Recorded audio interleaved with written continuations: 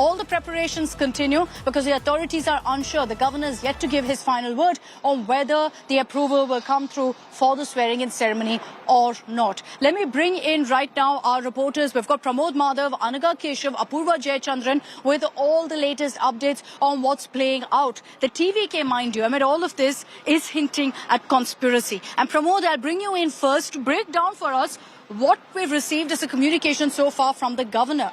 When it's happened before, why has this become an issue now?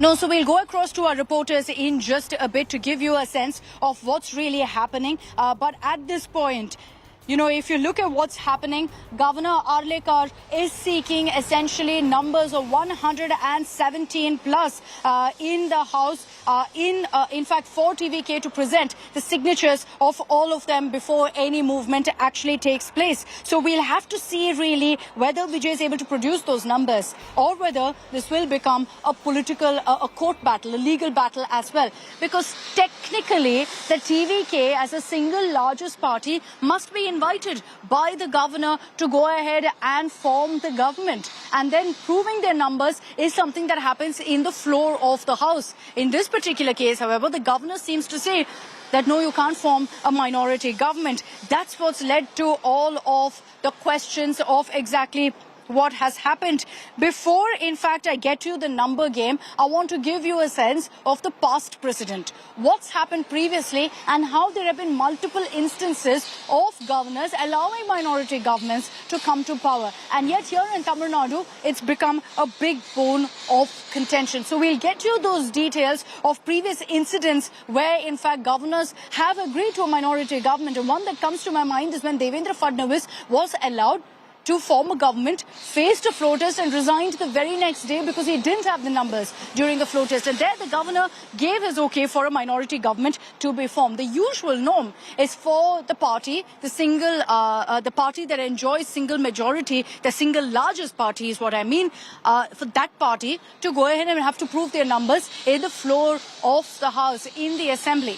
Here, however, the governor is saying that's not good enough. We're going to have to, the TVK is going to have to ensure that they put out more numbers than just 112. That is the messaging right now from the governor. He's still seeking legal opinion is what we're hearing. And from that legal opinion only will there be a decision by Governor Arlekar on exactly what could happen going forward as well. In the next 30 minutes, we're also waiting for some sort of communication that comes in from the governor, from Lok Bhavan, that will give us clarity on whether they're agreeing to Vijay's demand of going ahead and taking claim to form the government after his oath taking to happen tomorrow, because ultimately that oath is administered by the governor himself. Let me bring in Anaga Keshav for more details on this. Anaga, take us through the communication that's coming from the governor's office so far, especially keeping in mind that previously minority governments have several times been sworn in, been given the okay by a governor. That's right. Even remember that happened in Karnataka, just the neighboring state. In fact, the situation that we are witnessing right now in Tamil Nadu is quite unprecedented. It's not happened so far. But then the fact that governor can seek clarification, the fact that a single majority can prove the fact that it still can form a government on the floor of the House, that has happened in multiple states.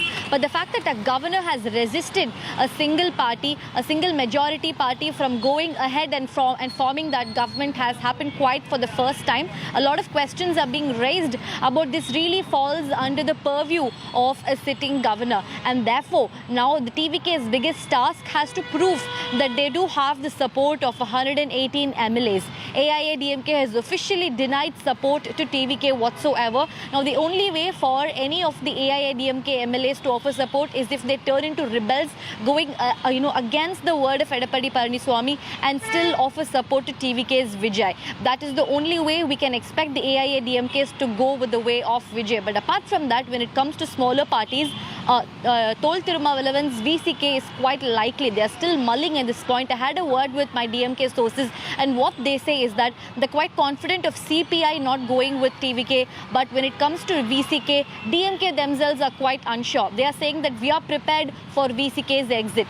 We're not okay with it, but if push comes to shove and Tirumavalavan wants to exit, then we can't force them. So we are mentally prepared for VCK's exit, is what the DMK sources have told me. So tomorrow is that crucial meeting. Two meetings, in fact. One is VCK's meeting and the other one is CPM's meeting. All in all, they come to about 4 MLAs, 2 in each party.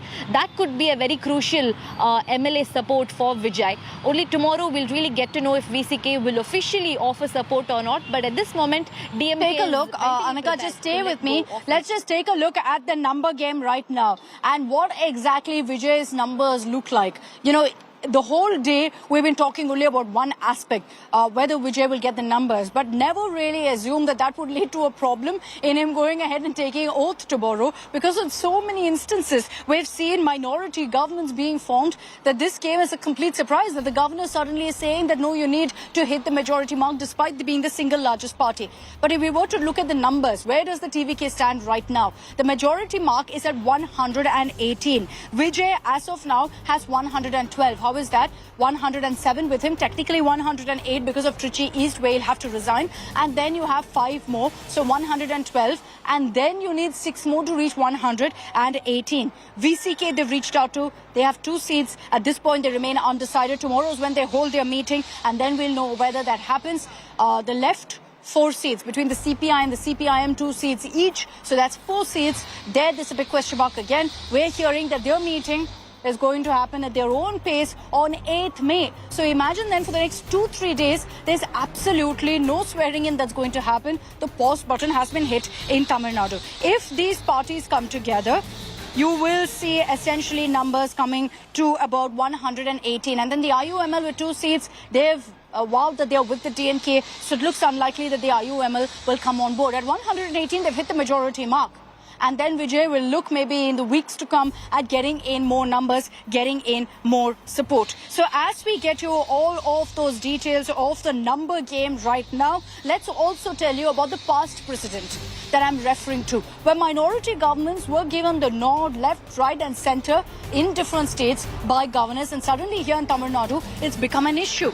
I'll give you several instances. B.S. Yadurappa, back in 2018, the BJP got 104 of the 224 assembly in Karnataka. So yes, they were the single largest party, but they were short of the majority by 9. Let me highlight that here in this case, Vijay is short of majority by 6. In the Yadurappa case of 2018, they were short of the majority by 9. And yet Congress and JDS at 116 got the invite to form the government. They resigned before the floor test because they didn't have the numbers at hand. And so what you saw instead was that in 2 days, the government had in fact collapsed. Yadurappa had to resign because he couldn't prove his numbers in the floor test. Devendra Fadnavis, BJP got 105 after 288. The majority mark at 145. They were far, far away from it. Needed 30 seats. They claimed support via Ajit Pawar, but numbers didn't add up. They didn't have to prove it. They didn't have to prove it to the governor. Instead, they faced a floor test where it collapsed. And so that was a government that lasted for 80 hours. For 80 hours, Fadnavis was the chief minister and then had to step down because he couldn't prove numbers in the floor of the assembly. Atal Bihari Vajpayee, 1996. This was a general election. The BJP got 161 out of 543. Majority mark, of course, was at 272. So single largest party, yes, but didn't have the numbers. They were short by 111 MPs, couldn't gather support. And just before the trust vote, Atal Bihari Vajpayee stepped down. 13 days. He was in power. And I can give you multiple such instances. There's 1990, Chandrasekhar, 60 MPs. The Congress's strength was a 190 plus MPs. It was dependent on outside support. The Congress suddenly withdrew support, pulled the plug, and so again lost out. The government collapsed after 7 months. Each of these instances, P.V. Narasimha Rao, Manmohan Singh, H.D. Devagowda, each of these instances, the minority government was formed because they claimed they had the support. They didn't have to show the numbers of the majority mark to the governor. A minority government, simply by virtue of being the single largest party, was formed. And yet, when they faced the floor test, that's when their fate was decided, which is usually the norm. Here, even before the floor test happens, the governor has already said, I need to look at the numbers, I need to ensure a majority mark. That's what doesn't add up. That past precedent does serve as a reminder that many minority governments have been formed. Anaga, has there been any reaction from the TVK to the governor's decision right now of not allowing the swearing-in ceremony to take place? Well, in fact, so far the TVK has remained absolutely mum on all these matters. There's really been no word from morning from the TVK about any of these developments. They've really chosen to be silent about the developments that's been happening. But of course, if this situation continues, we can expect the TVK to call this as politics. They might hit out at BJP for trying to play backhand power via the governor in Tamil Nadu. So far, this kind of political backlash has not yet started. But if the governor continues to withhold Vijay from swearing in as the chief minister, then we can expect the kind of blame game to begin. TVK will, of course, blame BJP for deliberately trying to prevent Vijay from becoming the next chief minister. So we need to wait and watch if that kind of political tone is yet to catch up in Tamil Nadu. But till now, it's still too early for TVK to react on this matter. Okay, let me cut across to more breaking news that's coming in. Even as we track very closely what the governor says, what will be the communication going forward, there's been a lot of questions about the TVK's numbers. They will now be on a war path, on a war footing, trying to ensure that they can get as much support as they can. Guess what's rolled out? The AIADMK is not coming on board. The AIADMK has said, and remember, the AIADMK is 47 MLAs. If they join hands with the TVK, that would be smooth sailing. But reportedly, here's what we're picking up, that EPS has said very clearly that there is no question of any talks or alliance with Vijay. MLAs are keen, but EPS is hesitant and is not, in fact, willing to do it because he believes that the AIADMK will lose its identity as a party if they join hands with TVK. So no, the position of power, the fact that they'll be in government, none of that appealing to EPS right now. He's more worried about keeping the party together, believing that the identity of the party will be eroded if they join hands with the TVK, if they join hands with Vijay. So essentially now, the TVK has only one path to go forward. The TVK, let's be clear, wasn't completely counting at any point on getting that support from AIADMK, but it was an option that they had on the table. That's no longer the case. Now that option will not be there, and so the only option that Vijay has right now is to go ahead and cobble up support of every other number. Here was what Vijay's plan B looked like. To have the TVK and the AIADMK come together. The TVK at 107, the AIADMK at 47, that would be 154. Comfortable numbers, stable government. They would, however, be NDA influence. That was the only concern. But mind you, that's not going to happen now. This plan B has completely collapsed on two fronts. Essentially because on one hand, you've got Vijay constantly saying that no, I don't want an alliance with the AIADMK, and sources have told us that the TVK is not keen on it. And on the other now, the AIADMK has also made it very clear that we're not open to this. This is not a conversation we're willing to have. So much ambiguity right now on where then TVK will get those numbers. VCK at 2, left at 4. Will they come together? That's perhaps the only option that they have right now. I want to bring in Pramod Madhav for more details.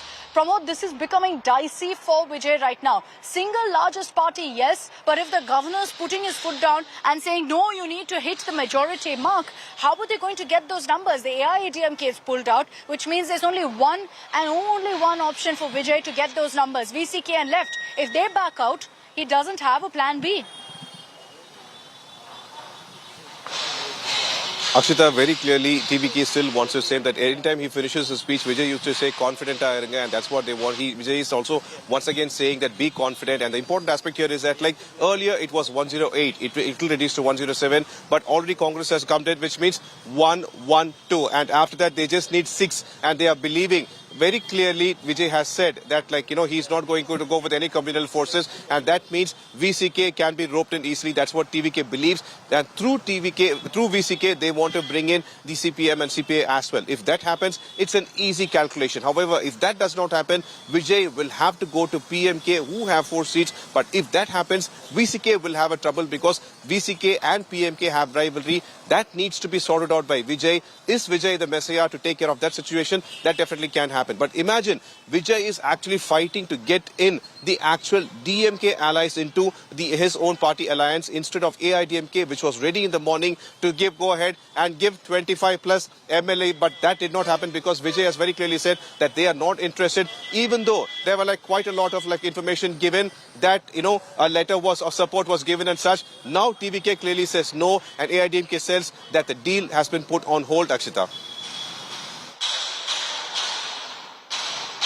Okay, let me bring in Sanjal Shastri, Professor Sanjal Shastri, political analyst, into this conversation. Pramod, I request you to stay with me and get us those live updates. Professor Shastri, what do you make of this sudden hurdle that's come in Vijay's path? I've listed out a series of minority governments that were formed that the governor gave his or her blessing to, and yet in this particular case, with 112, just 6 short of the majority mark, Vijay is not getting the green signal. So all the preps behind me at the Nehru Indoor Stadium is at pause right now. We're wondering what's going to happen. We don't know when the swearing-in ceremony is going to take place. And Vijay clearly didn't see this coming.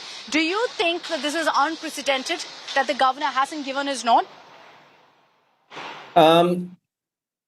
Akshita, if you look at the, historically what has happened in certain cases where a party comes close to the majority but does not sort of cross over, be it Karnataka 2018 or what happened with the BJP in Maharashtra in 2000, when they came very, the single largest party, but then just short of a majority. Now, at one level, I do understand the point of view of Vijay, because in such contests or in such contexts where there's a single largest party, but then it's general convention that the governor invites the single largest party first to sort of prove the majority. So I think, in these cases, very often we have seen historically when a government comes close to a majority but does not sort of get across the line. I think as your the feed is showing, that Karnataka is one of the cases where at this case, the governor has that discretion. Do you call, the single largest party or whoever sort of is able to come up with a coalition that crosses the number, crosses the halfway mark? I think that's where we have had. It's not something that is without precedent. I think we have had cases in Karnataka and Maharashtra where, the governor's discretion in this particular case has so I think we are seeing that play out. Supreme Court judgments on this, which is what makes it so surprising that there have been multiple Supreme Court judgments that have said that they need to prove their numbers to the floor of the House. So if Vijay didn't have those numbers in the Assembly during a floor test, that would be completely fair game, that Vijay is not allowed to continue as the Chief Minister. What simply doesn't make sense is the governor stalling it even before the get-go, when the TVK is the single largest party. And so in such a situation, the question that will be asked is, what is the governor's plan here? He most definitely can't invite the number 2 party because they don't have the numbers. So are we just going to see a state where there's no governance, where administration, everything, we have to hit the pause button till Vijay kind of cobbles up the numbers? The whole idea of being allowed to have a minority government is to avoid exactly that scenario, which is why something about all of this simply doesn't add up. We'll of course have to wait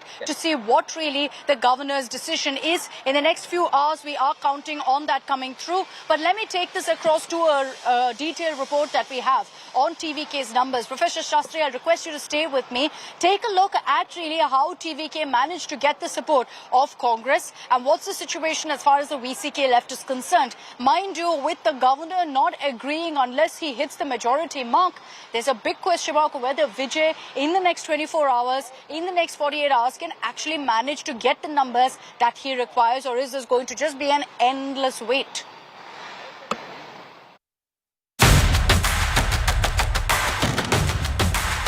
Lights, camera, political debut. Vijay has delivered a blockbuster. Tamil Nadu voted for change, but still it is not a decisive mandate. Vijay is actively exploring alliance options to secure power. Congress with its 5 MLAs has offered to back Vijay. Congress wants Vijay to keep communal forces out and is seeking alliance with Vijay for 2029 Lok Sabha polls. The people of Tamil Nadu are given a mandate. They have given 108 seats to one political party. They have not given 118 to anybody else. So the people of Tamil Nadu have now told all of us that you find a way to make the 118 or beyond 118 and give us a government. The Congress party is respecting the mandate of the people. Vijay still needs support of 6 more MLAs to attain majority. And DMK ally VCK with 2 seats, left parties with 4 seats and AMMK with 1 seat may back Vijay. If all these smaller allies come together, Vijay can pass the floor test with a wafer-thin majority. Not just smaller players, but even AIADMK is trying to woo Vijay. AIADMK netas are in touch with Vijay and claim getting a letter from TVK seeking support. There is some momentum between the two camps, between the AIDMK and TVK. High Command will take a decision. But while AIADMK can be more stable alliance partner, it is also asking for significant share of power and key cabinet berths to come on board. AIADMK may also mull giving outside support to TVK. AIADMK figures like CVK Shanmugam and SP Velumani are key figures who want outside support to Vijay. As Vijay gets ready to say Vanakkam to power, who will be his ruling allies? Bureau Report, India Today.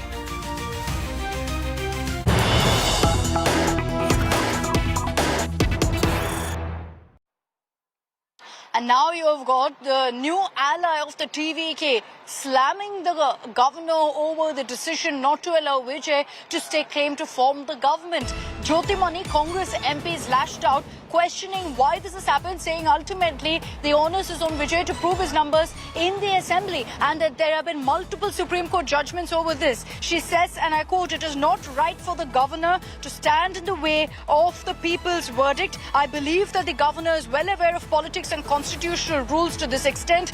The BJP must immediately stop engaging in politics through the governor's residence. The honourable governor must immediately invite Mr. Vijay to form the government." She's highlighted there's no need to prove majority in the governor's residence. The only place to prove majority is the Legislative Assembly. The people have decided that Mr. Vijay, the leader of the single largest party TVK, should be the Chief Minister. Let me bring in Dr. Somasundaram, political analyst on this broadcast.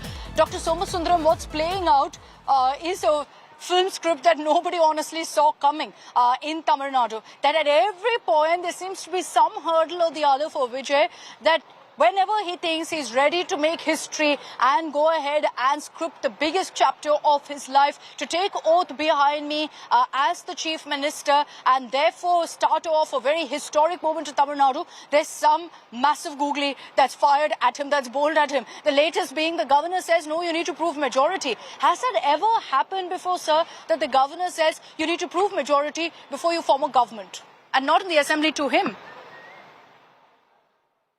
Hello, ma'am. Yes. First of all, I want to congratulate TVK great leader, Mr. Vijay. He got 108 seats out of 234. The marvelous victory in Tamil Nadu. In Tamil Nadu, Kerala, West Bengal, Assam, Puducherry. Totally 5-state election over. But everyone, entire world, expected only Tamil Nadu result. After MGR, after NTR, only the TVK leader, tremendous victory in Tamil Nadu. He got 108 seats out of 234.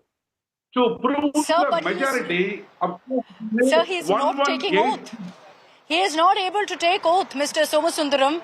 Historic, yes, yeah. But that historic moment, there's a pause button on. I'm here at the Nehru Indoor Stadium, so all preparations are ready, but there's no swearing in.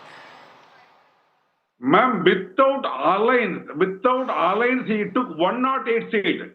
Like DMK, ADMK and all, with the 10 party alliance, they got a seat.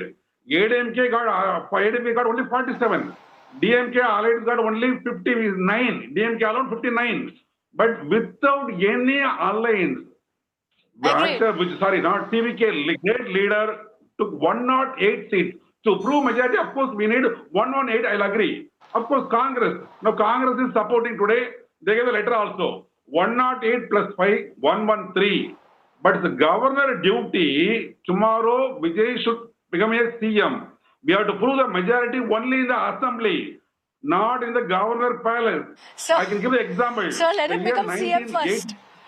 Dr. Somasundaram, let him become CM first. Forget PM. He has to first become CM. And that right now is not happening. And that right now is facing endless problems. So let him become CM and then we can talk about PM. Professor Shastri, looking at the current scenario, sir, and all that's playing out, there's also a big question. Sure, you know, the governor, there's questions. So I'll come to you, sir. Professor Shastri, there are questions about whether the governor will give his nod or no. But ultimately, when it comes down to it, a week from now, we don't know if Vijay will have the numbers. He's also in a situation where he's running out of options now. The AIADMK has said no. That leaves Vijay with just one option of getting the VCK and left on board.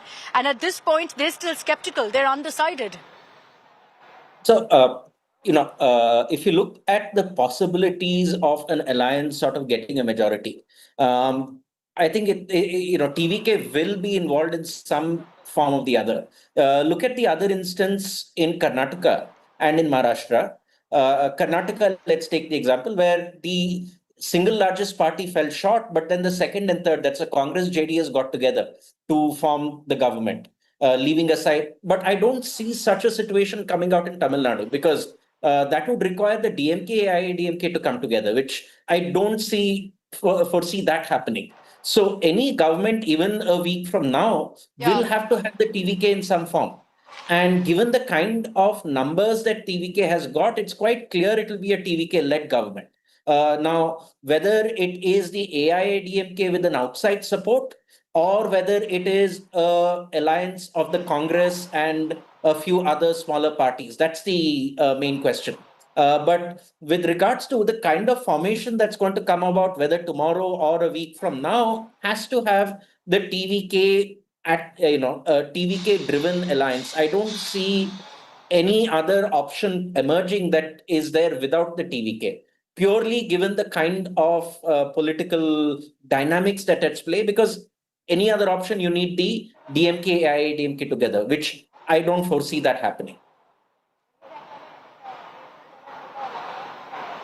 No, so if you look at the numbers and the scenarios that you've played out for us, Professor Shastri, the question that will come up is what happens now? And I think everyone in Tamil Nadu is waiting and wondering what really this means. I know a lot of people are Googling what really it means that Vijay doesn't have the numbers, what happens next constitutionally speaking. I'll just explain that for our viewers as well. That if the governor at this point says Vijay has to prove majority, which he has, he said that simply being the single largest party isn't enough, which by itself is bizarre because there have been multiple precedents of the governors saying that, look, you can form a minority government by virtue of being the single largest party. You form the government, prove your numbers in the assembly. That's done during a floor test. That's what Vijay was counting on, which is why with great confidence he went to the governor thinking the swearing-in ceremony can happen tomorrow morning and then he'll take up the challenge of getting the numbers. Now in this scenario where the governor suddenly has turned around and said you need to prove your majority to me, it's not enough that you're the single largest party. What happens? Well, now Vijay will have time. It's not like he has a deadline to meet, but the longer he waits, his swearing-in gets delayed that much more. So tomorrow there's a VCK meeting in which the VCK will decide with 2 seats whether they will join hands with the TVK or remain with the DMK. The left, 4 seats. CPI has 2, CPIM has 2, so 4 seats in all. They're in no tearing hurry. They're holding a meeting on 8th May. So that's day after tomorrow in which they'll decide whether they should support TVK or not. Letters seeking support from the TVK have gone to both ends. So now in such a scenario, it's wait and watch mode because there's no way that there can be any spanner thrown in the works as far as Vijay is concerned. You know, can any other party come forth and stake claim to form government? 100% no. Because with a mandate of 108, the DMK, the AIADMK are far, far behind. The DMK is in 50s, the AIADMK in 40s. They're nowhere close to forming the government. So there's no permutation combination that they can work out unless you see that miracle being performed of the DMK and AIADMK coming together. Very, very unlikely. You never say never in politics. I know I repeatedly say that, but I would vouch that maybe this is the right time to say never. So then in such a case, there's no chance of really anyone else coming in and taking away the CM throne from Vijay. But what this does, and the fact that the governor has said that, you have to wait, means that it will take a lot more time for TVK to get those numbers. It could take 2 days, it could take 3 days. And so that means that the swearing in could be pushed by even a week. All the work that you see behind me here at the Nehru Indoor Stadium, where the swearing in is supposed to happen, where it's supposed to be a big, massy event, where the lines get blurred between film and politics, all of that will have to wait. And we don't know how long. That's really the challenge. And this is why we say there has been hurdle after hurdle for Vijay. Even the people's mandate clearly isn't enough for him to be seated on the CM throne. So that moment in history will have to wait a bit more. Let's talk about the fact that the only party that's come with the TVK and at the snap of a finger was the Congress. Rajdeep Sardesai spoke to Congress MP Kartik Chidambaram on why the Congress chose to ditch the DMK and offered support, conditional support, to the TVK. Is the Congress giving unconditional support to Vijay? We are being told that you have made it very clear you are only giving him support if he stays away from communal elements. I want to understand, is this conditional or unconditional support to Vijay? It's clearly conditional. It's conditional on the kind of allies he brings to the table. We do not want anybody who is communal and who doesn't believe in the constitutional and secular values of India. No, let's be very clear. Are you telling me that if Vijay, for example, brings the AIDMK, which had aligned in the election with the BJP, will you be part of such a government? Are you willing to give outside support, or you want to be in government and have power sharing? No, we are in for the whole hog now. We are in for support and participation, but I do not know on what terms or what conditions the ADMK wants to come out. Is it the whole of ADMK coming or a faction of the ADMK breaking away? I don't know. So that's all not in my purview at all. So I don't know. We only react to it when that happens. But we are very clear that we would want this government to be stable and secular. How do you create a stable government? Please tell me. Vijay has 107 MLAs. Congress has 5. That becomes 112 in a 234-member assembly. Vijay has still not given, or told us at least, or told even the governor, which parties exactly will support him. If it is small parties like VCK and a couple of others, it only adds barely to 118, just over the halfway mark. How will you create a stable government? Is this simply the Congress looking to somehow get back into power in Tamil Nadu after 50 years? See, how he cobbles up the numbers is really it's up to the TVK. They are in pole position and they must reach out to political parties as they reached out to us. There are other political parties there. The VCK is there. The Communist Party is there. The DMDK is there. There are many smaller political parties on both sides in both other formations. It's up to him to reach out to them and to come to some understanding. So we are not doing this only for power. Let's be very clear. The mandate of the people is for change. People have voted for a change. They want a government which is not led by either the DMK or the ADMK, the two political parties which have been heading governments for the last 60 years. They want the government to be headed by Vijay. They want a government to be headed by the TVK. But they have also put a caveat. They have said that while they want the government to be headed by Vijay, they want him to go out and get a few other political parties to aid and assist him. They have not given him a mandate by himself. And he's respecting that mandate and reaching out to political parties. He's reached out to us formally. So we are extending our support. So now he needs to reach out to other political parties. I believe he has. Now they need to respond, and then we'll see how things unfold. Okay, as we get you all of the details right now of exactly what's playing out within in Tamil Nadu and whether we're going to see Vijay taking oath or not, just quickly focusing on the fact that the Congress has switched over to the TVK. Dr. Somasundaram, there are questions right now about whether the TVK will get the requisite numbers. At 108, sir, they're still short of the majority mark. They've got the Congress on board, but the other parties is going to be a huge, huge challenge for the TVK. The AIADMK has bowed out, so that leaves them only with one option. So is that a threat really to Vijay?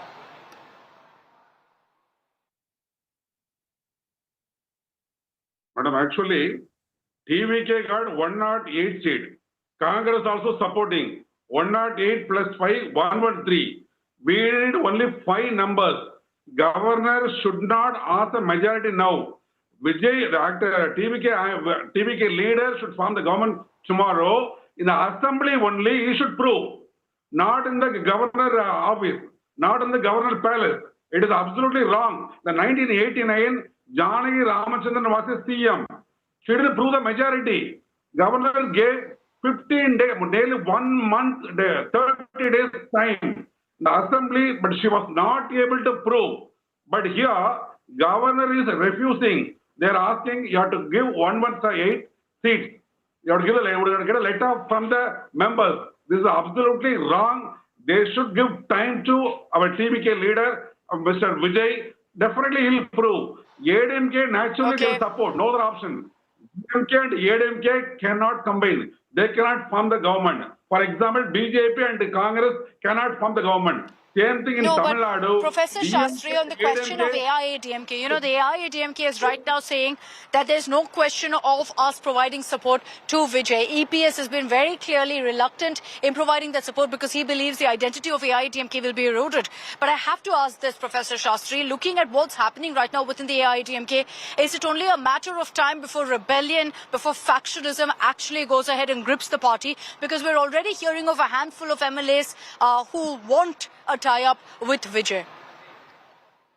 Yes, and I think if you see the split sort of that's emerging within the AIADMK, it's sort of a lot of AIADMK members are caught between a rock and a hard place because what is quite clear is the TVK has sort of moved into the space that the AIADMK is vacating.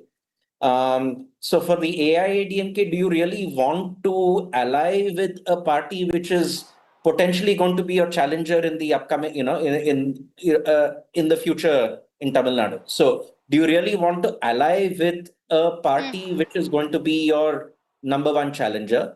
For a lot of individual leaders within the AIADMK, it's a question of the political future that you see there is a challenger coming in. And maybe the best, individually, maybe the best option is to actually at this time ally with the TVK. So I can see how, as a party, for many members, the AIADMK would see the TVK as a potential threat. Because the reality is that the TVK is slowly, of course, there's a general decline or moving into the space vacated by both the DMK and AIADMK. But in the longer term, if you see where the TVK could potentially emerge as a challenger to the DMK replacing the AIADMK. So from that perspective, I can see why there is that camp within the AIADMK that's very skeptical of joining the TVK. Because do you really want to play into the hands of a particular potential challenger in future? Whereas for individual leaders, of course, it's a question of political future. That do they see a stronger future with AIADMK, which is in opposition? Or is it a better option to actually be a part of... No, so we'll see, for the AIADMK, what really plays out, because they made it very clear they don't want a TVK alliance, which makes sense. The only question is that for EPS and for him to be able to prove his leadership, he's been unable to do so. And so that will trigger a whole lot of rebellions and MLAs saying, what are we achieving out of being in the AIADMK? We might as well switch forth. And so if there's a merger, and we're talking about then 2/3 of the MLAs needing to switch over. That's 31 of the 47, the AIADMK. We'll have to see if that's even possible. I'd like to thank both Dr. Somasundaram and Professor Shastri for joining us on this broadcast. Ultimately, as we wrap up this broadcast, I want to highlight that we still don't know when we're going to see that swearing-in ceremony taking place. I'm here at the Nehru Indoor Stadium and I'm going to show you what the situation is like here. You know, you've got all the preps done. The entire lighting has also been done in this particular area, and that's because authorities are saying we're leaving nothing to chance. What if late in the night the governor's notification comes in that he's giving the go-ahead for the swearing-in ceremony? And so right now, all steps being done to ensure that they're fully prepared for the swearing-in ceremony. You see the stage set up fully. The lights are on. It's going to be a mega event like nothing Tamil Nadu has ever seen before. Fitting rather, because what this is going to be is a historic moment when Vijay will take oath as the Chief Minister of Tamil Nadu. This entire area will be packed to the brim. The plan was to have thousands of TVK cadre come together. The plan was to have the who's who of Tamil Nadu be seated in this area. Remember that Rahul Gandhi, Mallikarjun Kharge will also be attending. None of that right now we know will ever happen, or when it will happen rather, we have no idea. So there are a lot of questions doing the rounds on exactly when we'll see the swearing-in ceremony. It was supposed to be at 10 a.m. tomorrow.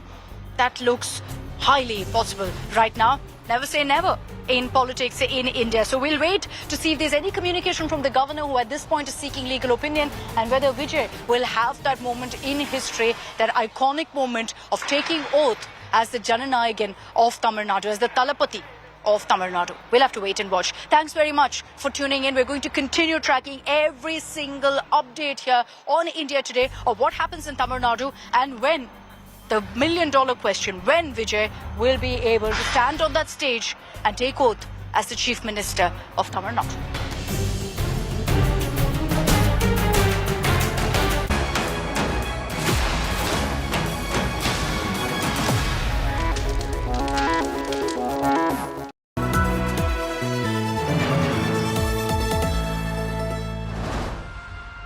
Like I said before, we better own the sins.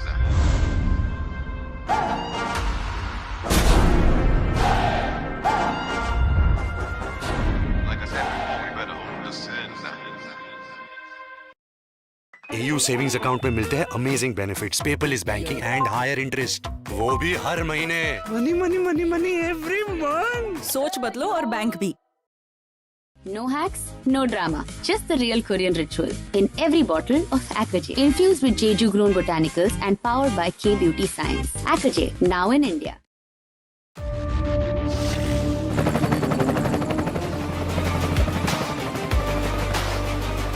Character, the taste of success. Like a dream come true, you make me rise with you. In the sky of our own, feels like gravity is gone. Feels like summer. Monte Carlo, it's the way you make me feel.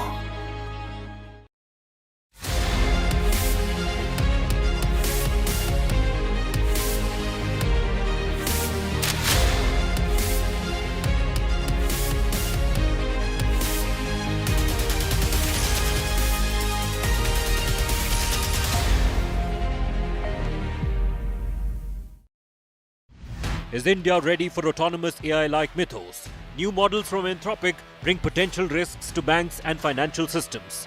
The question is, how prepared the system is to respond? In the latest issue, India Today looks at how India can prevent disruption. India Today, making sense of India. Now available on Amazon and Blinkit. Subscribe now at subscriptions.intoday.in.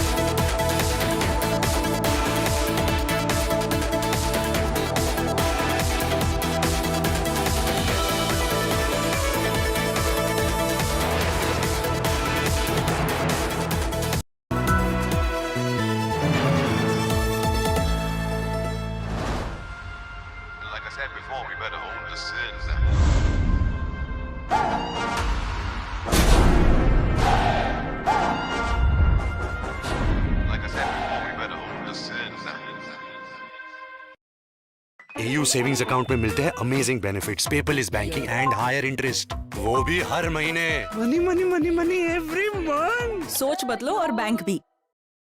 No hacks, no drama. Just the real Korean ritual in every bottle of Aquajet. Infused with Jeju grown botanicals and powered by K Beauty Science. Aquajet, now in India.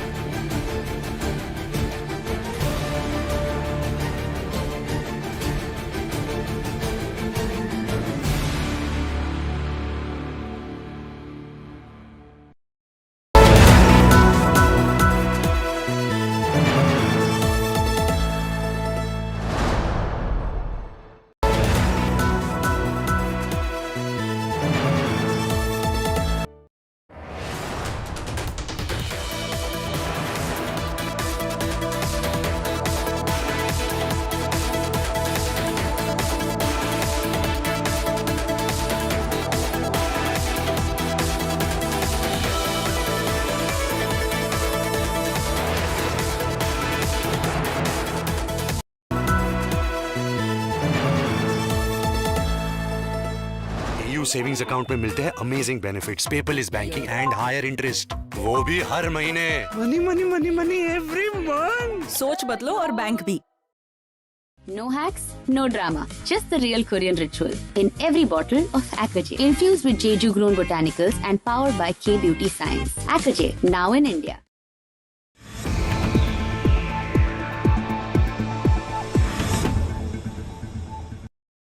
चलिए दिलीप जी, अब चलिए एक चीज तो बताइए, कौन बनेगा मुख्यमंत्री? कौन से नाम आपको लग रहा है आगे हैं, या आप वही कहेंगे जो हर बार रिजल्ट्स के बाद जो बीजेपी के लीडर्स हैं कि देखिए हाई कमांड पर है, कोई भी बन सकता है, पर शुभेंदु अधिकारी का नाम आगे चल रहा है? दिलीप जी नहीं, ये तो जानते ही हैं, बीजेपी का परंपरा है और कोई भी बन सकता है। हाँ, जिनको सामने रखा जाता है उन पर फोकस होता है, उनका नाम चर्चा होता है। अंतिम निर्णय पार्टी के वरिष्ठ अधिकारी लेते हैं, विधायक दल लेते हैं, और किसी को भी खड़ा कर दें वो सुशासन देंगे और पूरा पार्टी उनके साथ रहेगा। किसी भी प्रदेश में देखिए, यही हमारी परंपरा है। आप मेरे नाम सिफारिश करिए। दिलीप जी, आप कह रहे हैं आपका नाम सिफारिश करें? आप मेरी तरफ बोल रहे हैं तो सिफारिश कर दीजिए, आप कम से कम कोई तो एक करे। दिलीप जी, मेरी सिफारिश कोई सुनेगा नहीं, पर चलिए हम आपका नाम प्रस्तावित आगे कर देते हैं, पर कोई सुनेगा नहीं दिलीप जी। बहुत बहुत शुक्रिया, good luck Dilip ji.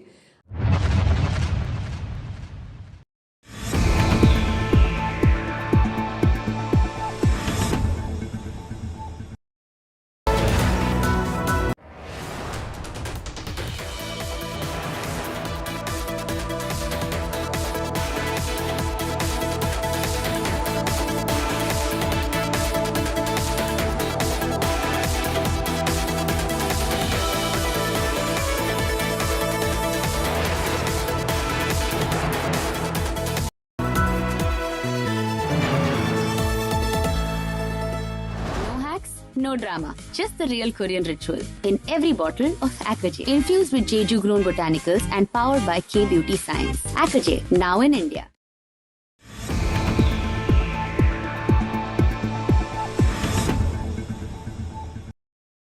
This is what expression of solidarity looks like in Iran. Every night since the war, people have been gathering over here at the Enqilab Square, which is also known as the Inqilab or the Revolution Square. Women, men, children, every night coming to the square expressing solidarity. This is only a part of what is happening in Iran. It happens across Iran, but these are exclusive visuals that we are bringing to you on India Today about solidarity, about unity, about a country standing together at a time of war. With me, journalist Satya Rautre in Tehran at Enqilab Square. This is Geeta Mohan reporting for India Today.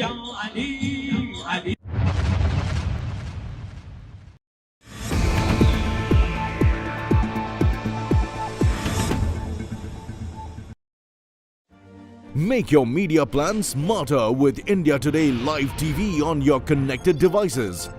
Amplify your brand with 100 million smart internet viewers. To advertise, mail us at sales@aajtak.com. Make your media plan smarter with India Today Live TV on your connected devices. Amplify your brand with 100 million smart internet viewers. To advertise, mail us at sales@aajtak.com.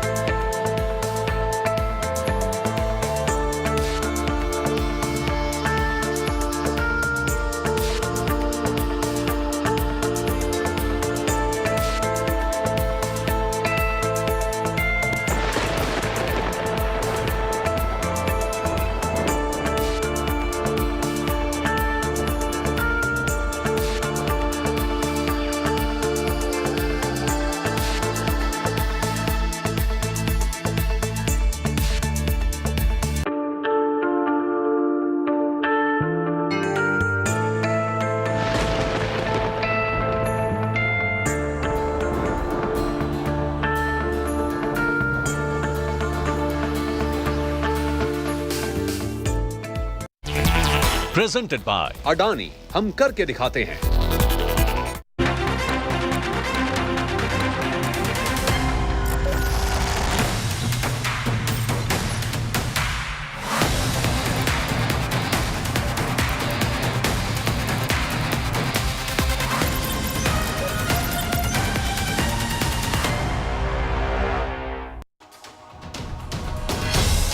Good evening. Pakistan-backed elements are suspected to have been involved in twin blasts in Punjab earlier today. The first blast was reported near the Border Security Force office in Jalandhar. It's the local headquarters of the BSF in Jalandhar, and hours later, another explosion was reported near an army camp on the outskirts of Amritsar, not far from the BSF office. In fact, in Jalandhar, a scooter that was parked near the BSF gate exploded in a very busy locality. Watch those images on your television screen. This wasn't far from the BSF headquarters. Eyewitnesses say the scooter caught fire after this massive blast. It triggered panic in the area. You can see people, they're running away to safety.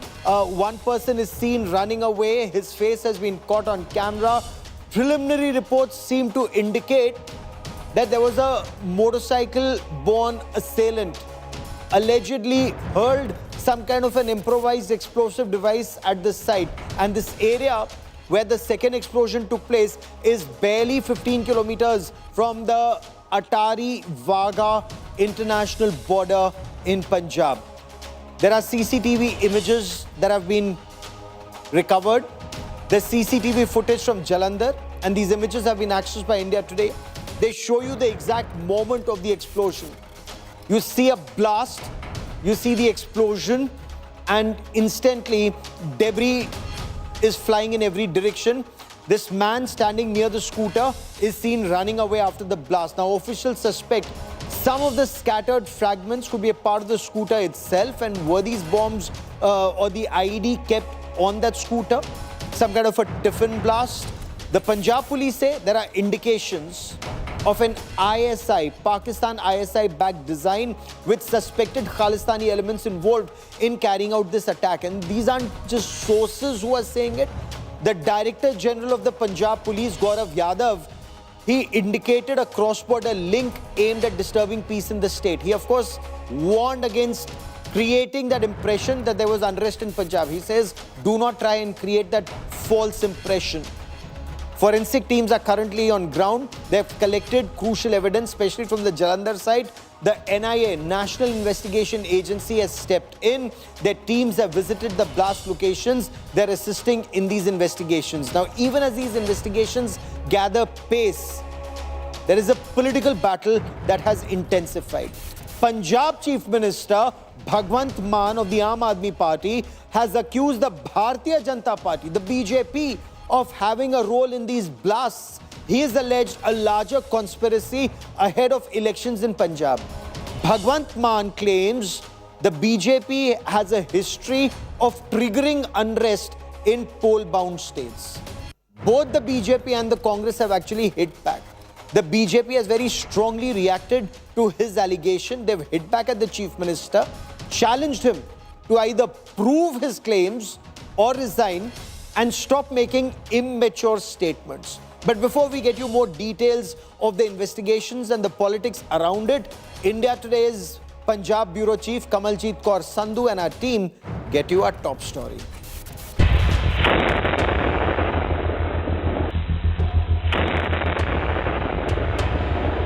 Two blasts, two cities, one chilling message from across the border. And a government that seems more interested in pointing fingers at the opposition than protecting its own people.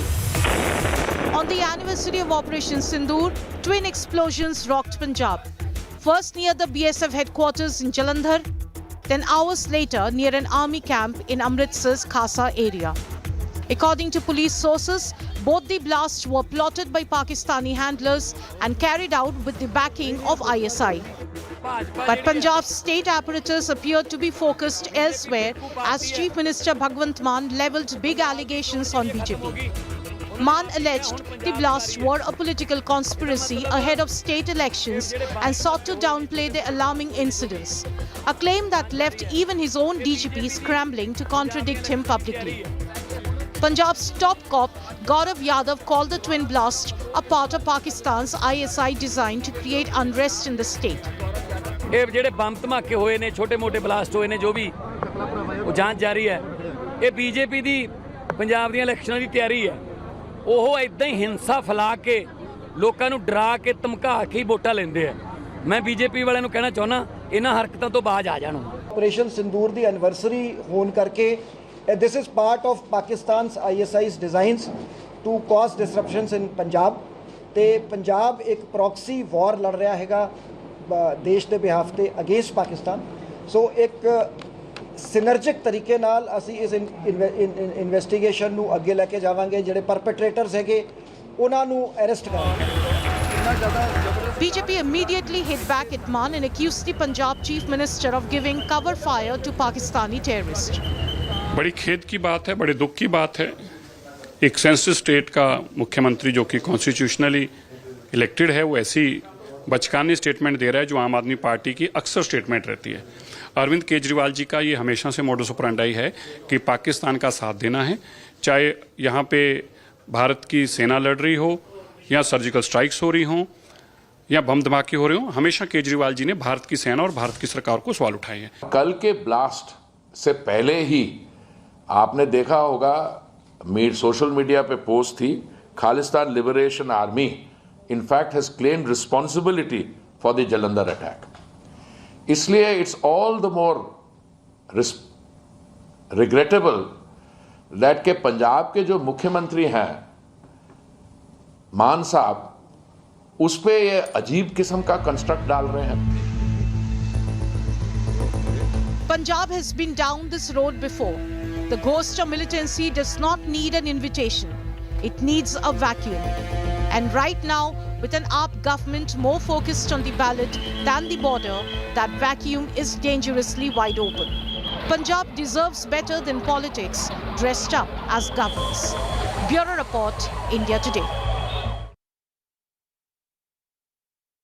And former Aam Aadmi Party MP Raghav Chadha, who's since joined the Bharatiya Janata Party, he's launched a scathing attack on Punjab Chief Minister Bhagwant Mann, saying he's promoting Pakistan ISI's narrative by such kind of a response, that when the DGP of Punjab is saying this appears to be a Pakistan ISI black back terror attack, especially on around the time of the anniversary of Operation Sindoor, you have Punjab's Chief Minister Bhagwant Mann giving a clean chit to Pakistan's ISI but blaming the Bharatiya Janata Party.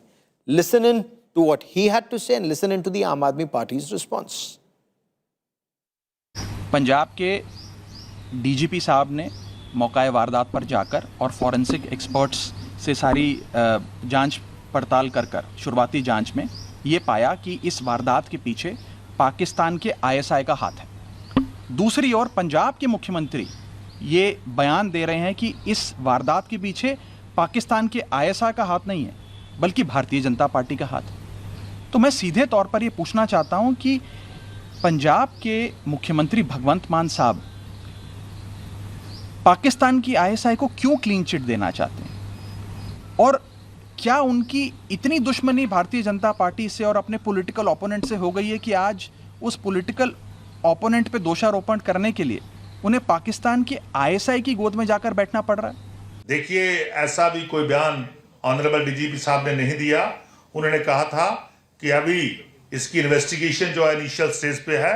हमने अभी forensic science की जो forensic team होती है उनको invite किया है, उनको बुलाया है, वो पहुंच चुकी हैं और फोरेंसिक एंगल इसका देखा जा रहा है और इसके किस एजेंसी के साथ लिंक हैं, आईएसआई के साथ हैं, किसी और एजेंसी के साथ हैं, इसके पीछे कौन है, वो अब फुल फ्लैश पीसी जब इसके जो क्यूज सामने आएंगे तब करेंगे। तो उन्होंने तो अभी कुछ कहा ही नहीं, तो उन्होंने कैसे ऐसा कुछ नहीं कहा। अभी इनिशियल जांच हो रही है, जो भी बीजेपी का नेता जिसके भी लिंक जुड़े उसको कटहरे में खड़ा करेंगे, उसको जितनी बनती सजा दिलवाएंगे। ਇਹ ਜਿਹੜੇ ਬੰਬ ਧਮਾਕੇ ਹੋਏ ਨੇ, ਛੋਟੇ ਮੋਟੇ ਬਲਾਸਟ ਹੋਏ ਨੇ, ਜੋ ਵੀ ਉਹ ਜਾਂਚ ਜਾਰੀ ਹੈ। ਇਹ ਬੀਜੇਪੀ ਦੀ ਪੰਜਾਬ ਦੀਆਂ ਇਲੈਕਸ਼ਨਾਂ ਦੀ ਤਿਆਰੀ ਹੈ। ਉਹ ਇਦਾਂ ਹੀ ਹਿੰਸਾ ਫੈਲਾ ਕੇ ਲੋਕਾਂ ਨੂੰ ਡਰਾ ਕੇ ਧਮਕਾ ਕੇ ਹੀ ਵੋਟਾਂ ਲੈਂਦੇ ਆ। ਮੈਂ ਬੀਜੇਪੀ ਵਾਲਿਆਂ ਨੂੰ ਕਹਿਣਾ ਚਾਹੁੰਦਾ, ਇਹਨਾਂ ਹਰਕਤਾਂ ਤੋਂ ਬਾਜ ਆ ਜਾਣ। ਆਪਰੇਸ਼ਨ ਸਿੰਦੂਰ ਦੀ ਐਨਵਰਸਰੀ ਹੋਣ ਕਰਕੇ this is part of Pakistan's ISI's designs to cause disruptions in Punjab. ਤੇ ਪੰਜਾਬ ਇੱਕ ਪ੍ਰੌਕਸੀ ਵਾਰ ਲੜ ਰਿਹਾ ਹੈਗਾ ਦੇਸ਼ ਦੇ ਬਿਹਾਫ ਤੇ ਅਗੇਂਸਟ ਪਾਕਿਸਤਾਨ। ਸੋ ਇੱਕ ਸਿਨਰਜਿਕ ਤਰੀਕੇ ਨਾਲ ਅਸੀਂ ਇਸ ਇਨਵੈਸਟੀਗੇਸ਼ਨ ਨੂੰ ਅੱਗੇ ਲੈ ਕੇ ਜਾਵਾਂਗੇ। ਜਿਹੜੇ ਪਰਪੈਟਰੇਟਰਸ ਹੈਗੇ ਉਹਨਾਂ ਨੂੰ ਅਰੈਸਟ ਕਰਾਂਗੇ। So it is not just Bhagwant Mann, the Chief Minister of Punjab, but also Harpal Cheema, a minister in the Aam Aadmi Party government in Punjab, who's saying that the DGP has said nothing of this sort. The Chief Minister of Punjab blames the BJP. The minister says that DGP has said nothing, when you clearly hear the DGP of Punjab after preliminary investigation saying that this appears to be a Pakistan ISI backed plot. And he's also giving the significance of the timing. This is the time when India was hitting Pakistan during Operation Sindoor. So he's saying this is the time that these incidents are taking place. Is there a deliberate attempt, Raghav Chadha of the Bharatiya Janata Party asks, to give Pakistan's ISI a clean chit by Bhagwant Mann, the Chief Minister of Punjab, and his ministers? But this latest twin blast in Punjab, it's once again put the spotlight on a very familiar and a very dangerous pattern. Pakistan's ISI using the Khalistani elements to target Punjab. Take, for example, on the 27th of April this year, there was an attempted blast on a railway track, dedicated freight corridor in Patiala. And that again exposed Pakistan ISI's Khalistani module with the arrest and recoveries. And that again, sources say very clearly, the money trail points to handlers overseas. A few days before that, again in the month of April, there was a blast this time outside the Punjab BJP headquarters in Chandigarh. Preliminary investigations indicated a module that was backed by Pakistan's ISI. Funding again came from overseas. April 2025, there was a blast outside BJP leader Manoranjan Kalia's residence in Jalandhar, and that led to the arrest of an accused with Khalistani links. The NIA charge-sheeted 4 people, including some suspected Khalistani operatives. In March 2025, a temple wall in Amritsar was damaged. Again, there was an improvised explosive device. Police once again said these are Khalistani elements, and there is this particular module that they're talking about. September 2024, a grenade attack on a retired police officer's house in Chandigarh, again traced back to these same Khalistani elements. The blast was linked to an ISI-backed terrorist, Harvinder Singh alias Rinda of Babbar Khalsa International, a US-based Harpreet Singh and US-based Harpreet Singh alias Happy Passia. Now, I want to quickly cut across to India Today's Punjab Bureau Chief Kamaljeet Kaur Sandhu, who joins us with the latest. Kamal, you've been speaking to your sources in the police and the intelligence agencies. You were the first to access these CCTV images. What are investigations? What have investigations revealed so far? And is there a link between the 2 blasts? Well, coming on the eve of this first anniversary of Operation Sindoor, remember 48 hours were to go for Operation Sindoor anniversary, and that's when the blast have occurred, and there's security establishments, the BSF headquarters in Jalandhar, and then it's the Khasa military camp in Amritsar. What is pertinent is that there was intelligence available with central intelligence agencies. They had forewarned the BSF that there could be a possible attack by ISI-backed module, and they were on a high alert, and that's when this particular blast happened. The CCTV itself is a giveaway tell-away sign about how this plotting was done.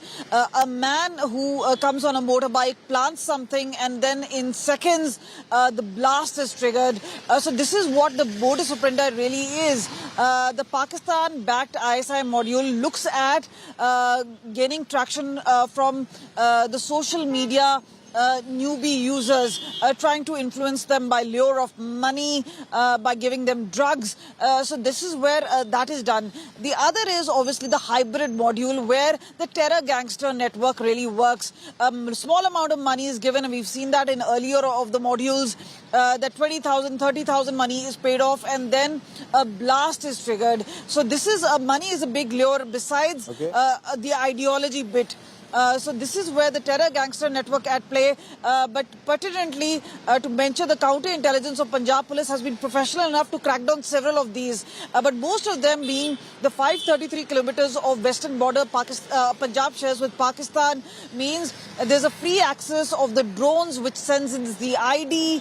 They send in enough of the arms and ammunition for something like this to be triggered.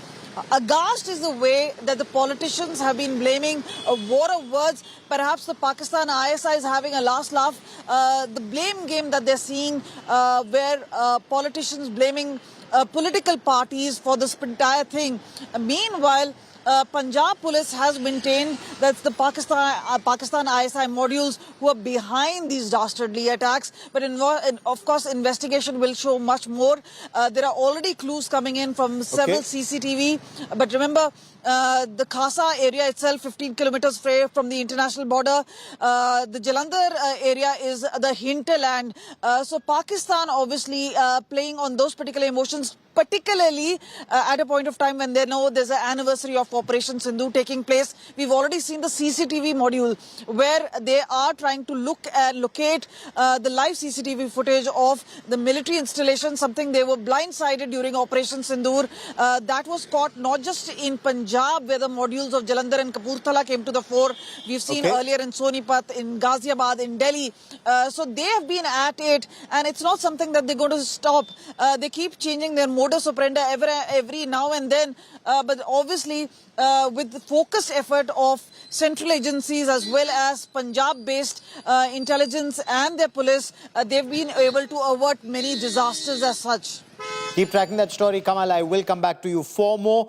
I want to cut across to Shashikant, former Director General of the Punjab Police, someone who served extensively in the Punjab Police and in India's external and internal intelligence agencies studying the subject of terrorism and overseas funding for terrorism very closely. Sir, welcome. Your reading of the twin blasts and the timing of the blasts. Well, it's obvious that the blasts have taken place in Jalandhar and in Khasa, that is the army camp, in front of army camp, and the BSF. And again, it's a fact that certain input had come from central intelligence agencies, and they were saying, the report said that Pakistani agencies in cahoots with Shehbaz Bhatti, who is a Pakistani don, currently sitting in Dubai, he's trying to do something, number one. And secondly, like Kamaljit said, it's basically all money game. These persons sitting abroad, whether it's ISI or whatever it is, they give small petty amounts to any person and they indulge in this exercise. And third, Kamaljit gave a good narrative, but again, she forgot about recently only this equipment that was recovered from Firozpur as also Jalandhar Kapurthala belt. Obviously, it was meant at, again, causing certain sabotage on the railway lines, and these railway lines are very important, one going to Firozpur and second one going to Amritsar and all those areas. And lastly, I'm surprised whether to believe the intelligence agencies or the CM, or maybe the Punjab CM does not have the intelligence agencies, Punjab intelligence under him. They are making I'll come to the Punjab statements. Chief Minister in just a moment, because this is far too serious, to be left to political leaders like Bhagwant Mann to weigh in on, especially when it's national security that's involved. I want to understand from you, sir. You named Shehbaz Bhatti in Dubai. How is it that these elements are able to send funds to India? Is it through some Hawala network? How is this funding happening? Why is it that the agencies haven't been able to curtail, one, funding, and two, the availability of manpower on ground to these elements? Here's the worst and the shocking part.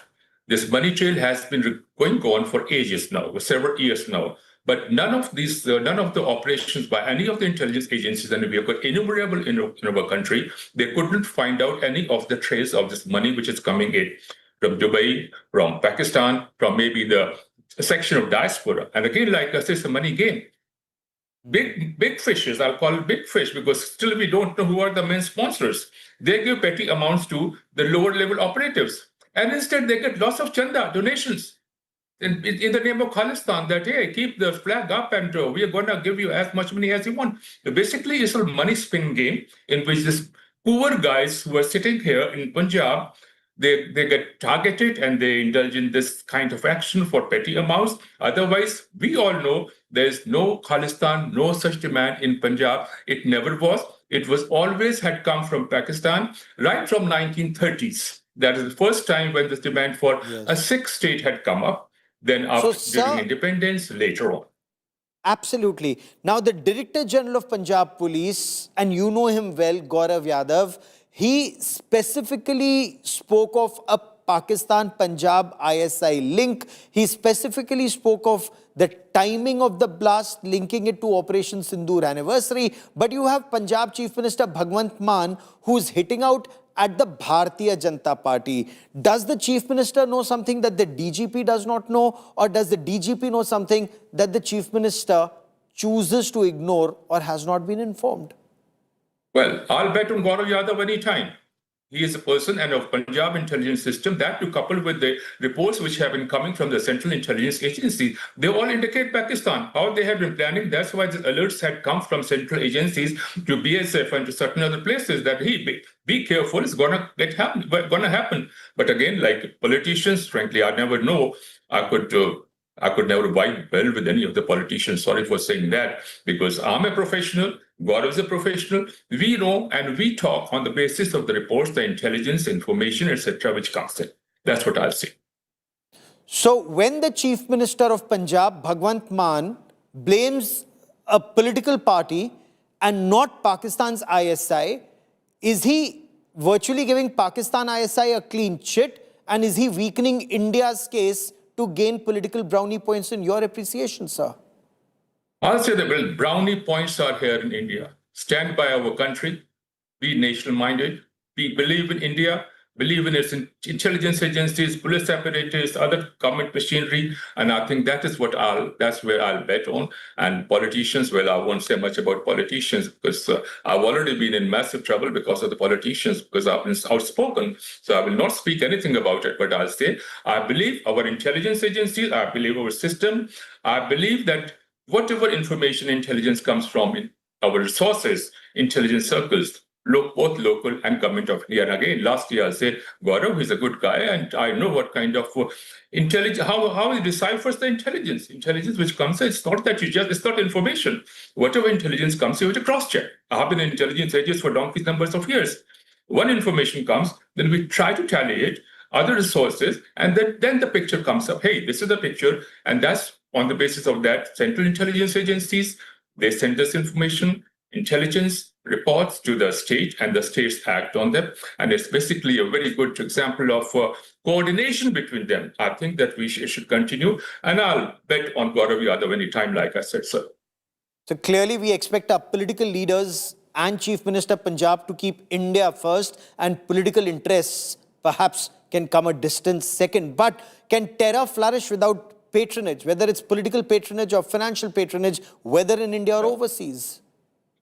No, sir. That's because nothing happens. To study international in terrorism, you'll find that there's a connection, there's a monetary angle there too, whether it's in this country or whether it's in the United States, America, anywhere.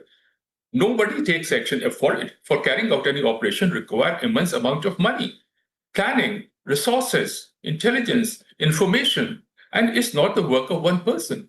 It all requires massive. That's why we have special funds for the intelligence operation of apparatus. That's what they get information. So without money, these are two blasts that have taken place, sir. Two blasts, which means it would have taken more than one person to assemble these improvised explosive devices, different people to place them at different locations. Would there be a signature? Would there be a signature on these IEDs of the bomb maker? And from the debris recovered, would it be possible to identify the bomb maker, the IED maker, from the ingredients? What kind of a terrorist organization uses those kinds of material? Certainly, sir. The kind of explosive which the forensics must have taken, that has to be compared. Whatever fragments of metal and other things were there, they have to be matched. And somewhere, because whenever these IEDs are manufactured, or maybe it was grenade, that all has to come what exactly it was.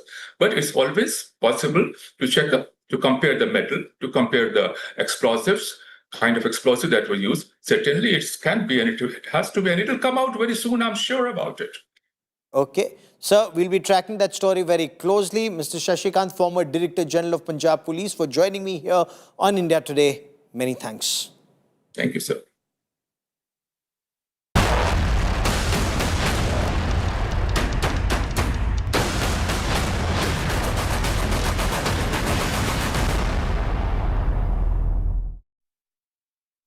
Let me now shift focus to that big story that's coming in from Bengal. Politics of bhai, politics of fear have been defeated since the BJP. On the other hand, Mamata Banerjee is now planning to move the Supreme Court against the West Bengal verdict that saw the BJP rise to power with 208 seats and end TMC's 15-year rule in Bengal. Trinamool Congress sources telling India Today, Mamata Banerjee is getting the paperwork together to approach the Supreme Court, and she is doubling down on her claim that these election results were rigged in BJP's favor. Trinamool Congress sources say Mamata Banerjee has decided she will not resign as Chief Minister because this is her style of protesting against the verdict of the people of Bengal or against the verdict, and she is daring the centre. She's daring the centre to impose President's rule and let that go on record. The winning TMC candidates have also been instructed to remain in their respective constituencies. They've been directed to tackle any violence. Abhishek Banerjee, we are told, has taken up this point further, saying this is the TMC's way to protest against the election that the TMC insists was forcibly taking away their mandate. On the other hand, Bharatiya Janata Party Shubhendu Adhikari, after a meeting with West Bengal Chief Election Commissioner, has pledged that the government that will be sworn in will reopen all the files of post-poll violence, post-2021 poll violence during the TMC regime. And Shubhendu Adhikari is very clear, not one perpetrator of violence will be spared. The series of crimes against women that were reported, he says they will be investigated. Assam Chief Minister Himanta Biswa Sarma, in an exclusive interview to India Today and Aaj Tak, spoke of how people from Bengal, BJP voters, had to flee to Assam once the poll results were out. Why? Because it was that atmosphere of bhai, that atmosphere of fear. Not just that, we are told Sandesh Khali cases will also be reinvestigated and more effort will be made to punish the perpetrators of crimes against women. Shubhendu Adhikari reacting. Let's quickly listen in. जो political हिंसा करने का जरूरत नहीं है, एकदम शांति बजाय रखे।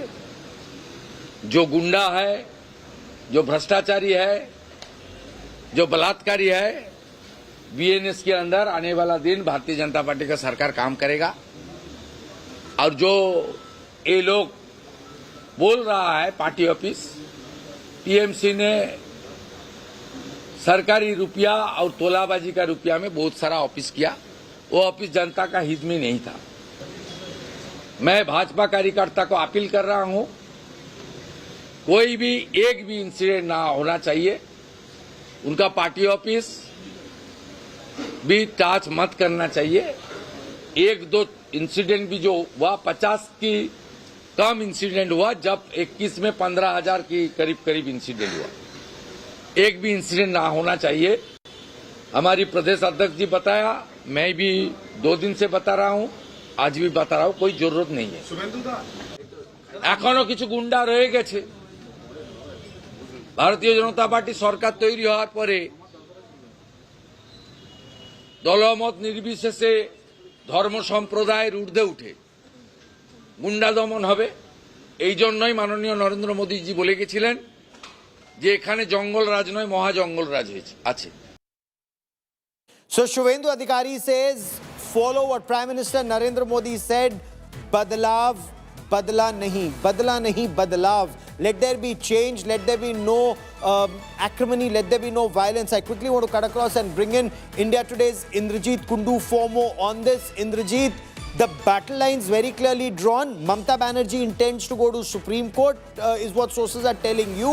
And Shubhendu Adhikari says all post-2021 violence cases will be reopened, reinvestigated. But tell us more about what's happening on ground in Bengal. Well, Gaurav, very, very interesting. What you see, as you just suggested, that the BJP is talking about badlav and not badla. This is exactly what Mamata Banerjee in 2011, when she came to power, she said, badla noy badal chai. However, on-ground reality was very different. Despite not talking about retribution, what we saw in 2021 as well, there was massive post-poll violence. But there is a clear change in rhetoric as far as the BJP is concerned and the ground action is concerned. I have personally spoken to BJP MLAs, victorious candidates who have gone out on the streets trying to rescue people and political workers who need not necessarily belong to the BJP. You know, there were SOS calls that were made, and I'm privy to that. Several Trinamool Congress top, leaders, they had made SOS calls to winning BJP candidates, the BJP leadership, and that has been answered. They have provided security to them. I also am privy to, certain discussions that have taken place. BJP leaders have called up the local police station to provide protection to Trinamool Congress workers. So this is a change that really needs to happen in the political culture of West Bengal. I spoke to the BJP president this morning, Shamik Bhattacharya. He once again reiterated what Shubhendu Adhikari has just said, that it is imperative that all political workers have their right to, to an ideology, to a political... Absolutely. Keep tracking that story. I will come back to you for more. I want our viewers to take a look at a picture. Now, yesterday we showed you how, after over a decade, in some instances, as some said, over a decade and a half, a Durga temple in Asansol finally reopened, having remained shut under the Trinamool Congress rule. Except, of course, for special days like Durga Puja and Lakshmi Puja. Watch these images today, scenes from Behrampur in Murshidabad, where BJP's Subrata Maitra, who defeated Congress's Adhir Ranjan Chaudhary, there was a Kirtan procession, Nam Sankirtan procession that was taken out today from Khudiram Library by the BJP winner. They carried portraits of Ma Durga, Prime Minister Narendra Modi, former Prime Minister Atal Bihari Vajpayee, Jan Sangh founder and son of the soil, Shama Prasad Mukherjee. They performed puja, highlighted how they were finally able to exercise their faith without fear. Take a look.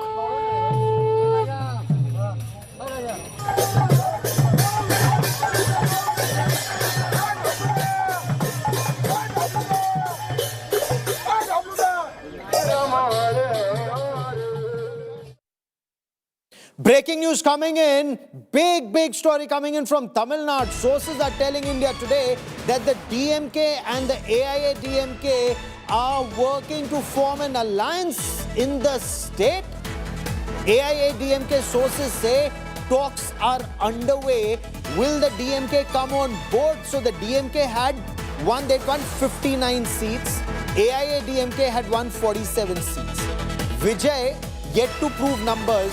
Now, Thalapathy Vijay has the mandate but not absolute numbers. At 108, he's still 10 short of the numbers that are required. Vijay yet to prove numbers before the governor, but information that the DMK and the AIADMK are talking about coming together to claim they have numbers. I want to cut across to Nagarjun Dwarkanath. Okay, in just a moment, we are told we've just lost that line with Nagarjun Dwarkanath. Vijay has already met the governor.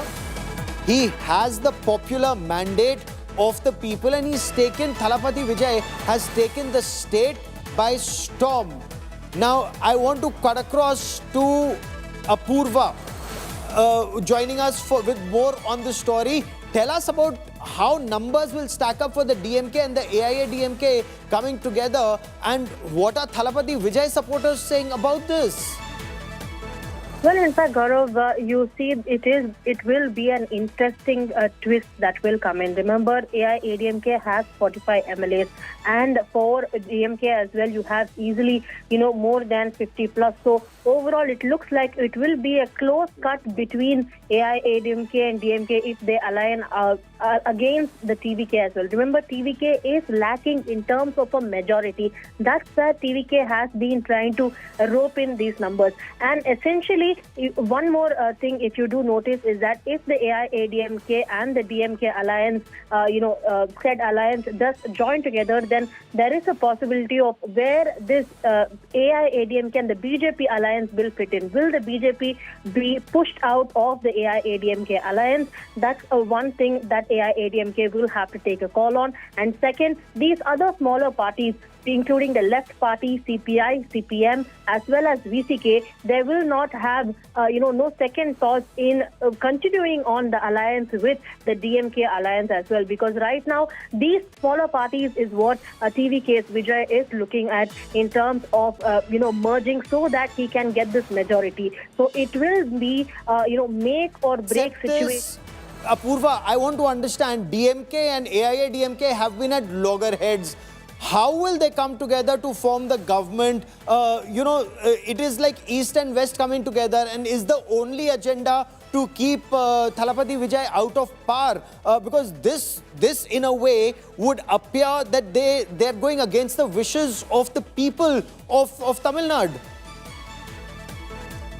AIADMK and DMK, it's not, parties. The apple doesn't fall far from the tree. Both of these parties have essentially, in the grassroots levels, have the similar kind of ideologies. The Dravidian parties, that's where AIADMK and DMK have that unanimity in. In fact, AIADMK was broken off as a branch of the DMK during Perarinyar Anna's time, and MGR had been that person who had taken forth the party and, rebranded from DMK into AIADMK, which then later was led by Iron Lady J. So stay with me for a moment. This is stunning developments in the backdrop of AIADMK refusing to have a post-poll alliance with the TVK, with Thalapathy Vijay's party, the Congress parting ways with the DMK and saying they will support Vijay in this endeavor to form the government. So how do numbers stack up? And we'll just show you those numbers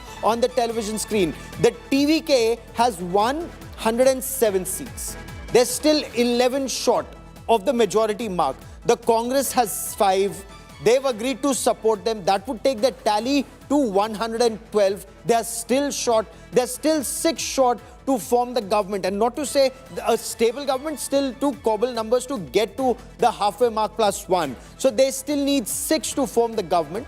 They're confident they will get the support from the left, which has 4 seats. This is where the DMK and the AIADMK come to the other side.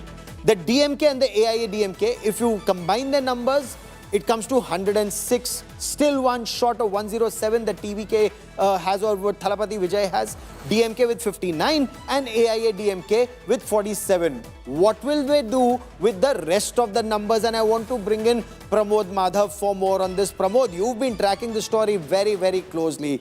How do numbers stack up for Thalapathy Vijay? And tell me more about this DMK, AIADMK conversation that they are thinking of coming together. How will they get the numbers?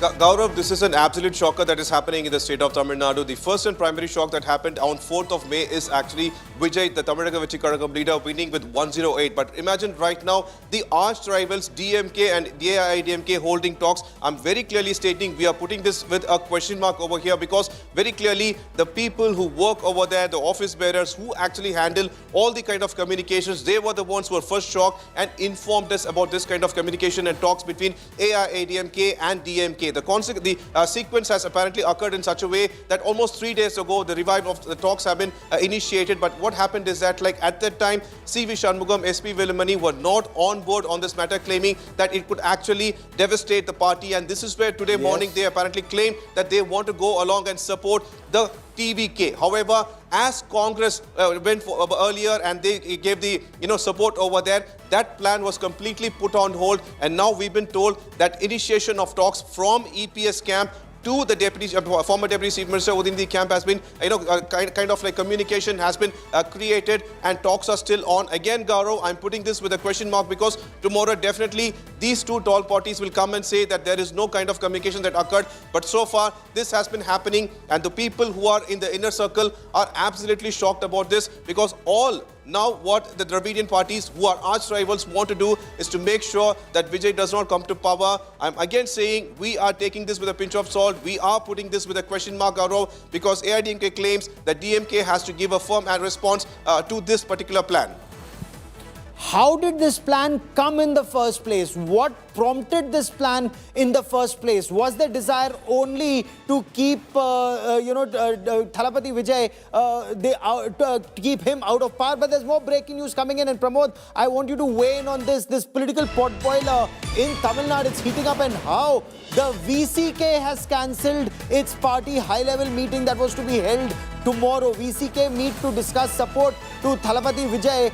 That meeting has been cancelled. VCK has 2 seats. Reports were that they were open to supporting Vijay as well. So, Pramod, explain this.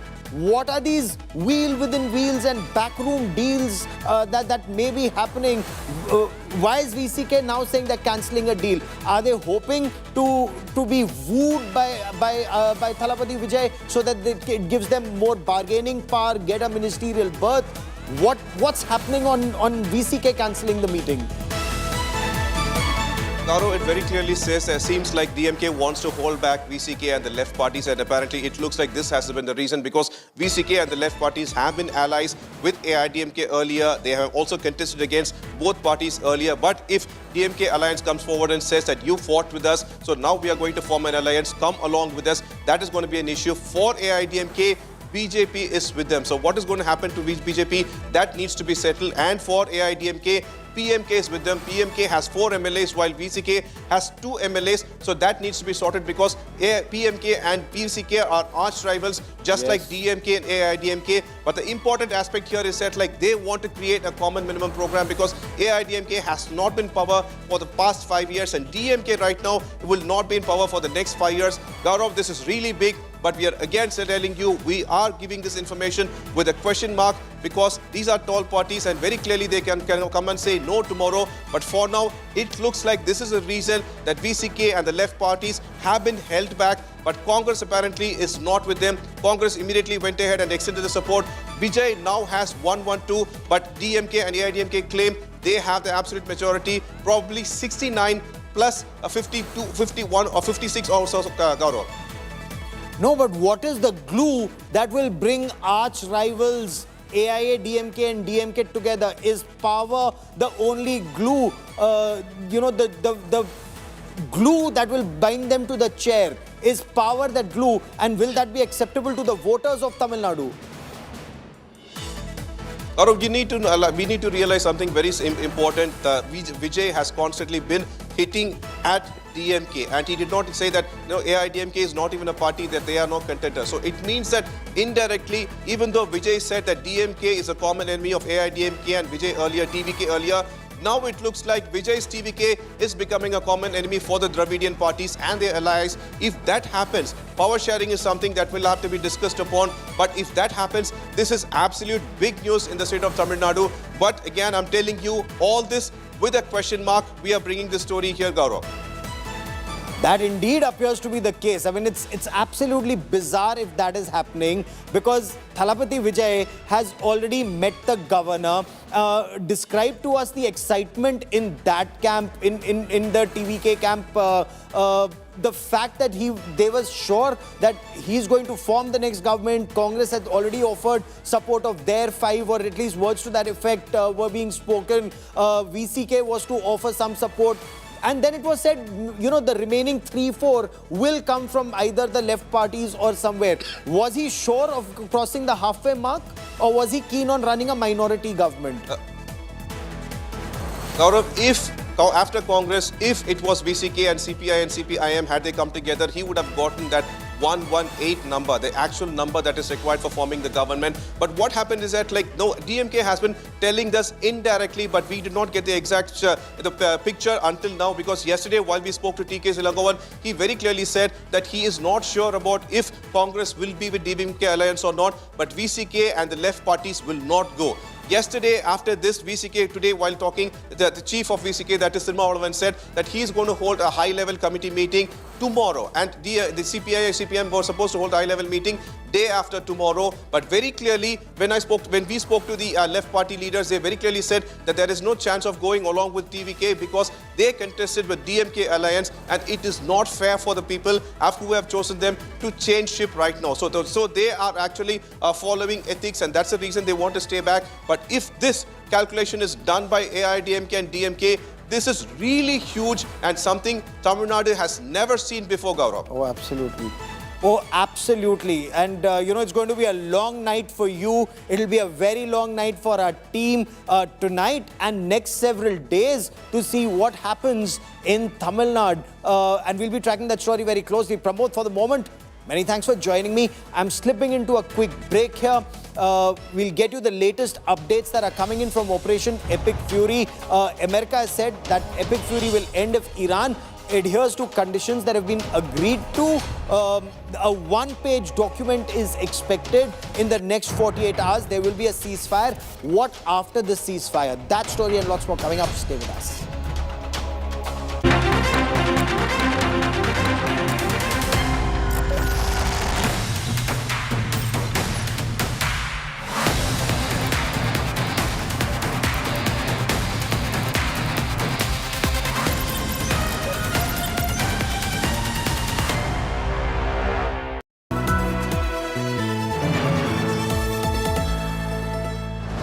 A dream come true.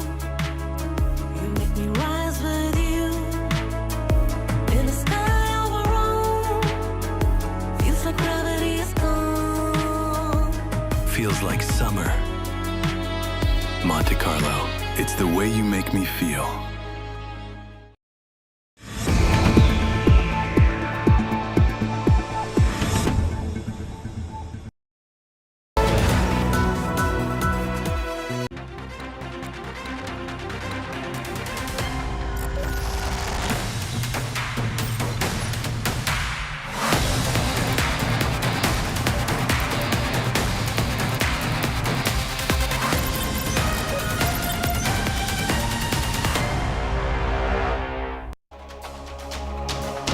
Welcome back. US Secretary of State Marco Rubio announced the end of Operation Epic Fury. In fact, even Project Freedom has been put on hold. The United States now saying Operation Epic Fury will end if Iran adheres to conditions agreed to. Otherwise, bombing will start again. US President Donald Trump has signaled a possible end to the conflict in West Asia. He said he's kept his word and now the ball is in Iran's court. Oh, what's to that effect? This conflict that's kept the world on edge since the 28th of February may end in the next 48 hours if the US and Iran agree to that one-page document on the road ahead, a memorandum of undertaking. On his Truth Social post, Donald Trump posted, assuming Iran agrees to give what has been agreed to, which is perhaps a big assumption, the already legendary Epic Fury will be at an end and the highly effective blockade will allow the Hormuz Strait to be open to all, including Iran. If they don't agree, the bombing starts and it will be sadly at a much higher level and intensity than it was ever before. Earlier, Donald Trump had announced he's pausing Operation Freedom, Project Freedom, a defensive operation aimed at ensuring safe passage of commercial vessels through the Strait of Hormuz. A US media report says Washington is close to signing an agreement with Tehran to end the war and set a framework for more detailed negotiations on the larger issues of where will the enriched uranium go, on the issue of nuclear enrichment or uranium enrichment, the Strait of Hormuz and sanctions on Iran at a later stage. Now, under the proposed terms, Iran is expected to pause its nuclear enrichment activities not for a 20-year period as the US wanted or a 5-year period as Iran wanted, but between 10 and 12 years. In return, the United States is likely to lift sanctions imposed on Iran. The deal could also see Washington unfreeze billions of dollars of Iranian funds locked up in banks in different parts of the world. Another key element under discussion is the easing of restrictions on the Strait of Hormuz from both sides. The report also suggests that an agreement is being structured as part of a one-page 14-point MOU. On the US side, the outreach is being led by Steve Witkoff and Jared Kushner. The memorandum is expected to formally declare an end to this war that started on the 28th of February. This will be followed by a 30-day negotiation window to work out the finer details of the agreement. Subsequent round of talks are likely to be held either in Pakistan or in Geneva. But reports from Iran paint a very different picture. Iranian media, citing unnamed government sources, indicate while they've received the fresh US proposal, but there are threats and warnings like intensified bombing. According to Iran, that will only derail the negotiations. Listen in to US Secretary of State Marco Rubio before we cut across to Tehran and bring in India Today's Foreign Affairs editor, Geeta Mohan, for more. Listen in to Marco Rubio first. Operation Epic Fury is concluded. We achieved the objectives of that operation. I'm not going to, we're not cheering for an additional situation to occur. We would prefer the path of peace. What the president would prefer is a deal. He would prefer to sit down, work out a memorandum of understanding for future negotiations that touches on all the key topics that have to be addressed, a full opening of the strait so the world can get back to normal. And he preferred that be negotiated through the route that Steve and Jared have been working and that all of us have been supporting. That's the route he prefers. That is so far not the route that Iran has chosen. Okay, let me quickly cut across to Tehran. Geeta Mohan now joins us with more on this. Geeta, we've heard the American side. How is Iran looking at the proposal that's come from the United States or the back channel talks? What are they likely to lead to? Trump says that once there is a final agreement in place or this 14-point memorandum is in place, the bombings will stop. Project Freedom is on a temporary halt, a pause, because it does seem like America and the people in America do not really have the appetite for a prolonged war. Trump administration is looking for diplomatic channels and diplomacy as the way forward. They do not want to prolong the war. The losses are too much, and they're very close to or nearing midterm elections. So it will be a huge dent on Republican vote bank should this continue. So on a halt for negotiations to continue, what we've been told through our sources here in Tehran, I was speaking to a few diplomats and officers, is that the proposal from US has reached Iran, which is absolutely known to everybody, but the foreign ministry now, sources say, have gone through the entire proposal. They have their own little amendments that they wanted to make, and now it has been sent to the Security Council, which is going to review it, and by the end of this week they will be responding to America, and then they'll see how to take it forward. We're also being told that should the negotiations and back channel talks succeed in moving forward, then they could see yet another round of talks in Islamabad. So for now, a temporary halt, and during the halt we do know that America is preparing itself, and so is Iran. America is preparing itself, according to Professor Marandi, by sending weapons across to the UAE, and they are preparing not just for aerial attacks, but this time around a ground invasion too. Certainly not very deep inside Iran, but a ground invasion as well. So Iran is monitoring the situation and looking at all the things and movements that are happening across the Persian Gulf. Okay. Now, Geeta, on that 14-point single-page agreement that the Western world is talking about, what's the thinking in Iran about, one, enriched uranium? Does it stay in Iran? Does it go to the United States of America? Does it go to Russia or China? And what about the Strait of Hormuz? Does it become free and open, unhindered access to all, or does it remain in Iranian control? When it comes to Iran, Iran is preparing itself on all fronts. We've been talking about it. The ceasefire helped them not just ensure that they recalibrate, that they reassess. They're also ensuring that they have enough drones, missiles, all the weapons systems that they require, including their Mosquito fleet, the small boats that are ensuring that the Strait of Hormuz is secure and under Iranian control. So they're doing all of that. Meanwhile, the very important question that you're asking about enriched uranium and the Strait of Hormuz. Sources have told us very clearly that not even a bit of the enriched uranium, whether it's beyond 60% or less than 60% for civilian purposes, will ever leave Iranian soil. So Iran has taken a very hard position now. They're positioning themselves as a country that is not going to compromise on their nuclear program. And when it comes to the Strait of Hormuz, one official said that President Trump forever has changed the status of the Strait of Hormuz. Freedom of navigation and the laws that apply to a strait internationally will not apply to the Strait of Hormuz, that it will always and forever remain under Iranian control from now on. Geeta, stay safe. Many thanks for joining me. We will continue to track developments on the story very closely, but that is all I have time for on India First this evening. Many thanks for watching. News and updates continue on India Today. Stay with us.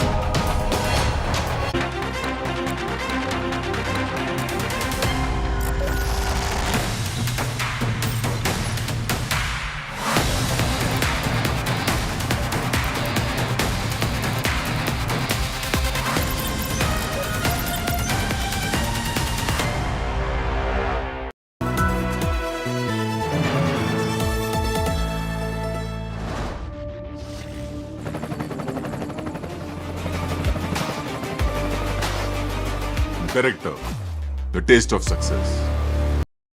Like I said before, we better own the sin.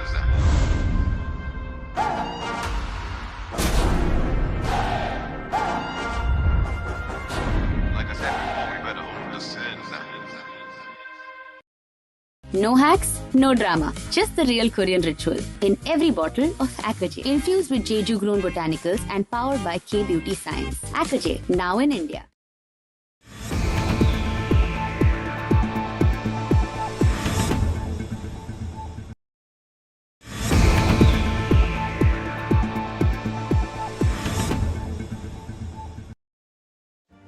Make your media plan smarter with India Today Live TV on your connected devices.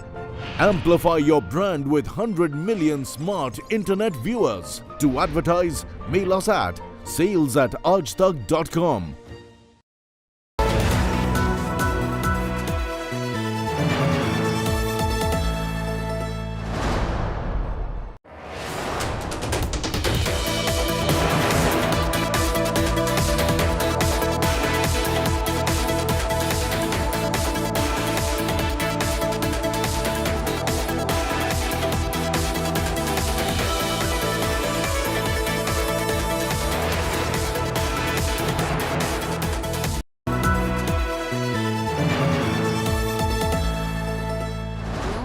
No drama, just the real Korean ritual in every bottle of Aquajet. Infused with Jeju-grown botanicals and powered by K-beauty science. Aquajet, now in India.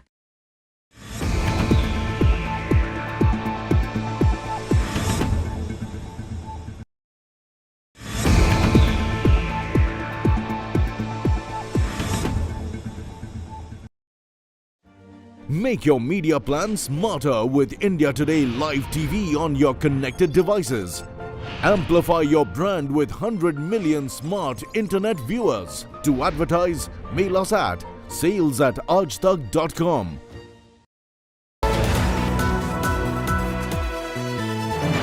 So sorry. Opposition को मिला हलवा, हमारा चल गया जलवा। और यहाँ भी जीते वहाँ भी जीते, हम सारे बंगाल में जीते हैं। बंगाल में जलवा जलवा जलवा जलवा जलवा, अपना है जलवा जलवा जलवा जलवा जलवा।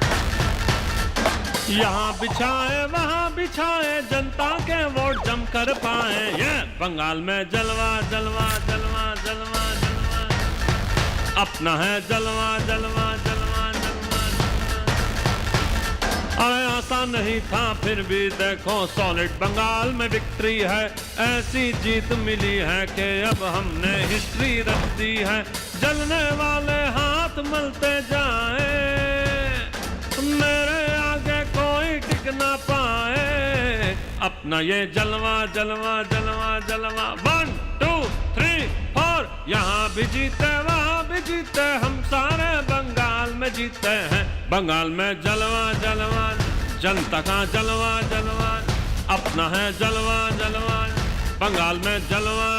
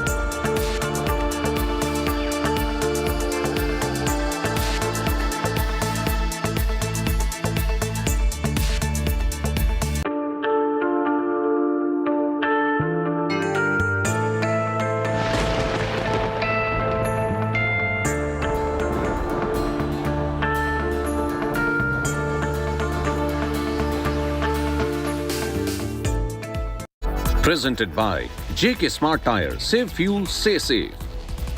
Co-presented by CP Plus, ऊपर वाला सब देख रहा है. Co-powered by Jindal Stainless.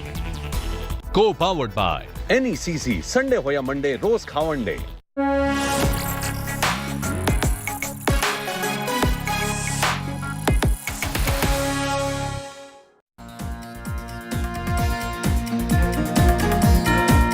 Good evening, hello and welcome. You're with the news today.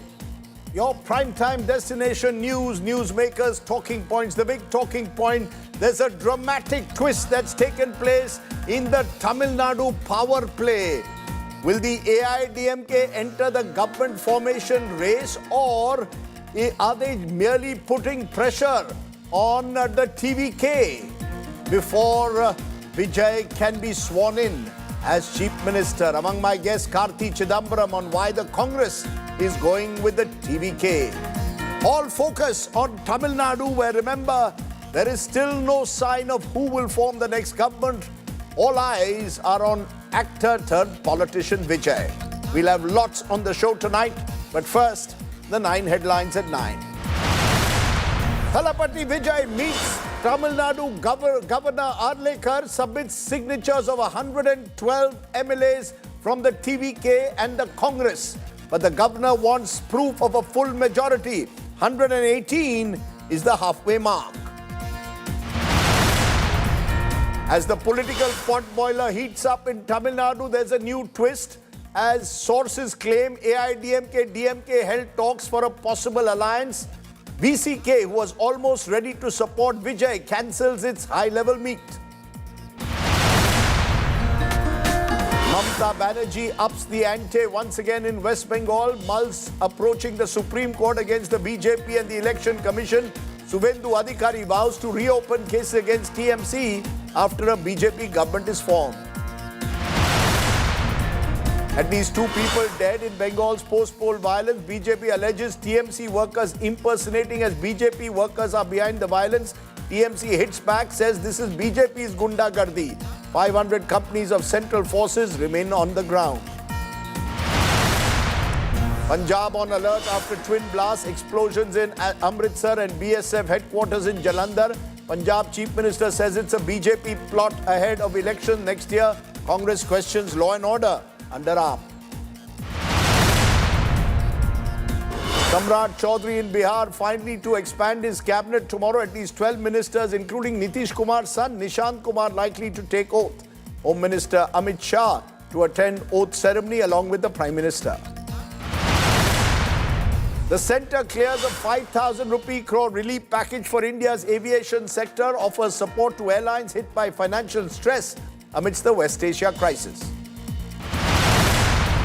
Tensions escalate in West Asia. Trump threatens to bomb Iran at a much higher level and intensity than before the ceasefire if Iran does not agree to a deal. Ted Turner, who transformed television news with the creation of CNN in 1980, dies at the age of 87.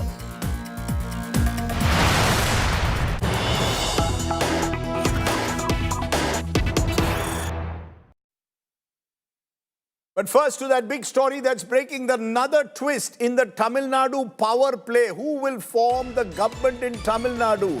Now AIDMK sources claiming that talks were held with DMK on government formation. Imagine this, a DMK-AIDMK alliance to, in a way, perhaps try and stop the rise of Vijay. All of this coming hours after the actor turned politician stake claim to form a government, met the governor, but interestingly, the governor, who is a former BJP leader from Goa, is yet to invite Vijay to form the government. Governor reportedly is seeking details of support from Vijay. I want to go straight across to Pramod Madhav, who's joining us from Chennai. Pramod, all this talk of an AIDMK-DMK alliance, let's be clear. I've been speaking to DMK leaders. They are saying this is a pressure tactic by the AIDMK to get Vijay to tie up with them and not with the Congress. Now, the DMK is denying that any such talks have taken place. The AIDMK seems to be pushing the idea that talks have taken place. Is this simply an attempt to put pressure on Vijay to come to a deal in some form or the other? Because Vijay seems to be wanting to go with the Congress, which apparently the BJP also doesn't want him to do. Well, Rajdeep, one thing is very certain. We have all given this given this news break with question marks, because apparently the people inside the inner circle, they are completely shocked. First, the information we got, it was from AIDMK. Then we got the information from DMK as well. But apparently it looks like it is the APS faction who has initiated the talks. And it did not happen now, Rajdeep. It's been happening for the 48 hours. They tried to keep it shut, but apparently it has to come out. And even certain things we're not actually telling but here the DMK about is the talks denying exactly it. because but those things are much more shocking. DMK is denying that any such talks have taken place. Is this simply pressure tactics, an attempt by the AIDMK to plant the story in the Tamil Nadu media to create the impression and put pressure on Vijay to come to a deal with the AIDMK? Rajiv, very clearly the people inside DMK has also stated that such kind of talks has been occurred. And like I'm telling you, there are much more to these things which you are not revealing because their sources, our sources very clearly said not to do so because they do not want to end up in trouble. But the important aspect is that like EPS has called all the MLAs together even before. Imagine, Rajiv, I can tell you only one thing. Yesterday something happened within the AIDMK faction. Two senior leaders, that is SP Velumani and CV Shanmugam, they decided to claim that they have the support of 25 MLAs. EPS was no longer in that particular picture and they want to go and give the support to TVK. That actual deal was put on hold. AIDMK very clearly said that they are not going to support TVK because this particular issue apparently came up after EPS. No, again I'm telling you all this with a question mark we are giving because we know that AIDMK and DMK are going to definitely deny these facts because this was supposed to be a major secret. No one in Tamil Nadu is ready for such kind of like news, Rajiv. DMK and AIDMK having any kind of conversation, but we are clear that our sources very clearly say that such talks have occurred. First, but none it of came them, from let's be AIDMK clear. and then Pramod, also from DMK, Rajiv. Pramod, we need to be clear. Nobody is coming on record. None of these people are willing to come on record to say this. My sources are telling me all of this is a pressure tactic on Vijay because Vijay has completely upended Tamil Nadu politics. And I'll ask my producer after a while to play all the numbers. Even if the AIDMK and DMK come together, it won't be very easy for them. This is very easier said than done. All of it seems to be an attempt to put pressure on Vijay. Remember, the governor of Tamil Nadu, who's a BJP leader from Goa, as I said, has also not invited Vijay yet. Akshita Nandgopal is joining us. Akshita, this seems like a typical pot boiler. You've got an actor at the center of it all, and you've got these old war horses in Palanisamy and Stalin. Now the news floating is that there were back-channel talks between the AIDMK, DMK. My DMK sources are saying there is no question of any such alliance. This is the AIDMK being used by the BJP to put pressure on Vijay to tie up with them. Even amidst reports that the AIDMK could actually split and a section could go with Vijay. What are you picking up? Rajdeep, I'll tell you that when I've spoken to my sources, you've spoken to your sources in the DMK, I've spoken to my sources in the AIADMK, and look, off record, they are saying that yes, there's a conversation live that's been opened. So I asked, is that with EPS? Has EPS been involved in these conversations? The message immediately was no, not EPS, but some other leaders are having a conversation. It's all very vague. It's all up in the air, which is why I tend to agree with you that this largely seems to be a pressure tactic right now that the AIADMK is attempting to pile pressure on TVK to push them into a decision. And let's be very clear that the film script that's playing out right now, Vijay would have never anticipated the twist after twist that's playing out of the political pot boiler that we're currently witnessing. Vijay expected that it would be smooth sailing here on. I was at the Nehru Indoor Stadium where all preps have been made, Rajdeep, for the swearing-in ceremony. Vijay was convinced that tomorrow would be a grand swearing-in ceremony at 10 a.m. That hasn't happened because the governor has said very clearly, you need to come back to me with the numbers. Look, as much as you're hearing all this about DMK and AIADMK, I think the real challenge right now is for Vijay to get those numbers. VCK left. He has only one option left. VCK left and both of them joining him because the numbers right now are at 112. He needs 6 more. And at this point, with 2 from VCK, 4 from the left, that's the only option that could work out for him. The VCK was supposed to hold a meeting tomorrow, Rajdeep, to decide on it. They've cancelled that meeting. And so this could go on now for 24 hours, for 48 hours. We don't really know. There's no timeline at this point on when Tamil Nadu will get a chief minister, or when Vijay, for that matter, will be taking oath as a chief minister. Let's look at those numbers, Akshita, in a moment. And I'll put them on the screen. TVK has 108. Now that 108 also includes the fact that Vijay has won from 2 seats. So therefore it is 107. Yeah. It brings down the size of the assembly to 233. In a 233-member assembly, Vijay then needs 117 to prove his majority on the floor of the House. He has 107. The Congress has 5. Add the 5 of the Congress. I'll ask my producer to put the 5 of the Congress. That becomes 112. Then from there, you go to the VCK. The VCK has 2. That becomes 114. Add 1 of the 2 CPI and CPM, 1 each. That becomes 116. Then he just needs 1 more, which can come from the IUML, presumably another ally. I don't know which other ally of the, yeah, let's look at that. 107 of TVK, 5 of Congress, that's 112, CPI 2, CPM 2, VCK 2. He's through. So what he really needs tomorrow is letters from all of these smaller parties, possibly the DMDK as well. If he can get that, how can the governor then stop him, Akshita? The governor can't, but the challenge is, Rajdeep, in getting those letters. We were expecting the VCK meeting to happen tomorrow, and then that 2 that you've shown there on our screens of VCK coming on board, that meeting is not happening tomorrow. The left, meanwhile, is taking their own sweet time. They've called for a meeting in 2 days from now, on 8th May. So once that meeting happens, then the 4 will come to Vijay's side. This is going to drag on for the next 48 hours. And one scenario that you're showing right now seems to be the only scenario right now in Vijay's options, because the AIADMK doesn't seem like something that TVK is on board with. You've got EPS grandstanding saying, I don't want to be in an alliance with the TVK because that will erode the identity of the AIADMK. I don't see movement in the next 24 hours. If Vijay has to give those numbers to the governor, it's going to take 48 hours. And the governor, by the way, reportedly, Rajdeep, is traveling to Kerala. And the other interesting aspect of this is, and I want to tell this to viewers, Akshita and Pramod, you can have a minority government. Remember Narasimha Rao, all the way in 1991, you do not, the moment Vijay can easily tell the governor, give me 10 days, I will prove my majority and get outside support. Karunanidhi, the great Karunanidhi formed a DMK government with outside support, a minority government.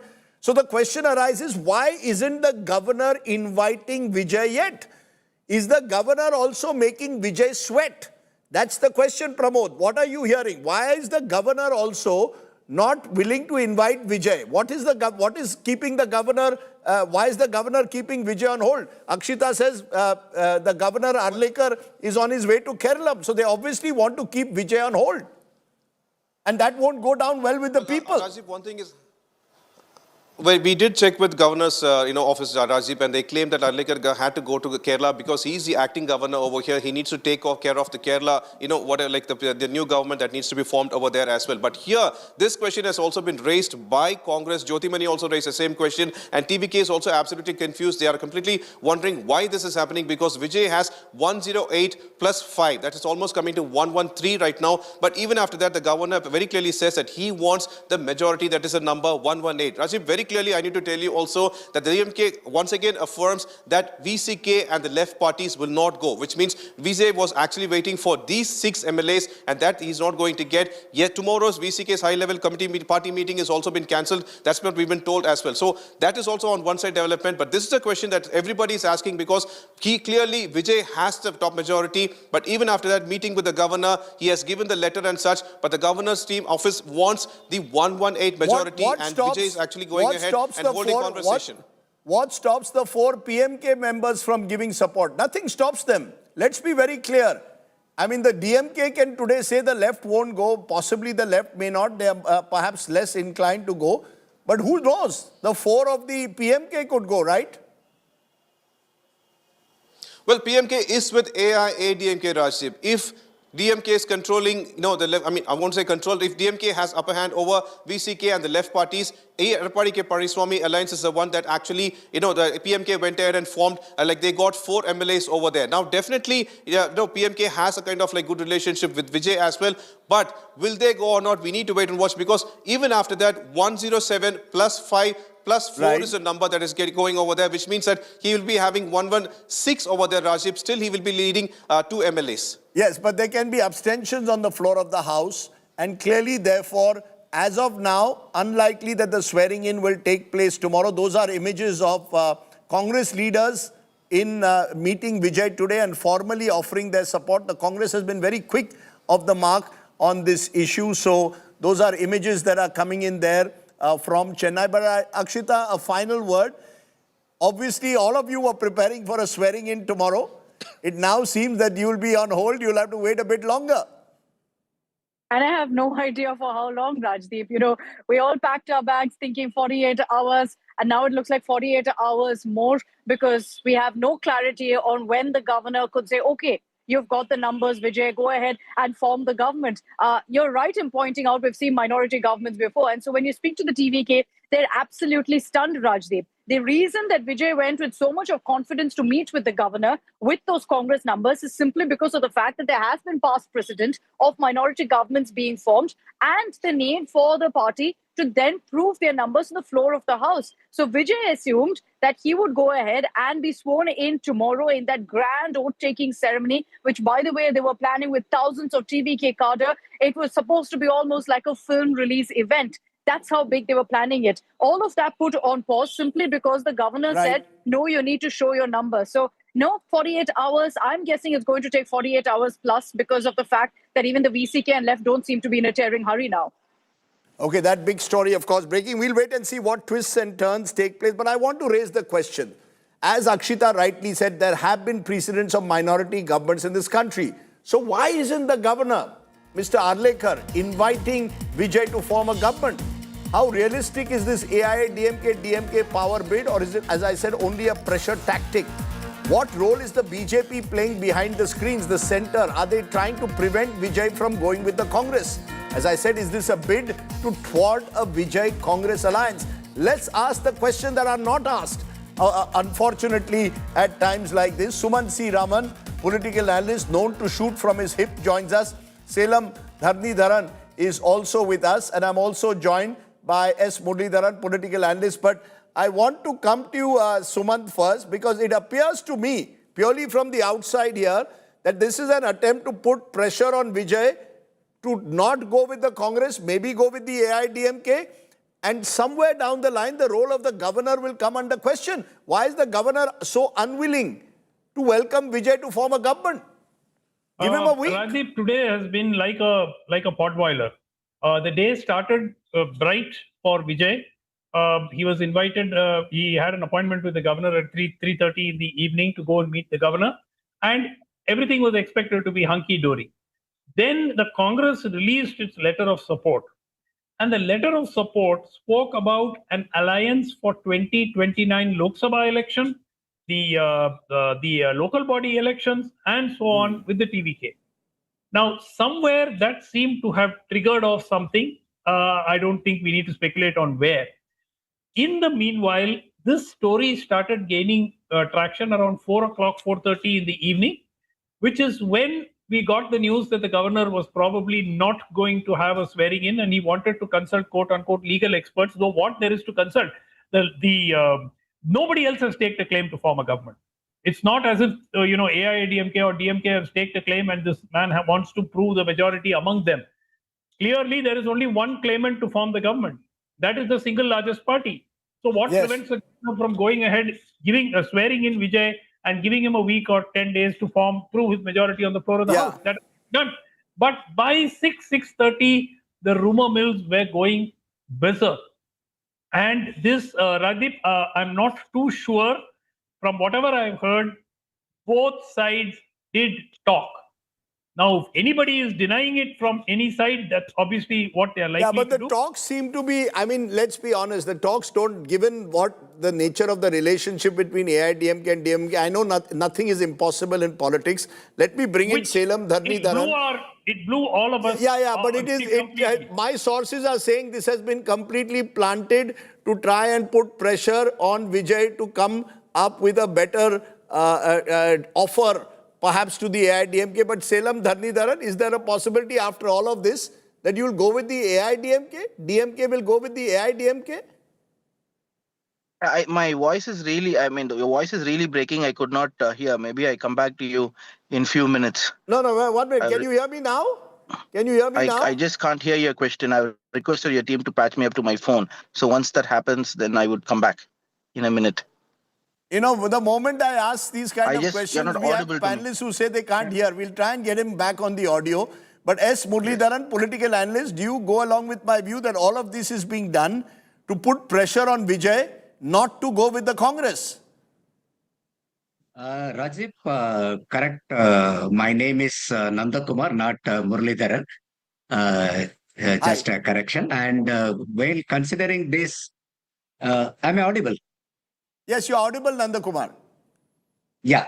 So this is time and again it has been disproved by Vijay that whenever there is a pressure or hurdle put towards Vijay, he is coming very successfully. That's what we have seen over the past few months. And again, there is no logical thing even because Indian constitution doesn't mandate a governor to ask for the halfway mark to prove that. Even if you take the presidents in 2018 in Karnataka, when BJP was falling short, the governor has invited Yediyurappa to form the government. And even in 2019 in Maharashtra, when Fadnavis was not having the majority, governor has called him and Supreme Court intervened to and given the verdict for floor test. But since he could not prove it before the floor test, he has resigned. But here Vijay is having very well 113 numbers with him. And the governments are often formed based on the possible likelihood to prove the majority. Sure. No, So there are two. There are to be two. proved on the floor. Yeah. When I look at precedents, there's K.R. Narayanan who asked for letters of support. You will recall, and said, "Give me the letters of support, and then you can go on the floor of the house."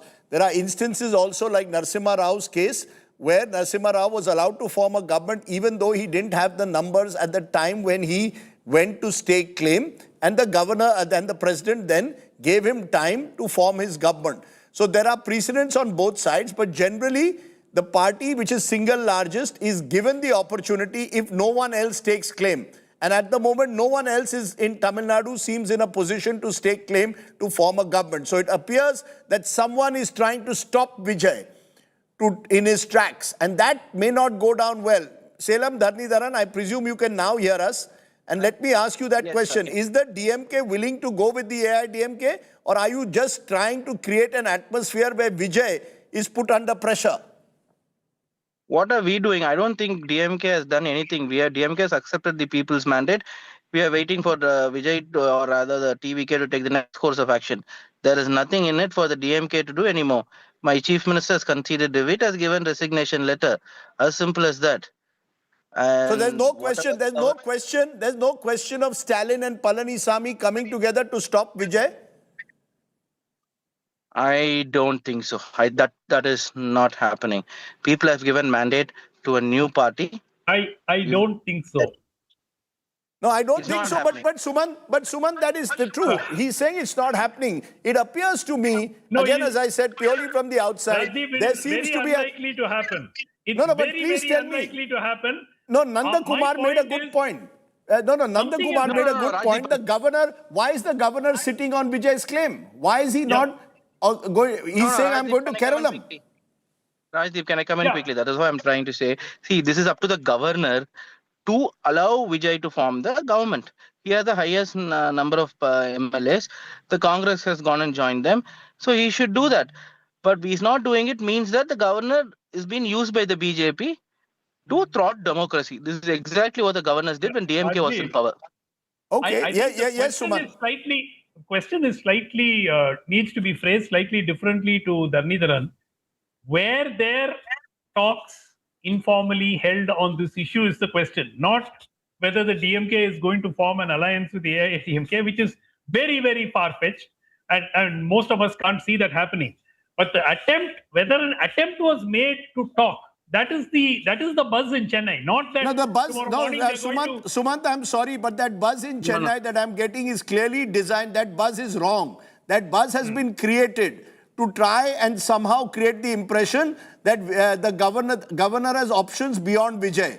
The truth is, let one person of either of these parties come on record and say we have begun a conversation with the other. They're not. Or so they're saying sources. Or deny that completely. Yeah, so they're not. Or deny that completely. No, he's denying it. Coming, Rajdeep. Yes. I'm coming here. Right? Yes. My chief minister, my former chief minister, my party leader, M.K. Stalin, even during 2018, after Jayalalitha's demise, when ADMK was going through a tumultuous time and OPS split away, if he wanted, he could have, using the support of OPS MLAs or TTV Dhanakaran MLAs, could have come to power, but he never did it. So he is someone who believes in democracy. He is a thorough statesman. So he will not do anything like that. The mandate has been given to TVK. Let them govern. Okay. But if they don't deliver on their promises, if they don't deliver on their promises, my party will question them each and every day if they don't.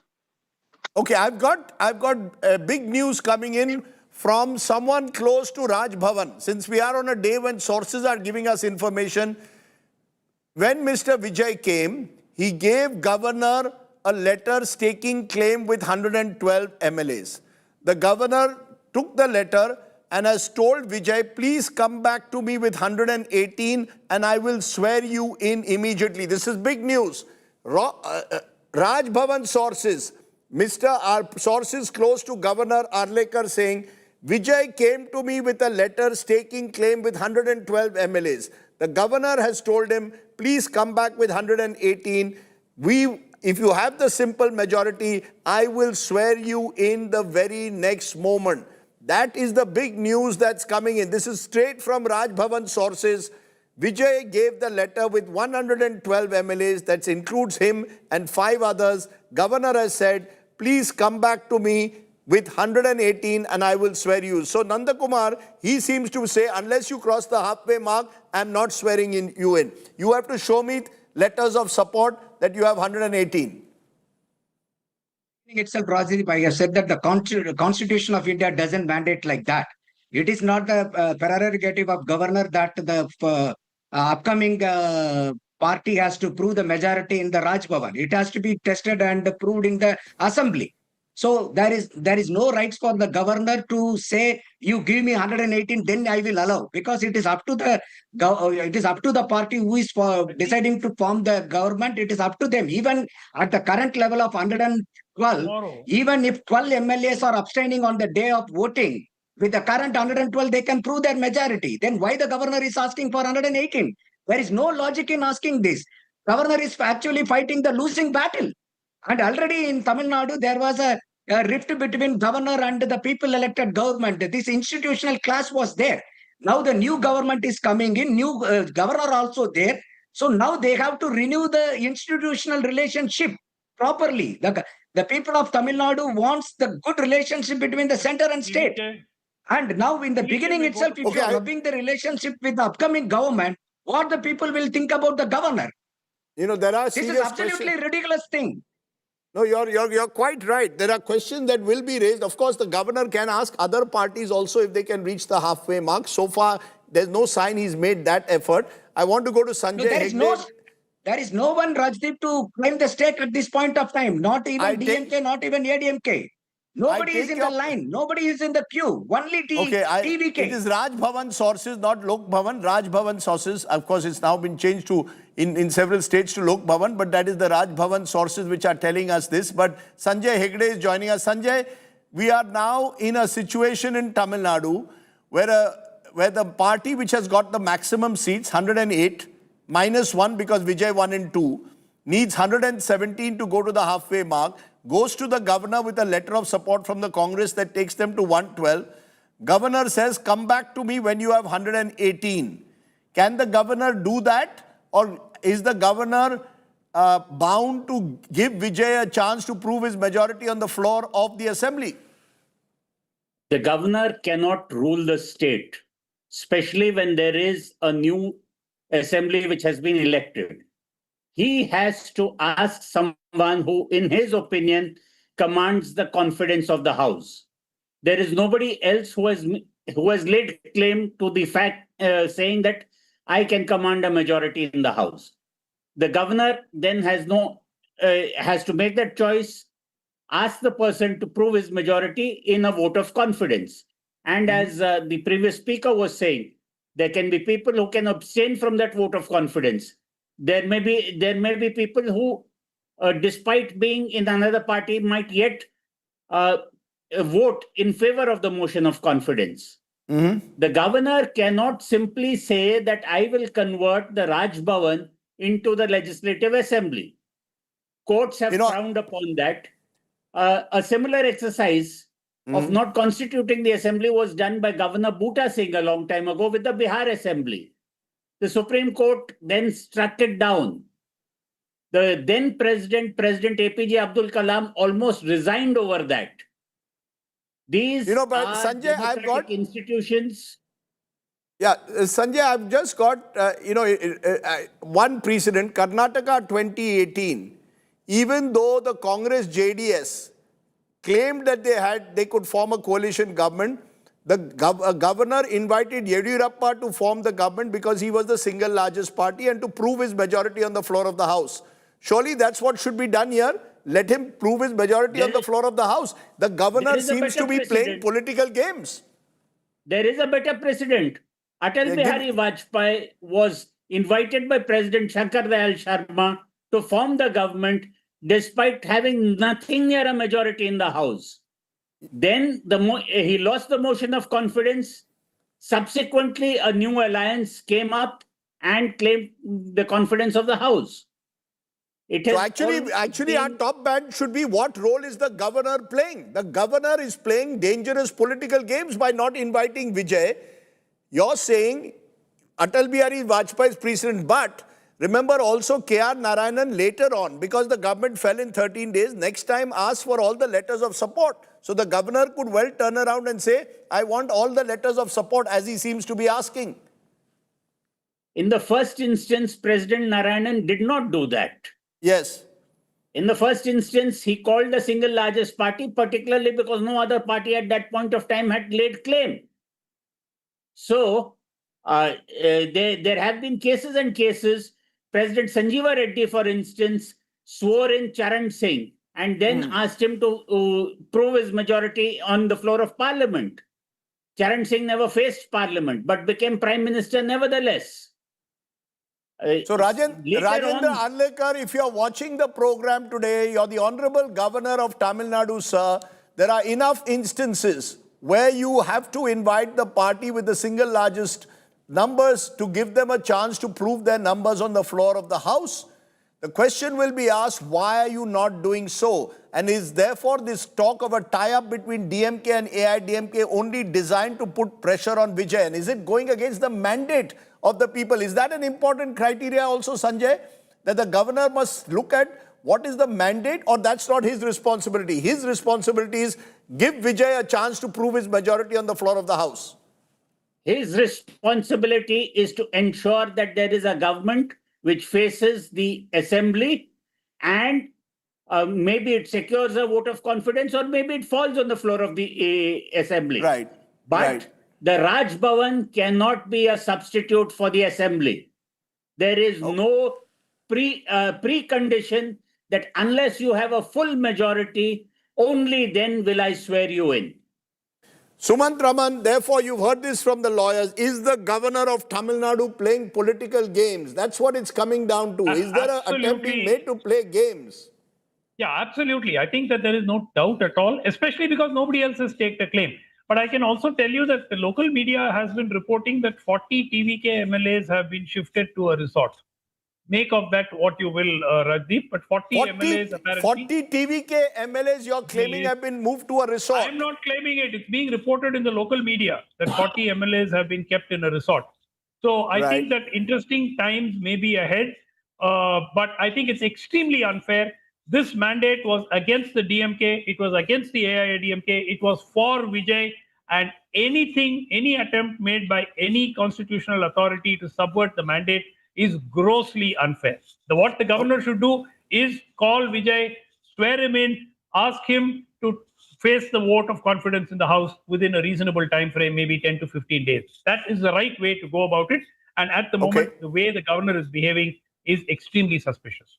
Okay, I'm going to leave it there. Lots of questions that the governor of Lok Bhavan will have to answer. Is this an attempt to deny Vijay his shot at power? That's the question. Yeah, Nanda Kumar, I'll give you 30 seconds. Yes. Yeah, let us not forget that governor has already dissolved the current assembly and literally we are under governor's rule now. So with this condition, still he is not allowing the new coming party to form the government. It is not at all right in the democracy. He has already dissolved the assembly. Okay, we'll wait and see what the governor does next. But Tamil Nadu is heading for uncertain times, something that normally doesn't happen in a normally very stable two-party coalition system. But I appreciate my guest joining me on the show. Let me give you a backdrop of all that's happened. Dramatic day like no other in Tamil Nadu in recent times. Actor turned politician Vijay and his TVK made their move this afternoon. They staked a claim to form the government in Tamil Nadu with the backing from Congress and the support of 112 MLAs. The final call rests with the governor, who, as I said, is a former BJP leader from Goa. The DMK is crying betrayal. The numbers game is intensifying. Take a look at tonight's big report.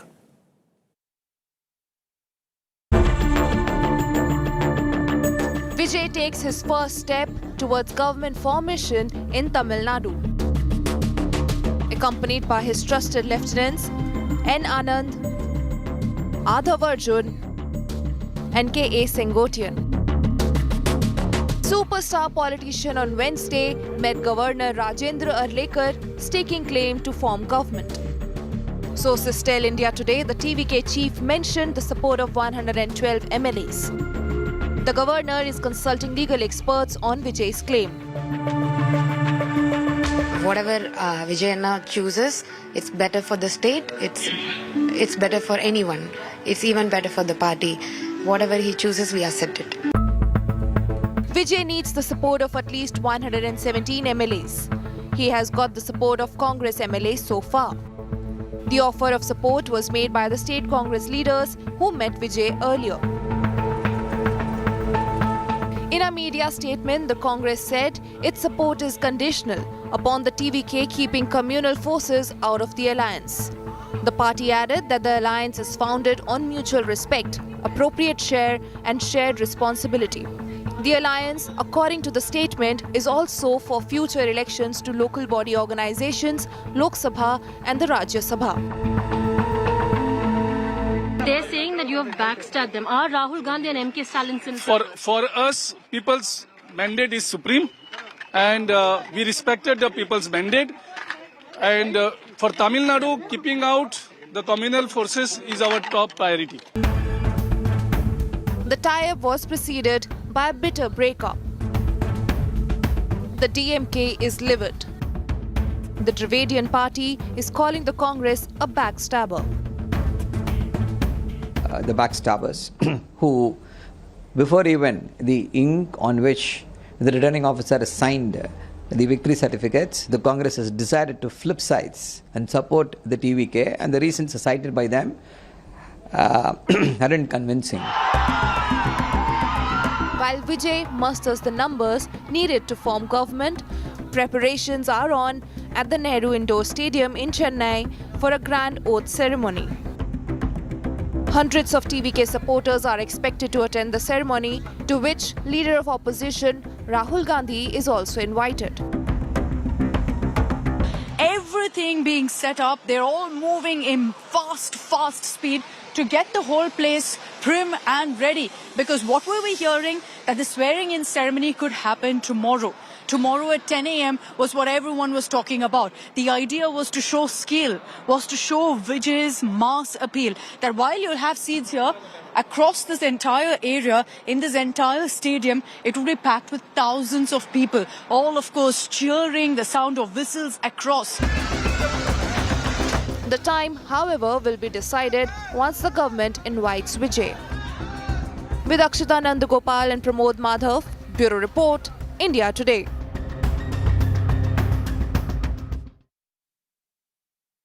And earlier I spoke to Karthi Chidambaram, Congress MP, to explain why is the Congress so keen to tie up with Thalapathy Vijay. Listen in.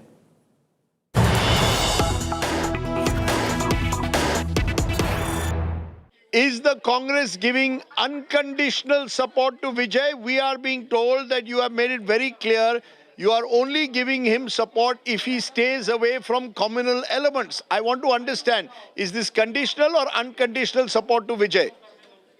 It's clearly conditional. It's conditional on the kind of allies he brings to the table. We do not want anybody who is communal and who doesn't believe in the constitutional and secular values of India. No, let's be very clear. Are you telling me that if Vijay, for example, brings the AIDMK, which had aligned in the election with the BJP, will you be part of such a government? Are you willing to give outside support, or you want to be in government and have power sharing? No, we are in for the whole hog now. We are in for support and participation, but I do not know on what terms or what conditions the ADMK wants to come out. Is it the whole of ADMK coming or a faction of the ADMK breaking away? I don't know. So that's all not in my purview at all. So I don't know. We only react to it when that happens. But we are very clear that we would want this government to be stable and secular. How do you create a stable government? Please tell me. Vijay has 107 MLAs. Congress has 5. That becomes 112 in a 234-member assembly. Vijay has still not given or told us at least, or told even the governor, which parties exactly will support him. If it is small parties like VCK and a couple of others, it only adds barely to 118, just over the halfway mark. How will you create a stable government? Is this simply the Congress looking to somehow get back into power in Tamil Nadu after 50 years? See, how he cobbles up the numbers is really it's up to the TVK. They are in pole position and they must reach out to political parties as they reached out to us. There are other political parties there. The VCK is there. The Communist Party is there. The DMDK is there. There are many smaller political parties on both sides in both other formations. It's up to him to reach out to them and to come to some understanding. So we are not doing this only for power. Let's be very clear. The mandate of the people is for change. People have voted for a change. They want a government which is not led by either the DMK or the ADMK, the two political parties which have been heading governments for the last 60 years. They want the government to be headed by Vijay. They want a government to be headed by the TVK. But they have also put a caveat. They have said that while they want the government to be headed by Vijay, they want him to go out and get a few other political parties to aid and assist him. They have not given him a mandate by himself. And he's respecting that mandate and reaching out to political parties. He's reached out to us formally. So we are extending our support. So now he needs to reach out to other political parties. I believe he has. Now they need to respond and then we'll see how things unfold. No, but the DMK says you backstab them. Look, the fact is, one minute, Mr. Chidambaram. You've got a situation where the DMK has been your partner for the last 2 decades. You've got a situation where MK Stalin endorsed Rahul Gandhi as the Prime Minister candidate for 2024. He said, we are brothers. Suddenly you are backstabbing your brother? Let me explain this. It's a very harsh criticism. There are pre-poll alliances, and if none of the pre-poll alliances get a working majority on their own, you have to explore other options to form a working majority. This happens in all parliamentary democracies. You are very familiar of these things which happen in Germany, in Belgium, and Netherlands.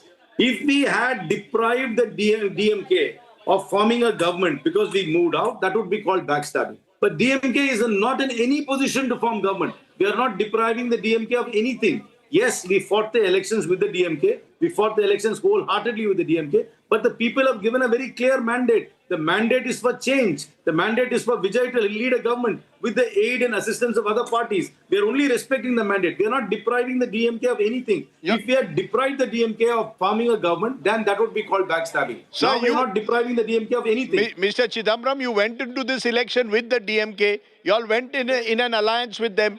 Now you are ditching your ally, whether you like it or not, your so-called India alliance partner, because you are centering power with TVK. That is the argument that the DMK is giving, that the Congress at the slightest scent of power is leaving us.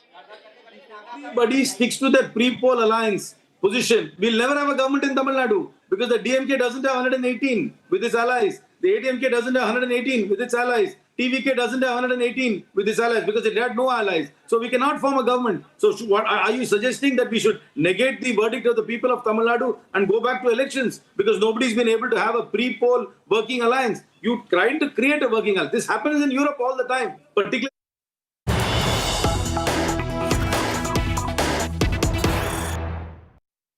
Okay, so you heard the Congress position there on Tamil Nadu. Let's go straight across to West Bengal, where now we've got more drama there also because Mamata Banerjee, we are told, is planning to move the Supreme Court against the BJP and the Election Commission.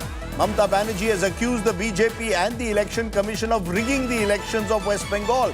Mamata Banerjee has refused, remember, to resign as West Bengal Chief Minister, although the term of the Assembly ends tomorrow and the BJP is all set to have its government sworn in on Saturday. Sources saying Didi has therefore dared the centre to impose president's rule. Meanwhile, Shubhendu Adhikari has vowed to reopen cases against Trinamool Congress leaders. I'm now joined by Indrajit Kundu, our Kolkata Bureau Chief. Indrajit, as of now, the latest twist seems to be Mamata Banerjee is saying that she's going to go to the Supreme Court against the Election Commission, claiming that the elections were rigged. Well, that's right. Mamata Banerjee and the Trinamool Congress maintains that she is not resigning. Remember, the tenure of the current assembly session comes to an end tomorrow. So Mamata Banerjee and the Trinamool Congress says that, if it is required that she be removed, that can be done and that can be recorded, but she will not resign because this is a mark of protest. And she still maintains that this election was not fair and that it was rigged. And that's the reason why the Trinamool Congress is now saying that they want to take this battle in the court of law. Remember, even during Nandigram in 2021, it was challenged before court, an election petition was filed. So we'll have to wait and see as to what is the kind of exact legal recourse that the Trinamool Congress says it is going to take, because they have said that the courts are open. They can go to the Supreme Court as well. There's also, of course, the question, Kaun banega Chief Minister? What are you picking up? Is Shubhendu Adhikari certain to become the Chief Minister, the next Chief Minister of West Bengal? Are there any other options that you see? Well, politically speaking, given the kind of a stellar track record that Shubhendu Adhikari has, and especially now with the Bhawanipur victory, the BJP really doesn't have much of an option or a leeway to think of anybody else apart from Shubhendu Adhikari. But Rajdeep, as you know, for a party like BJP, it's very difficult to predict because, a lot of people did not see some of the top appointments that have come in the BJP in the recent past. Right. There was no precedent. So with the BJP, there can be no predictions. But yes, Shubhendu Adhikari clearly the front runner as far as West Bengal is concerned. Okay, I'm going to leave it there. Indrajit, thanks very much for joining us. Remember, after the BJP's sweeping victory in West Bengal, not surprisingly, the political battle has spilled onto the streets, despite the Prime Minister's message that this was about badlav, not badla or revenge. We're seeing disturbing surge in post-poll violence in some parts. At least 3 people have lost their lives so far. And incidents of arson and vandalism being reported across districts. In Asansol, a TMC office was gutted in a late-night fire, flames spreading to nearby shops. In Kolkata's New Market area, a party office was bulldozed with BJP flags seen on the machine and slogans raised on the ground, raising serious questions once again over law and order. The police claim they've cracked down and many suspects have been arrested. Tapas Roy has more. ये जो है hog market है, यानी कि new market area है, जिसको famous new market के नाम से जाना जाता है। और वहीं पे ये जो एक स्ट्रक्चर हुआ करता था उसको तोड़ दिया गया है और बुलडोज़र चला के, जो वायरल वीडियो आया है, लोग यहाँ पे कोई नहीं थे, तब बुलडोज़र चला के इसको अचानक तोड़ दिया गया है। किसने ये किया है, ये अभी तक कुछ आरोप किसी के ऊपर आया नहीं है, लेकिन कुछ ऐसे लोग थे जो लोग इस वक्त इसी जगहों पे आए थे, बुलडोज़र के साथ आए थे और उसके बाद ये तोड़ दिया गया है जगह, ऐसी खबर मिल रही है। कुछ लोग कह रहे हैं कि यहाँ पे दुकानें थी, कुछ लोग कह रहे हैं कि यहाँ पे टीएमसी की यूनियन की जो मार्केट की यूनियन है उसकी पार्टी ऑफिस हुआ करती थी, लेकिन अभी तक कोई खुलासा हुआ नहीं है क्योंकि कुछ दिख नहीं रहा है यहाँ पे, कुछ बैनर वगैरह कुछ अभी तक यहाँ पे दिख नहीं रहा है। लेकिन ये यहाँ की आसपास की लोगों की आरोप है कि इसको कुछ लोग आके, मॉब्स आके बुलडोज़र के साथ तोड़ के चले गए। कैमरा पर्सन शुभजीत गाइन के साथ Anirban, Kolkata. Okay, let's take a break at this point. When we return, 2 explosions inside high security camps in 2 cities have jolted Punjab. More when we return. You're watching the news today. News without the noise.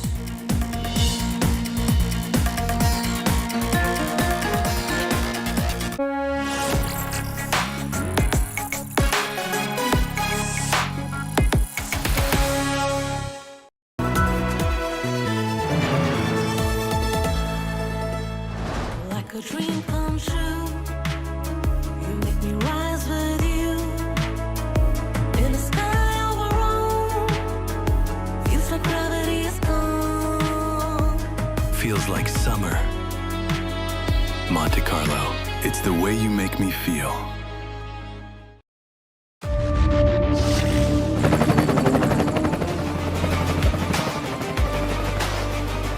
Character, the taste of success. Like I said before, we better own the sins.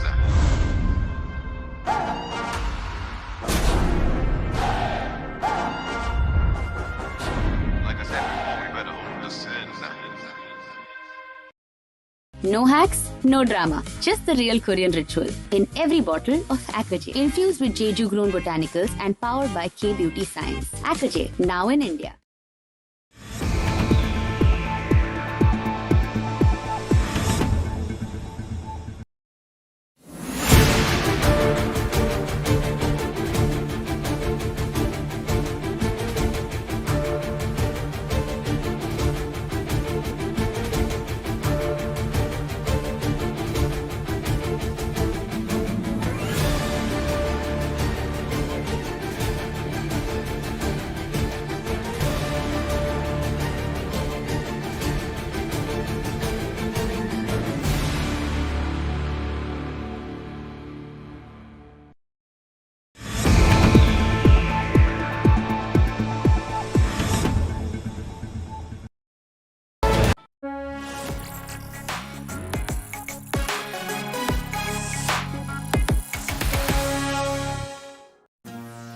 Welcome back. Let's turn to tonight's ground report, and it comes from Punjab, where two high security targets have put Punjab on alert. First, a scooter explosion at the BSF headquarters in Jalandhar, and then hours later, another blast inside an army camp in Amritsar. Sources pointing to an ISI-backed plot, but the political blame has exploded just as fast. Chief Minister Bhagwant Mann hinting at a BJP angle, the centre hitting back, the Congress demanding proof. Take a look.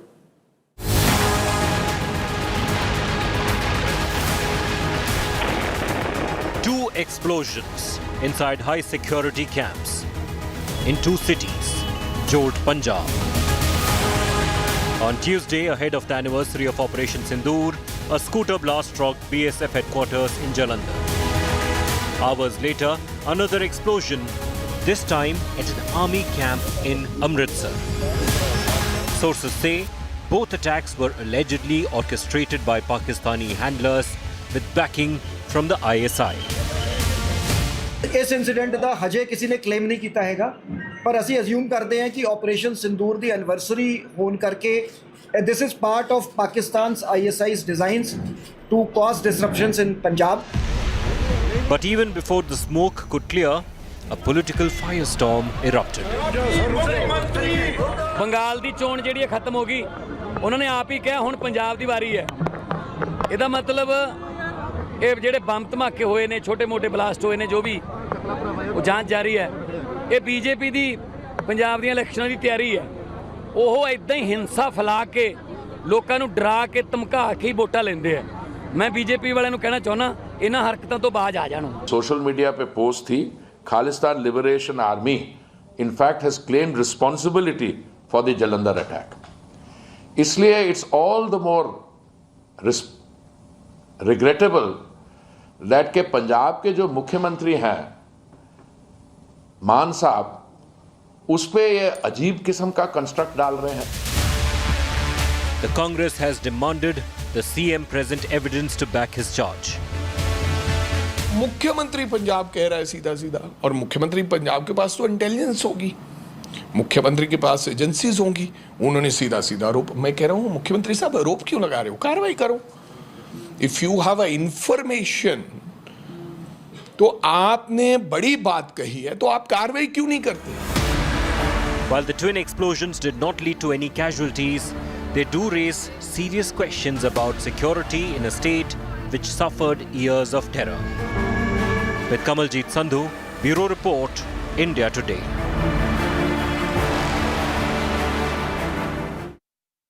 And remember, Punjab goes to the polls early next year, so politics peaking at every turn. That's about all that we could pack in on the show tonight. My colleague Maria Shakil will join you on the other side. For now, stay well, stay safe.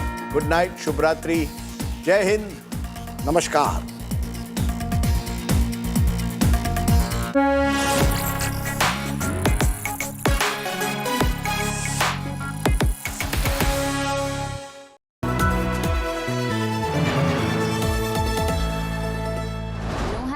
no drama. Just the real Korean ritual. In every bottle of Akaje. Infused with Jeju-grown botanicals and powered by K-beauty science. Akaje, now in India.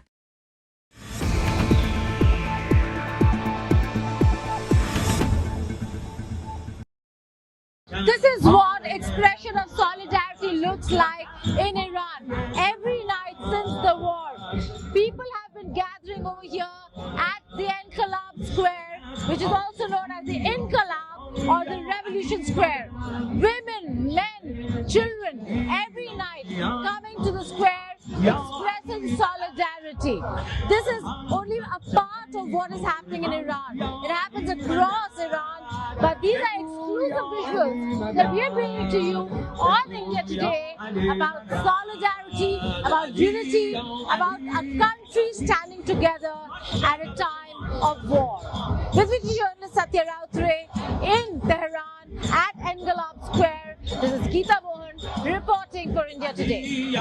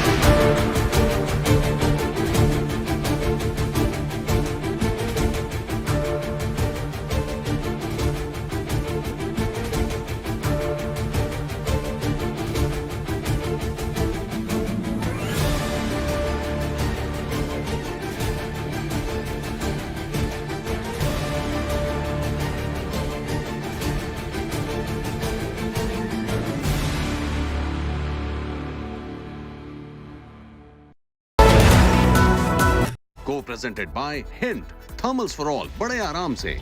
Co-powered by NECC, Sunday होया Monday, रोज खावन day.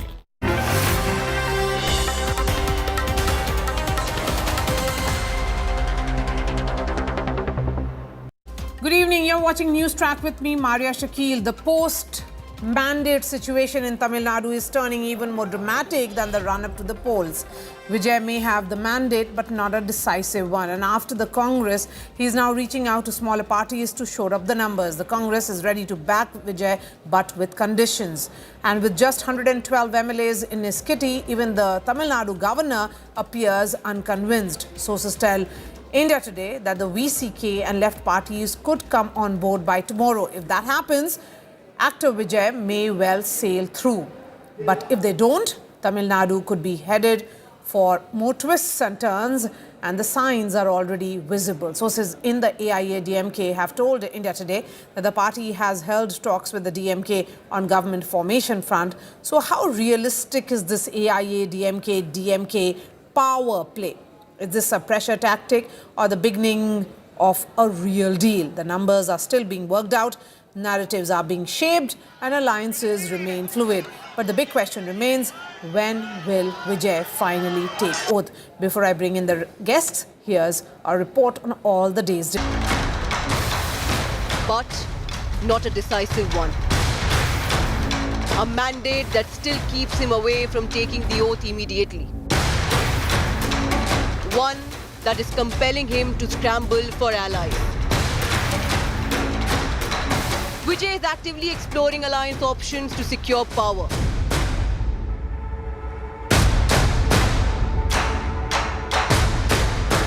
The Congress, with its 5 MLAs, has offered support to Vijay. The Grand Old Party says that by aligning with Vijay, it aims to keep communal forces out of power. The Congress Party is also looking at this alliance as part of its strategy for the 2029 Lok Sabha election. We are not doing this only for power. Let's be very clear. The mandate of the people is for change. People have voted for a change. They want a government which is not led by either the DMK or the ADMK, the two political parties which have been heading governments for the last 60 years. They want the government to be headed by Vijay. They want a government to be headed by the TVK. But they've also put a caveat.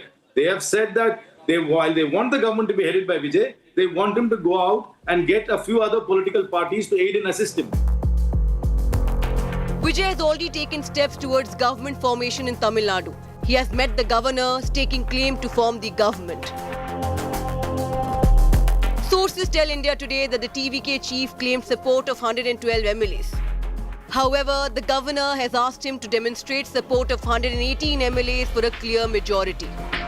The governor is also consulting legal experts on Vijay's claim. This brings us to the real issue, the numbers game. Thalapathy Vijay is still short of the majority mark by 6 MLAs. DMK allies such as VCK with 2 seats, the left parties with 4 seats, and AMMK with 1 seat could potentially tilt the balance. VCK and the left parties are likely to come on board soon. However, speculation of an AIDMK-TVK tie-up appears to have been put to rest. AIDMK Deputy General Sekki has ruled out any support to TVK in forming the government, stating that the party will not compromise its identity. புரட்சி தலைவர் எம்ஜிஆர் அவர்களால் உருவாக்கப்பட்ட இந்த இயக்கம் புரட்சி தலைவர் அம்மா அவர்கள் காப்பாற்றப்பட்டு இன்று எங்களுடைய கழகத்தினுடைய போட்டுதலுக்குரிய புதுச்சேரி எடப்பாடியுடைய தலைமையிலே சீரோடும் சிறப்போடும் செயல்பட்டுக் கொண்டிருக்கின்ற இயக்கம் எந்த சூழ்நிலையிலும் அனைத்து இந்திய அண்ணா திராவிட முன்னேற்ற கழகம் தமிழக வெற்றி கழகத்திற்கு ஆதரவு தெரிவிக்கப்படவில்லை என்பதை எங்களுடைய கழகத்தினுடைய போட்டுதலுக்குரிய பொதுச் செயலாளர் எடப்பாடியாருடைய அனுமதியுடன் தெரிவித்துள்ளேன். As Vijay continues efforts to secure the numbers needed to form the government, preparations are underway at the Nehru Indoor Stadium in Chennai for a grand oath-taking ceremony. This is the location where we have seen some of the most iconic film releases, audio launch events. Now it's going to be used for a political swearing in where the lines kind of blur between films and politics. Lots lined up for you. The Thalapathy of Tamil cinema becomes the Thalapathy of Tamil Nadu. And it's right here that his journey will begin. The numbers are still being negotiated. The alliance is still fluid. But the question remains, when will Vijay finally take oath? With Akshita Nandgopal, Pramod Madhav, Nagarjuna Dwarkanath, Bureau Report, India Today. Joining me first on the show is Congress Lok Sabha Whip and also Member of Parliament from Tamil Nadu, Manikam Tagore. Mr. Tagore, let me begin by asking you what really is holding back Governor of Tamil Nadu, because there's been no invitation that has been extended to Vijay to form the government, to take oath. The question is, what is it that the Congress is doing to ensure that he gets the numbers? The mandate is for Mr. Vijay, and we all know that the mandate is for change and for a secular government in Tamil Nadu. Therefore, the direction was very clear that the TVK got 108 numbers and they were short of 10. And Congress has five members. We had supported them. And now another 5 is needed, and the left parties and other parties are they are also having their own discussion. In the meantime, we all know that the BJP's politics has started. BJP is having only one MLA. And they wanted to enter into Tamil Nadu's politics. They wanted to do that through using the governor office. Governor office, we all know that Sakarya Commission, all other presidents in Karnataka, Maharashtra, all have shown very clearly when there is a single largest party, when they stake claim, the governor has to invite them and swearing in has to happen. Then they have to floor test has to happen. Floor test is the test which has to decide about it. Why BJP is indulging in this politics, we don't know in Tamil Nadu. Why with one MLA, what politics they are doing it to stall a mandate is the issue. BJP's this habit of stalling the mandates, manipulating the mandate is a problem. Tamil Nadu has rejected that and they had given only one MLA in Tamil Nadu for BJP. Again, they are Mr. continuing Decode, why are you accusing the BJP of doing it? This is the governor's office and the governor is well within his constitutional right to seek clarity before he can invite Vijay for the swearing-in ceremony. The question is that you may have extended support of your 5 MLAs, but he still needs MLAs to form the government. What kind of clarity? We need to understand that one party has won in 108 seats. It is the single largest party and it is short of 10 members. And 5 more members have supported it. And you can give them 3-4 days, 5 days, 1 week time to prove their majority. Install a government. Make the elected representatives the leader of the party to take votes. Why you are denying the without a government for the people of Tamil Nadu? The mandate is for Mr. Vijay. Why they are BJP's behavioral problem is this thing. They are indulging in this kind of politics. We respect the honorable governor, but BJP is doing the backdoor politics. Therefore, only this confusion will start. But Vijay is still short of close to 7 MLAs to reach the magic number. There are reports indicating that Rahul Gandhi is perhaps in touch with other political parties, the smaller political parties, to get numbers for Vijay. And he has also given some assurances to him. Is that really the fact that Rahul Gandhi is trying to onboard them? Vijay, who's leading that thing, it is his government and he has wrote letters to Congress party. And yesterday when we had, when Congress President Karge Sahab asked the state unit to decide, we had a late night meeting for 3 hours and we decided. Therefore, every party, Mr. Vijay has wrote to the left parties also, BCK also, IUML also. Therefore, these 4 parties has been approached by Mr. Vijay. It is Mr. Vijay who is leading that thing. And we are, whenever it is asked, because it is his government is going to run it. Therefore, we want a secular government to be installed in Tamil Nadu. We don't want the entry of BJP through backdoor. That is on which we are working on it. And we are very clear that all the secular forces will unite in Tamil Nadu and form a government in Tamil Nadu. And will you be part of this government? So we are very clear that the government, this mandate is for Mr. Vijay. Okay. And the mandate is for change. And it is for a secular government. Therefore, only we are again and again saying that the left parties and the VCK and other progressive left forces should always have some kind of rethink and we should save Tamil Nadu from getting into this kind of difficulty. Coming to the ministerial positions and others, we need to first go through the floor test and we are very convinced that when floor test is done and when we have a government in place, this can be negotiated and this can be settled. All right, Manikam, really appreciate your time. Thank you so much. Of course, there are several twists and turns that we are seeing. And amidst the suspense over magic number for Vijay, there seems to be some legal trouble for TVK chief over 2015 tax issue. Petitioner has moved Madras High Court seeking to register a cheating and money laundering case against CM designate Vijay. The petition stems from a 2015 income tax search conducted during the release of the film Puli, which allegedly unearthed unaccounted cash transactions. So some trouble coming in for actor Vijay. Who is this petitioner and why is this petition coming up right now, very close to when he is going to be sworn in as the next Chief Minister of Tamil Nadu? What does it actually mean? Let me bring in Lata Srinivasan, senior journalist, joining us. We also have Kasturi Shankar, actress, activist. Lata Srinivasan, beginning with you, there seems to be some twist and turn. We are trying to understand when will Vijay be sworn in as the Chief Minister, given the kind of mandate that he has been given by the people of Tamil Nadu? Hi, Maria. I think, what we are seeing seems to be playing out like a movie, like what we see in cinema, right? He's been elected to power, but he's not yet become the chief minister because he has to prove his majority.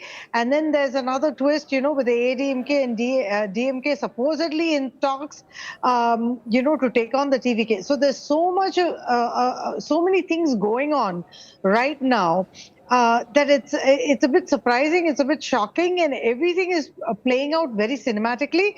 But we hope to see Vijay, take the chief minister's throne on Friday. That is what the people of Tamil Nadu who voted for him are hoping for. Yes, so, Kasturi, this is a mandate for Vijay, for someone who founded his party in 2024. The people of Tamil Nadu have rejected DMK, IADMK, and have completely imposed their faith in him. Then why this delay? Do you think that there is some kind of restlessness also seeping in? That why is the governor also not inviting him for the oath?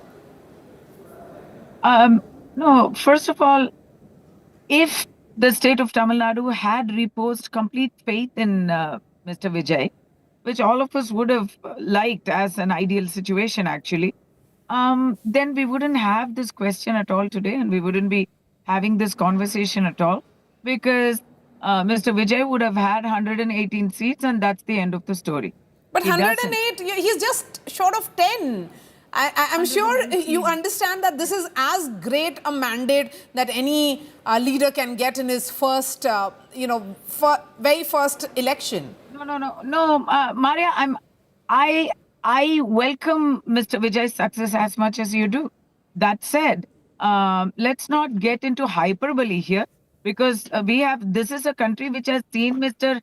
Sri NTR's success, which was unequivocal. So, it is not as much a victory as anybody can expect in their first outing. We have seen a Prafulla Kumar Mohanta storm into power in his very first election. So let's not get into hyperbole. Let's not forget history. Let's just stick to the facts here. This is a governor who is a new incumbent in Tamil Nadu. He himself is not been there for a long time, number one. Number two, May 10th is the deadline to find a new cabinet of ministers for Tamil Nadu, because that's when the DMK's term completely runs out. Number three, we've got 112 signatures, and we are going to need to find 6 more.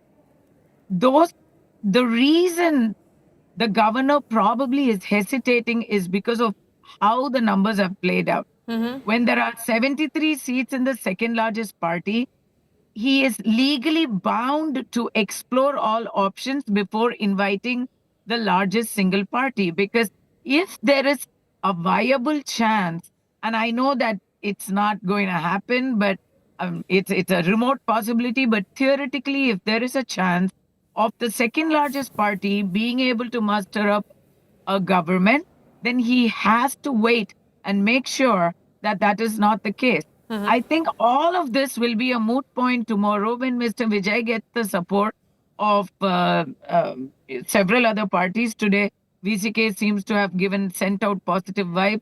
The communists are in the running. Anything can happen. Obviously, this has been a week where things, all expect the unexpected, seems to be the mantra of this week. So anything can happen. Okay. So really, we cannot, even if it was a deliberate delay as the conspiracy theory floated by Mr. Manikam Tagore, that delay cannot go beyond the 10th of May. So I don't think people are trying to drag their feet for 3 days, for 72 hours. It doesn't make sense to anyone except somebody obsessed with the BJP, which is what the Congress is. I pity Mr. Manikam Tagore for resorting to such cheap conspiracy theories, which are quite unnecessary. Let him enjoy his dreams. He may become a minister or something. Amidst all these efforts that are being made by Vijay to get the number, to cobble up support. There are reports coming in of some alleged conversation which has happened between AIA, DMK and DMK, which have so far in the state dominated the politics and have been at loggerheads with each other, completely polar opposite. Is that directed to me? Or yes, Lata. Yes, Lata, go ahead. See, right now, what has happened is that TVK has got the majority, like Kasturi also reiterated. And I think the governor should call him, to prove his majority on the floor and give him the right to, form the government. But given what has happened, there is suddenly talk of the DMK and the ADMK in talks, because they don't want the TVK to take on, to form the government. This has shocked the people in Tamil Nadu, even if they are just rumors, because nobody can understand how two Dravidian parties, which have always been opposites, at loggerheads with each other, could get combined, could come together to prevent somebody new coming into politics. I mean, is that what politics is all about? Vijay is a new entrant. TVK is a new entrant. He's just, 2 years old. He's been given the people's mandate. How is this even constitutionally being allowed to happen? I think that's raising a lot of eyebrows and a lot of questions. And even legally, I don't think this, this holds water, because he should have been, the government should have called him to form the government. And I don't know, there are talks of the governor stalling him. Tomorrow's oath-taking ceremony has been postponed. Why is this happening? There was no time that was given. To say that a ceremony has been postponed may not be correct, because the preparations are on, but no time has been fixed for the oath-taking ceremony. Absolutely. Maria, I agree with you. But, in all understanding, it was like that he has the majority and therefore he would form the government and he would be invited to form the government. He has 103 MLAs, 113, sorry, MLAs on his side. But it was shocking that the governor, did not do that. And there has been a delay. So, and there's also new talks of, the ADMK and the DMK in talks, which has shocked people. Like I'm saying, I think it's all over there on social media. Why isn't he being given an opportunity to form the government when he's got the people's mandate? I think that is most important. What is preventing them from allowing him to form the government? I don't think it's legally right, not constitutionally right, nor that is what the people of Tamil Nadu want when they voted for him. Okay. Like Lata, Kasturi said, tell me, as someone who knows Vijay very, very closely, understands and reads his mind, what is he thinking right now? That he is in politics and this is what real politics is, when you are so close yet so far? Absolutely. But Maria, please understand that, Vijay is someone who wants to be chief minister, but he has always understood that there will be obstacles, because even during numerous movie releases, whether it was Talaiva, where his movie was stalled and he had to go meet Chief Minister Jayalalitha in order to ensure that the movie was released. He has had so many obstacles in his life because of politics, right? He has met Rahul Gandhi in 2009, if I'm not mistaken, where he went with his father and he was very impressed with Rahul Gandhi. So he's had close connections with politics and he's faced obstacles. This is not new for him. But he also met Prime Minister Modi in 2014. Yeah, absolutely. He did meet Prime Minister Modi, though he does not align ideologically with the BJP. He has utmost respect for all the senior leaders in politics, and that is very clear. But he stood for elections like any other person, whether it was the DMK and the ADMK. He formed a political party and he was given the mandate by the people of Tamil Nadu. Yes, I tend to agree with you. Kasturi, one thing is clear, that this mandate is not for DMK or AIA-DMK, that they have been nearly decimated in this election. Even if they come together, that's actually not respecting the mandate of the people. Well, I think that would make a mockery of the democratic process. I definitely think they're rumors. There is no way ADMK and DMK would come together. That would defeat the entire purpose of the creation of the ADMK. I mean, As it is, people are laughing over the fact that Congress, which contested the polls with the DMK alliance, and whatever votes they've got and whatever seats they've won, it includes DMK votes. These are supporters of the DMK who have voted for the Congress, and today people are balking at the fact that they voted the DMK out of power, and now somebody with DMK votes, with Congress votes, is coming and joining the government. That itself is a bitter pill to swallow for Tamil Nadu people. But we understand that there are a few seats missing, there are a few votes, MLAs missing, and nobody wants another election again. So we kind of, everybody is kind of processing the fact that now Vijay has to sleep with the enemy. And everybody is kind of processing that fact. So the And whole who's the enemy thought of DMK and ADM. DMK? No, but he has got DMK? support from the Congress, not DMK. Well, Congress was sleeping with the DMK till yesterday, but now they've shifted their bedfellows to Vijay. So we are just processing that right now. Except for the Congress, everybody else is still in a state of surprise, if not shock. The Congress, of course, everybody is trying to. They are now dreaming big. Everybody is trying to count their chickens, see who's going to get this point that has been made is actually true. The Congress stood with the DMK, and here, the DMK stood with the Congress, despite it not becoming, almost like for last 11 years, it isn't really even a national force, right? Despite those political developments, the DMK has stood firmly with Rahul Gandhi, and here is the Congress ditching DMK, ending up its alliance, and moving towards Actor Vijay. Is it because they believe in new brand of politics? If that was the case, then they should have aligned before the elections. I absolutely agree with you, Maria. I think, the Congress should have aligned with TVK, much ahead of the elections, rather than, as an afterthought once the DMK was defeated, and now they see this is a very opportunistic, alliance. Congress, to now jump ship and say, now that we believe in your brand of politics. That has been the line that has been shared. So Lata and Kasturi, really appreciate your time. Lovely to see both two phenomenal women that I immensely respect and have followed your work. So thank you so much for joining us. We'll continue to track this story very, very closely. That's all from me. Thanks so much for watching.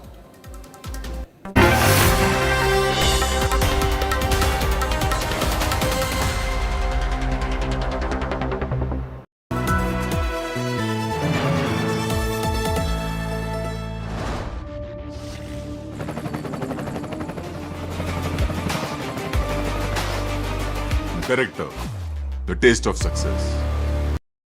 AU current account के साथ मिलता है free UPI QR overdraft facility और एक ही app से bank के सारे काम। AU सोच बदलो और बैंक भी। Like I said before, we better own the sin.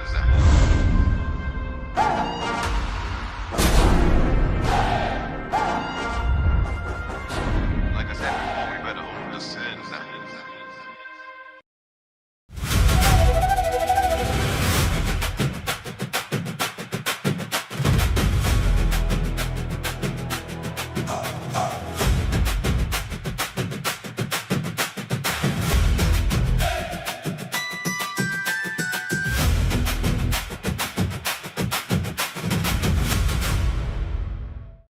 That is C. Joseph Vijay, who has won in Perambur. You could see, and that is actually Vijay, who has come over here to get these certificates from the spot, and he has gone inside for Perambur to get these certificates from there. This is a very important moment for Tamil Nadu Chikadagam and Assembly elections 2026. With Irfan Pramod Madhav for India Today. Grounded in journalism, on the ground reporting, only on India Today TV.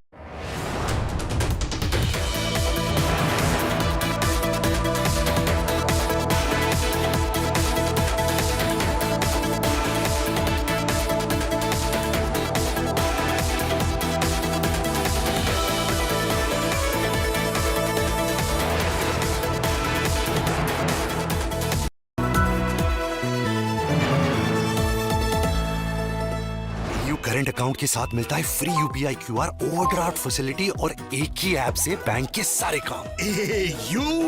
सोच बदलो और bank भी।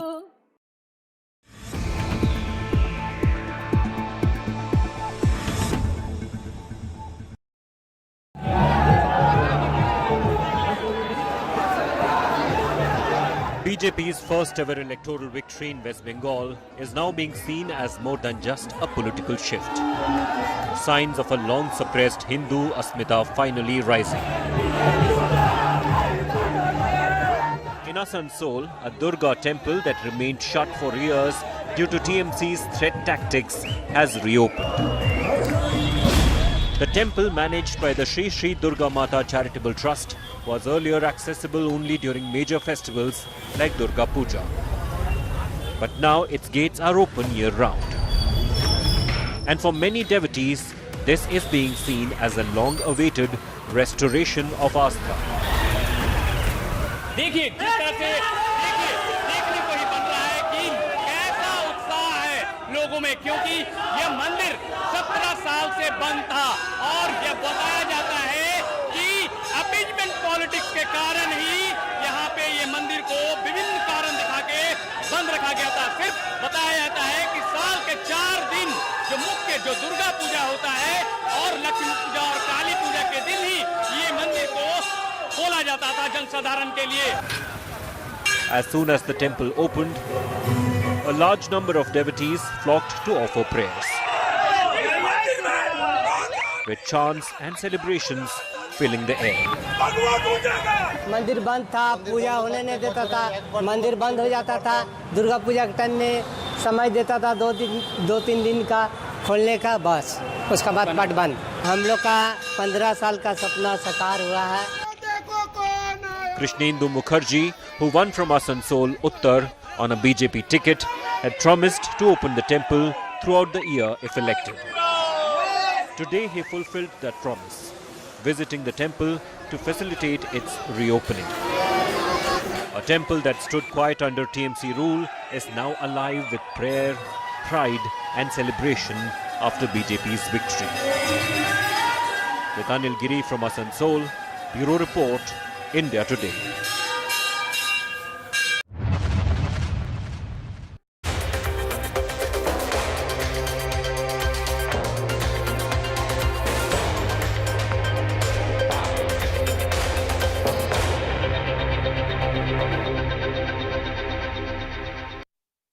This is an exclusive conversation with a renowned scholar, Professor Mohammad Marandi.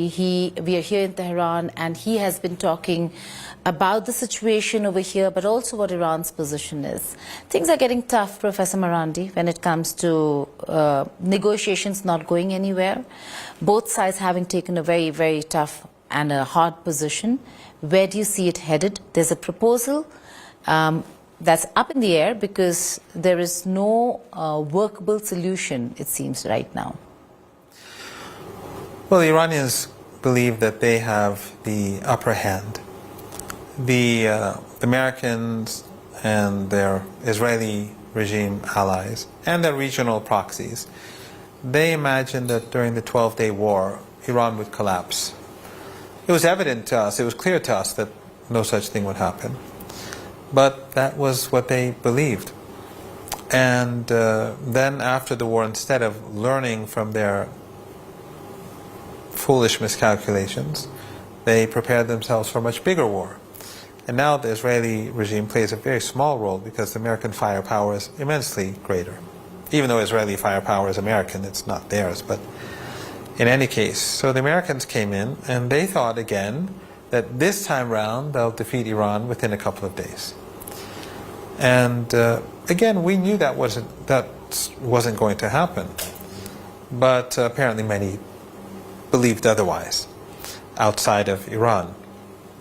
And after a few days, the Americans saw that, again, it's not going well. And the Iranians are doing them great harm. Ultimately, they were the ones who they came to Iran and started seeking a ceasefire. And Iran ultimately gave a 10-point plan. After 39 days, the Americans accepted that to be the framework for negotiations. That's basically an admission of defeat. But instead of learning again, they went and said, now what do we do? Let's violate the ceasefire agreement and let's impose a siege on Iranian ports. But that's not working either, because the catastrophe that is unfolding for the global economy is happening very rapidly. And the world economy doesn't feel that they have to make these sacrifices. They don't even believe in the war. In fact, across the world, people are supporting Iran. So the Iranian people will be able to manage the siege, even though it's going to be tough. And the war was tough. War is war. Time is not on the side of Trump. The world is going to increasingly look to the United States and say the Zionists, the Americans, the Netanyahu, Trump, they're the ones who are creating this misery for us. And for whom? For the Israeli regime that's carried out a genocide. Okay. So the point is that we can wait. We can outwait For them. how long? For as long as it takes. Really, because I ask you this is because now Trump says Iran is desperate for a deal. That's his latest post. He's been saying this for a while. He's also said that there would be consequences. Again, he's said this for a while. But in terms of who can sustain the war longer, I have been saying this is unsustainable for America and the global economy. But how sustainable is it for Iran? The Iranians will definitely outlast the Americans. We are fighting a war for our survival. During the 12-day war, we outlasted them. During the 39-day war, which continues, we outlasted them. Did we suffer? Of course we did. You can visit different sites or factories that they've destroyed. They've destroyed pharmaceutical factories, they've destroyed hospitals, they've destroyed businesses, private businesses, apartment blocks. They've slaughtered many people. Obviously, we've suffered. They've destroyed petrochemical plants or other plants linked to the country's industry, but we still outlasted them. And during this period, the global economic crisis began to get worse and worse and worse. So we were patient. We knew that what they were doing was bringing about a catastrophe. So our objective was to wait them out. And we're continuing to do that. They may launch another attack. It's quite possible that as we speak, they are preparing for a major assault on the country. What's your reading on why Iran launched those attacks recently against the UAE? And will that lead to an escalation? Well, there are a couple of things. First, the Americans launched an operation against Iran, which failed. I mean, I don't know if you watched Hegseth, but it was very humorous to watch him. He says the Strait of Hormuz is open, so hopefully we'll see hundreds of ships going through the next few days. What they want to do is keep it closed for Iran, but open for those 5 countries that helped the Americans wage war against Iran. Kuwait, Bahrain, Qatar, the Emirates, and Saudi Arabia. And Iran won't accept that. The Strait of Hormuz, by the way, has never been closed. As you know, Indian ships have passed through after negotiating with Iran. Russian ships, Chinese ships. Until the U.S. Iraq, blockade. Until the U.S. blockade. So the Americans have intensified the global crisis through this foolish blockade of theirs. But at the end of the day, the reason why Iran is showing anger towards the Emirati regime is that they are hosting new American troops, troops that have been brought in for potential ground invasion. And of course, they are hosting U.S. aircraft and drones, large numbers of drones. And they are base for the Americans to carry out another assault against Iran. So they are participants in the 39 days of military conflict. And now they're assisting the Americans to prepare themselves for another assault on Iran. So they are partners in this war. Professor Marandi, you're saying something very important and critical. Are you saying that America is actually preparing itself for a ground invasion against Iran? Yes, yes, for a potential ground invasion. Not an invasion where they can capture like Isfahan or anything like that, but they are thinking of potentially taking islands and carrying out aggression on the mainland, perhaps carry out an operation deep inside Iran, like the attempted operation that failed near Isfahan. But the Iranians are prepared for that as well. And the Iranians would actually prefer that the Americans launch a ground invasion, because that's our strong point. So the Iranians would like the Americans to take territory, and then the Iranians pound them on the islands or on the mainland or wherever it is they are. Because with what? Trump says he's decimated your army. Trump says he's decimated your navy, your air force. With what? I think after 39 days we saw that nothing was decimated, and it wasn't Iran that sought the ceasefire. Remember, let's forget the 12-day war. At the beginning of the 39 days of fighting, because the war hasn't stopped. I'm saying that for 39 days, I'm not saying it was a 39-day war. It is ongoing. But at the beginning, Trump, like in the 12-day war, said unconditional surrender. That didn't go as planned. And then he began to say, and Hegseth began to show charts that on days 3, 4, 5, 6, look that they're running out of missiles, they're running out of drones, it's almost over. Then the war went on, and the Iranians were firing more missiles and more drones, and sometimes better missiles and sometimes better drones. And after a month, the Americans saw that this is not going to end at all. The Iranians are going to hit us and pound us and destroy their assets in the Persian Gulf region and wreck the Israeli economy. And the global economy, thanks to the United States, is in crisis. I don't know the exact dates, but like from a few days after the war began, the Americans began sending messages to Iran. And the Iranians ignored them. The Iranians didn't respond to any of them. Until I'm not good at dates, but 30-something, the Americans sent a 15-point plan or proposal, yes. And the Iranians rejected that. That was the first time the Iranians showed any response, but they rejected it. They said it violates our constitution and don't even think about it. Then the Iranians sent their own 10-point plan, and Trump accepted it as the framework for negotiations. That was a big defeat. So if we have no air defenses, if we have no navy, if we have no air force, if we have no missile force, if we don't have anything, why did he accept our 10-point plan? He was in trouble.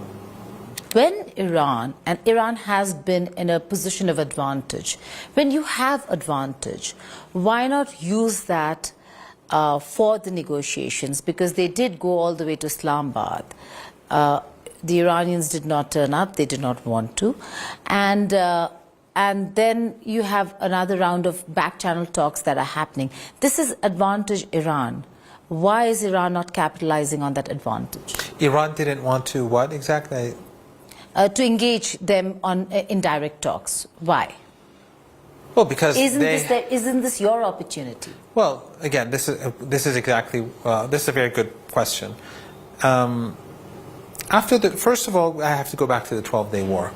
In the 12-day war, again, they thought they were going to win. Ultimately, after 7 days, even though it was a blitzkrieg attack on their behalf, they started seeking a ceasefire.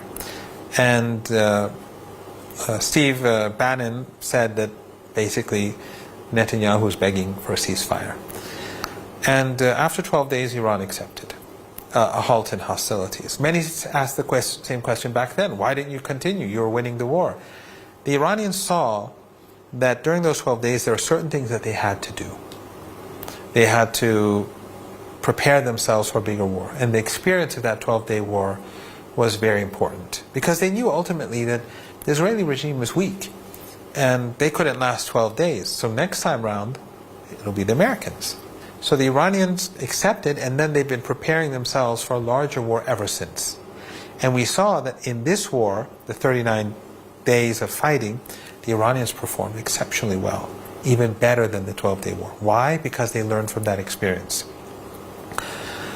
Now, this ceasefire, it served a number of purposes for us. True, the Americans would regroup and the Zionists would regroup and rearm, no doubt. But the Iranians were going to do the same thing.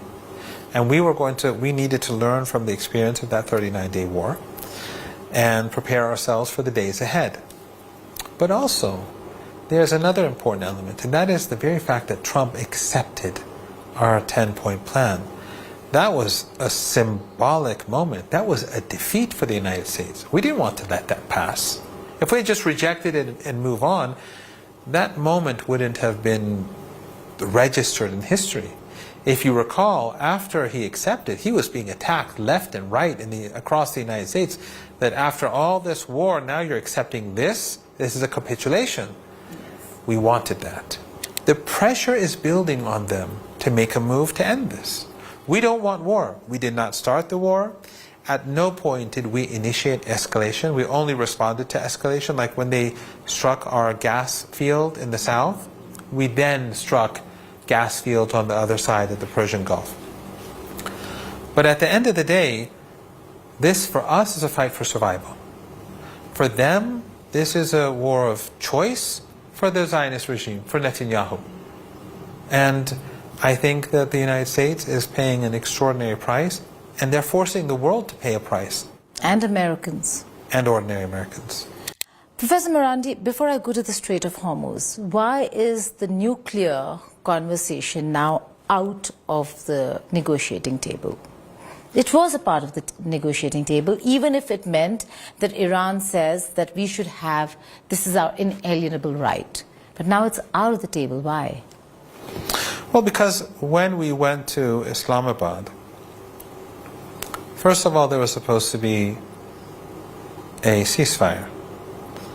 And the Americans were violating the ceasefire.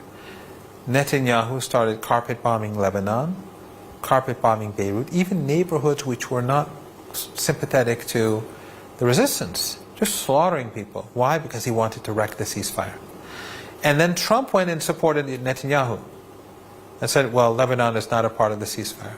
Whereas the Pakistanis admitted, they were open about it, yes, that this was a part of the ceasefire.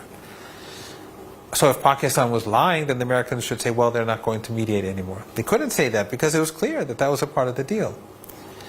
So when the Americans violated the ceasefire and the Israelis were violating the ceasefire, and then we went to Islamabad, and the delegation or the negotiators saw that the Americans were constantly talking about the nuclear program. That's not our priority. And by the way, Iran did not negotiate the nuclear program in Islamabad. Before coming to Iran, I had interviewed Dmitry Peskov, President Putin's aide and spokesperson, and he said that Russia has offered to keep the enriched uranium. Iran is a friend, and America rejected that offer long ago, but that offer is still open. Should it come to enriched uranium above 60% leaving the country, would Russia be the host of Iranian enriched uranium? No enriched uranium is leaving the country. Even if it's buried way below, nothing is bombed. Leaving the country. Secretary of War Hexet says that the blackmail of Iran has to stop when it comes to the Strait of Hormuz. Your response? He closed the Strait of Hormuz. He caused this global crisis. But Iran is never again going to allow the Persian Gulf to be a place to launch wars against the country. And those 5 countries that joined the United States in assaulting the country and murdering so many Iranians, they have to pay reparations. So for now, the Strait of Hormuz will be controlled by Iran so that the United States will not be able to move back and forth with its naval ships. Will Iran demand that they also do away with the U.S. bases? I think that's ultimately going to happen. I think the Americans have come to the recognition, and so have these regimes, that these bases are useless. We've destroyed all of them. I'm sure the Americans are not going to openly say we're going to retreat, but gradually these bases are meaningless now. And for the Iranians, there'll be ships that pass through will have to pay a price. Now, some ships may pay less, friendly countries that didn't take part in the war, but those countries that took part in the war, that killed Iranians, that helped kill Iranians, they are going to have to compensate for the crimes that they've carried out. Things have changed in terms of power structure. President Trump says that we don't know who's in control of Iran, that there's absolute confusion and chaos in the country. Who's in control of Iran, Professor Marandi? Well, if Iran was like that, then that tells a lot about the United States. If they cannot defeat a country that is in chaos, then they are not a superpower at all. But it's clear who's in power. We have a constitution. We have a leader. We have a president. We have a head of a judiciary. We have a parliament. We have a speaker of parliament. We have the armed forces. We have the Supreme National Security Council. The Supreme National Security Council, where the heads of the three branches of government are members, the president is head of that council. It's in the Constitution. Anyone can read it. The armed forces have representatives. The cabinet has representatives on issues that are related to what's being discussed. So foreign policy, obviously the foreign minister would be there. The leader has two representatives. They make decisions on strategic issues. When it comes to negotiating with the United States, the Supreme National Security Council has appointed the Speaker of Parliament. The leader, the Supreme National Security Council, when the Supreme National Security Council makes that decision, the leader, if he gives his approval, then that's it. So the person in charge is Dr. Ghalibaf. So where's the ambiguity? Now, if we want to talk about chaos, I think we can talk about the fact that so many generals in the United States have been fired, that the Secretary of Navy has been fired, that Joe Kent quit, that so many people from MAGA are splitting away, including Tucker Carlson, who I mentioned earlier, Candace Owens, and the list goes on. And of course, the Democrats are increasingly turning against Trump more aggressively, and popular opinion is very much against the war. So is it chaos in Iran, or is it chaos in the United States? When we were negotiating in Islamabad, the Speaker of Parliament, he had a mandate. He had spoken with the leader. He had spoken with the Supreme National Security Council. He knew he knew exactly what he was going to do. He went and negotiated. Vance, U.S. Vice President J.D. Vance, he was surrounded by two Israeli assets, or two Israeli... Kushner and Witkoff, because there are three people on the Iranian side. Dr. Ghalibaf, who is an associate professor at my university, the University of Tehran, the foreign minister, Dr. Arakchi, another, he teaches at the Foreign Ministry University as well, and Dr. Bagheri, who teaches at a different university. And then on this side there was Vance, Witkoff, and Kushner, two real estate people, and Vance was constantly making phone calls. Throughout the day, he made, I think, roughly a dozen phone calls. So he had no authority.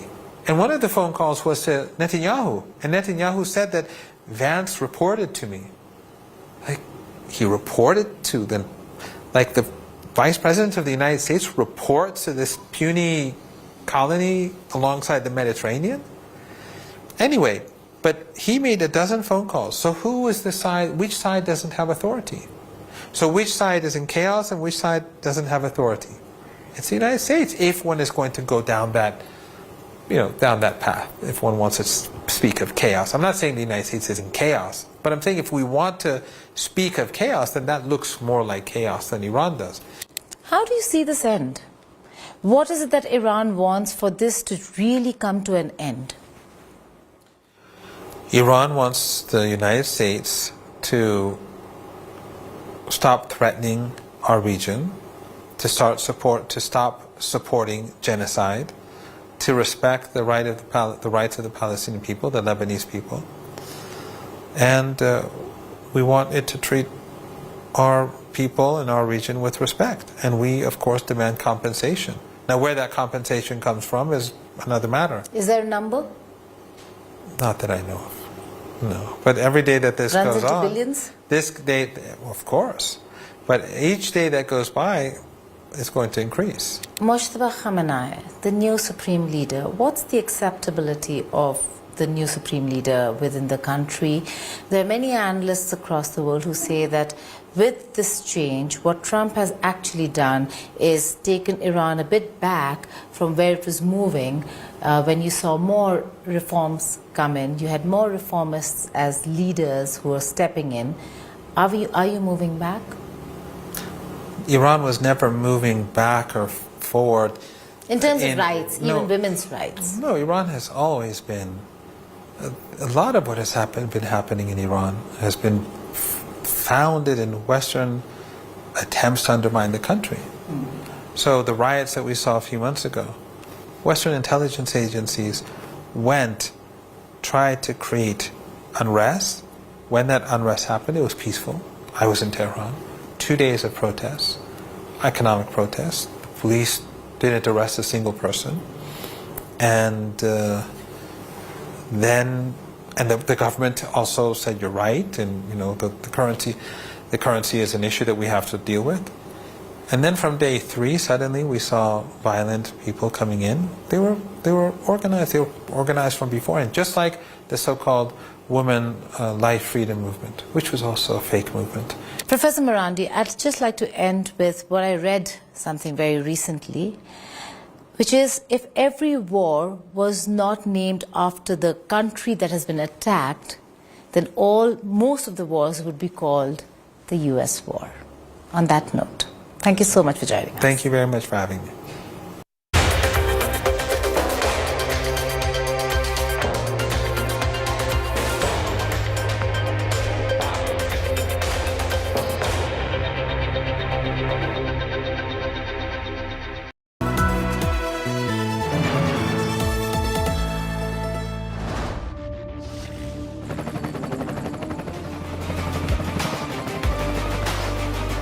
Character, the taste of success.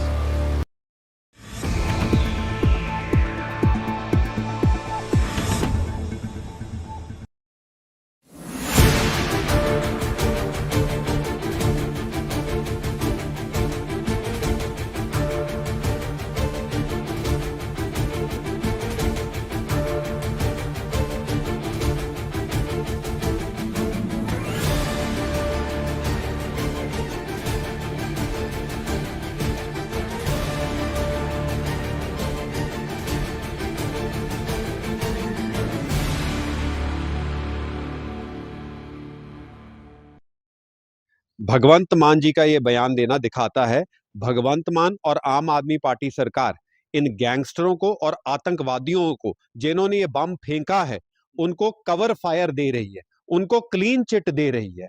आज Punjab police ने इस blast को एक scooty blast, छोटा सा blast कह के उस पर पर्दा डालने की कोशिश कर रही है।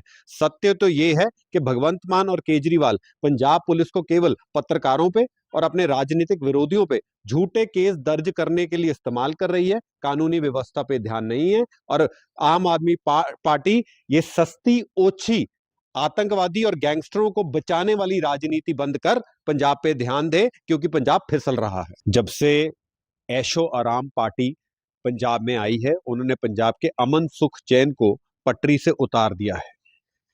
मौत का नंगा नाच, ग्रेनेड के अटैक, दिन दिहाड़े कत्ल, राजनीतिक लोगों के कत्ल, ब्लास्ट होने अब आम बात हो चुकी है। सत्य तो ये है, लग रहा है कि ऐशो आराम पार्टी ने पंजाब की सुरक्षा को बिल्कुल तरह खत्म करने की सुपारी उठा ली है। आम आदमी पार्टी दिन रात पंजाब को काले दौर की तरफ धक्का मारने में लगी हुई है। अब भगवंत मान और केजरीवाल को यह पूछना है कि कितने और ग्रेनेड गिरेंगे, कितने और कत्ल होंगे कि ये कुंभकर्ण की सरकार अपनी नींद से जागेगी।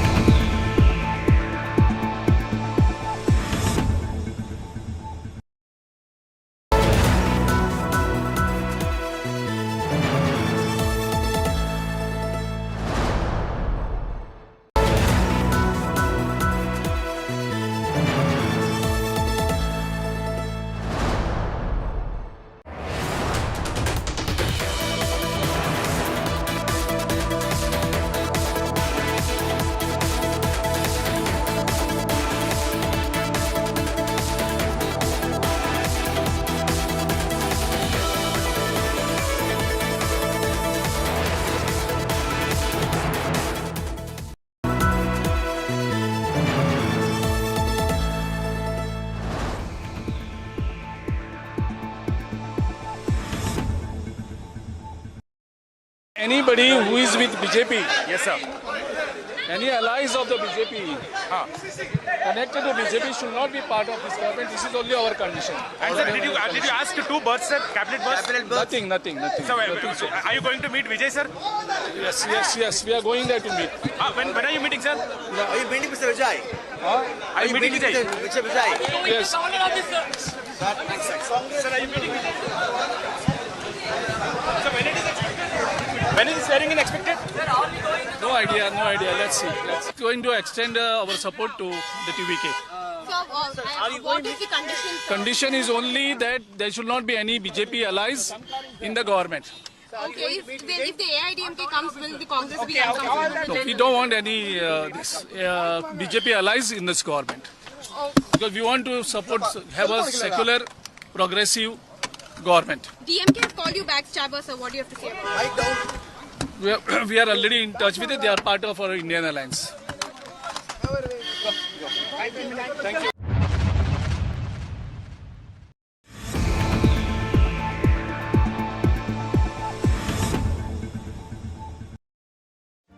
Make your media plan smarter with India Today Live TV on your connected devices. Amplify your brand with 100 million smart internet viewers. To advertise, mail us at sales@aajtak.com. Make your media plan smarter with India Today Live TV on your connected devices. Amplify your brand with 100 million smart internet viewers. To advertise, mail us at sales@aajtak.com.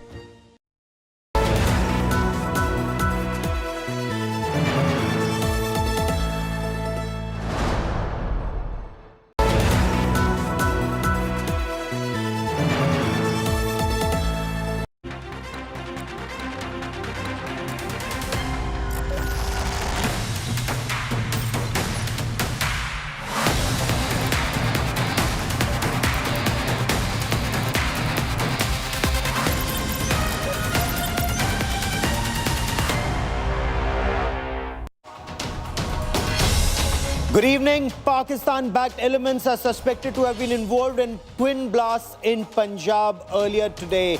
The first blast was reported near the Border Security Force office in Jalandhar. It's the local headquarters of the BSF in Jalandhar, and hours later, another explosion was reported near an army camp on the outskirts of Amritsar, not far from the BSF office. In fact, in Jalandhar, a scooter that was parked near the BSF gate exploded in a very busy locality. Watch those images on your television screen.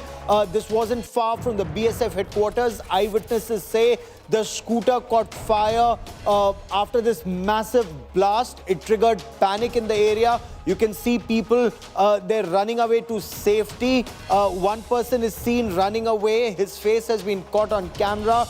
Preliminary reports seem to indicate that there was a motorcycle-borne assailant allegedly hurled some kind of an improvised explosive device at the site. And this area where the second explosion took place is barely 15 kilometers from the Atari-Wagah international border in Punjab. There are CCTV images that have been recovered. There's CCTV footage from Jalandhar, and these images have been accessed by India Today. They show you the exact moment of the explosion. You see a blast, you see the explosion, and instantly debris is flying in every direction. This man standing near the scooter is seen running away after the blast. Now, officials suspect some of the scattered fragments could be a part of the scooter itself, and were these bombs or the IED kept on that scooter? Some kind of a tiffin blast? The Punjab police say there are indications of an ISI, Pakistan ISI-backed design with suspected Khalistani elements involved in carrying out this attack. And these aren't just sources who are saying it. The Director General of the Punjab Police, Gaurav Yadav, he indicated a cross-border link aimed at disturbing peace in the state. He, of course, warned against creating that impression that there was unrest in Punjab. He says, do not try and create that false impression.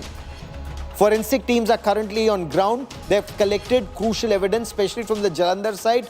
The NIA, National Investigation Agency, has stepped in. Their teams have visited the blast locations. They're assisting in these investigations. Now, even as these investigations gather pace, there is a political battle that has intensified. Punjab Chief Minister Bhagwant Mann of the Aam Aadmi Party has accused the Bharatiya Janata Party, the BJP, of having a role in these blasts. He has alleged a larger conspiracy ahead of elections in Punjab.